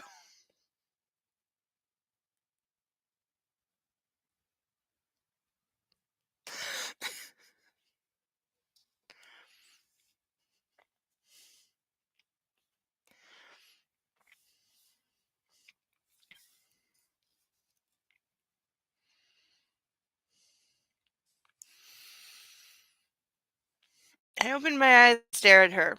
And there it is. The Anastasia Steele glint. So aptly named. Well, you named it, so yeah. My warrior, fighting for me. With me, against me, for our child. She takes my breath away. I grin in awe. No, I don't think you would. I stroke her face. God, you're strong, Mrs. Gray. I love you so much. I kiss her forehead. I didn't know I could. Oh, Christian, she whispers. Now that's the end of our bedtime story. That's some story. How's your head? My head? Does it hurt? No. Good. I think you should sleep now. Anna's not convinced. Sleep, I exclaim. You need it.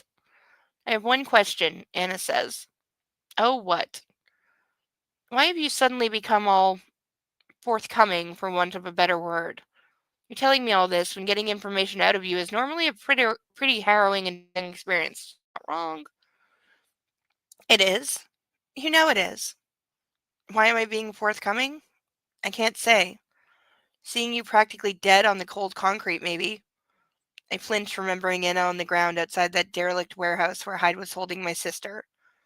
It's traumatic, so I turned my thoughts in a happier direction, to Junior. In fact, I'm going to be a father. I don't know. You said you wanted to know, and I don't want Elena to come between us. She can't. She's the past, and I've said that to you so many times. If she hadn't made a pass at you, would you still be friends? Hello, Nightwolf. Good to see ya. Check it out. You can see Luffy. We have two new ducks awaiting names. And yeah, kids, yeah. Basically everything you don't want your kids to know or see, those are the things they know and see. Also, nobody is a better spy than Tiny Child. Like, under about 7, when they're really tiny, especially the more tiny they are, the more they spy. Tiny children make the best spies in the entire world. Like, intelligence agencies should study their methods and take lessons.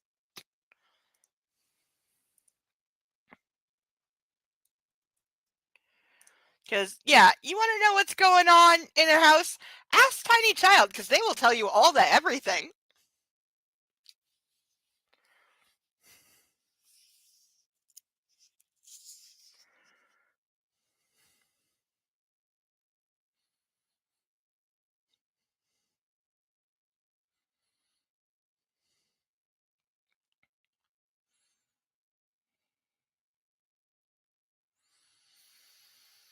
If she hadn't made a pass at you, would you still be friends? Anna asks. That's more than one question. Sorry, you don't have to tell me. Oh no, I'm not letting him off the hook. You're going to answer me on that. She blushes, and it's good to see some color in her cheeks. You've already volunteered more than I ever thought you would. No, I don't think so. But she felt like unfinished business since my birthday. She stepped over the line, and I'm done. Please believe me. I'm not going to see her again. This is last page. We're circling for a landing. You said she's a hard limit for you. That's a term I understand.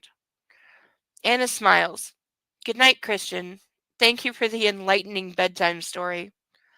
She leans over and touches her lips to mine, her tongue teasing me. My body ignites and I pull away. Yeah, they're going to have a conversation about, we can still have sex while I'm pregnant. They're definitely going to have that conversation, and she might need to invoke his therapist to get him to believe it.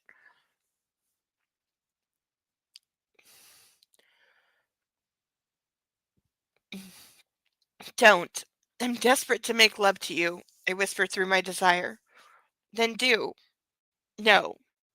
Excuse me. You need to rest. And it's late. Go to sleep. I switch off the bedside light, and we're surrounded by the darkness. I love you unconditionally, Christian, Anna whispers. She snuggles up to me. I know, I whisper, bathing in her light. You and my parents. Unconditionally. End of chapter! I know I said we'd read the next one, but I'm not going to because it's after midnight, therefore I'm off the hook. Oh, yeah, Cerebellum with the actual, like, perfect question. Since when does he understand hard limits? Yeah, seriously. Since when has he ever respected that? How many times? Like, how many times, literally, I can remember 4, where things that she, in the first book, said when they were literally negotiating that fucking contract that just went away and never got mentioned again, when they were negotiating it, she gave him a list of XYZ ABC 123 are my hard limits, and then he systematically dismantled those. He has done everything that she said was a hard limit. Most of them after he brainwashed, manipulated, gaslit her into coming back to him with the promise of it won't be like that anymore. I won't try to act like a dom or control you anymore. And then he just doubled down on all of it and got way, way worse. Yeah, he's broken all of her hard limits. So he might know the term theoretically, but he's never obeyed it before. So maybe this is him saying he's going to obey it. I don't know, but it's fucked up. He's fucked up. I wouldn't be believing him. Again, this is not a relationship designed to last. At all. Do we think they're still together in 5 years or that she's alive, like, in 5 years? No, we don't. How much snow did you get? It's minus 15 and still snowing? Oh my god, you're getting one. What? A little bit. Day before yesterday, enough that it's still here. It didn't melt in one day, for which I'm so happy because it's been years since that happened. We got like 3-4 inches. Wasn't much. Over a few hours. It's still here, but we are expected, like, there's major blizzard warnings on tonight and tomorrow where I am. It's only, let me check my phone. Oh, okay, it is minus 12 right now where I am. It says there's snow flurries in my area, but I can confirm it is not directly snowing where I live, I don't think. Hold on, let me look out the window. I haven't looked out the window in 4 hours. Let me see.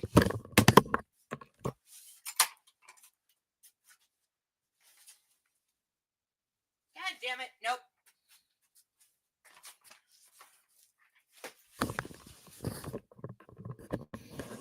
It is not snowing here, which is sad. I want snow. I want a lot of snow. I want snow up to my neck that lasts for 6 months. That's what I want. Okay, Santa, if you can bring me one thing for Christmas, like, please do that. It's still snowing here, and Ozzy was mad and confused. Aww! Is Ozzy usually an outdoor kitty and was like, what the hell have you done to my world?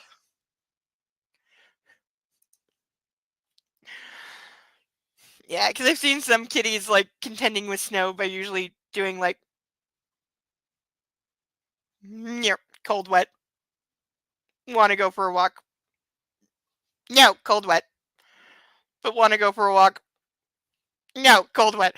And this can go on for hours. Trying to convince me to take him on a walk. Aww. But I assume he has a reason that he can't go for a walk in the snow or something. Whereas my Thomas, my recently dear departed Thomas kitty, used to sit in the window and watch the snowflakes, and then when they'd hit the window, he'd go, "Gotcha, gotcha." Smoke alarm's going off. Fire alarm's going off. It's midnight and it's going off. But yeah, he used to sit in the window, and when the snowflake would hit the window, he'd be like, "Gotcha, gotcha, gotcha." And he'd do this forever. He actually got his paw and his tongue stuck to the window at different times. Because also when the window's frozen on the outside in a sheet of ice, kitty lick. I don't think he realizes it's cold and wet. It's just, no, I want to go for a walk. Therefore, the whole world needs to stop and let me go for a walk. Not a snow person anymore? Oh, I'm so a snow person. I don't have any outdoor gear right now, though. I don't even have boots right now. I was thinking about that. Because I was like, what if we do get a proper winter and I have to go out? I'm supposed to make a phone call on Monday. I'm supposed to have a doctor's appointment on Tuesday, but I'm definitely canceling. But yeah, it was occurring to me, I don't have snow boots or a proper winter jacket, and that might be a problem if we have a real winter. We haven't had a real winter in like 10 years, though, seriously. So you could get away with, like, my fleecy jacket and, proper sneakers. You were totally fine. After knee and bilateral shoulder surgery, no. I understand this. I understand this. Yeah, you can't risk the snow and ice. I get that. I've taken some spills on ice. My mom, like infamously in our family, slipped in a parking lot on some ice and wound up shattering her leg and ankle and needed extensive repair surgery. Basically, it's going off again. Okay, whatever the fuck you're cooking at midnight, stop it. And I extend cooking to drugs because I'm not so sure that it's not, because the setup is weird and it seems sus. But I have walking skis. Do you mean snowshoes? Or just skis? Because oh yeah, there's so many Canadian memes of people going to Timmy's in snowshoes and skis and skates when in the winter. It's totally a thing. And yes, people totally do that. It's completely a thing here. 100% a thing. And I live in a major city and you still see it because it's fun. And it's how you get around when it's snowing and icy. It's what you do. And it's fun. Okay, turn the damn alarm off, I swear. I don't want to go pound on someone's door at midnight, but shut up. Cross-country skis. Okay. That's what I never did. I did downhill skiing as a kid. Kid to adolescence, but never did cross-country, no.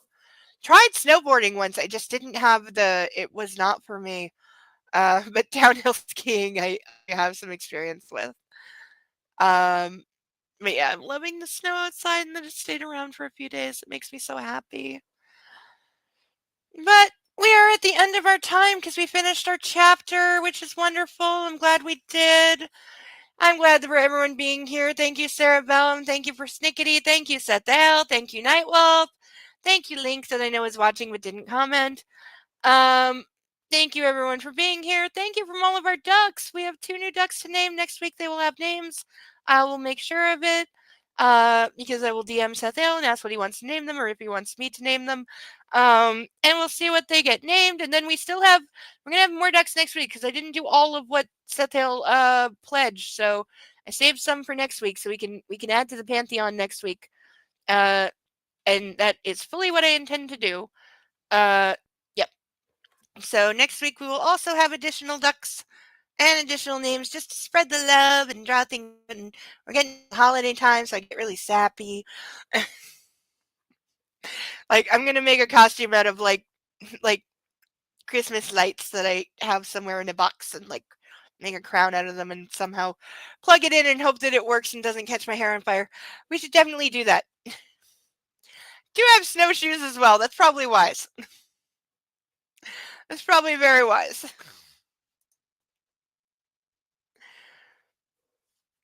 But until next week, everybody, please take care of yourselves, take care of each other, enjoy the holiday season, enjoy the snow.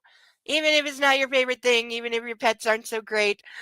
Oh, sorry you were late. That's okay. I'm just glad you made it and I got to see you. I always like seeing my friends, and it's always great when they show up. So I'm just glad you were here. Thank you so much for coming. But I will see you all next week, same time, same channel, and we will finish the book. Next week is the grand finale. We'll be done with this book.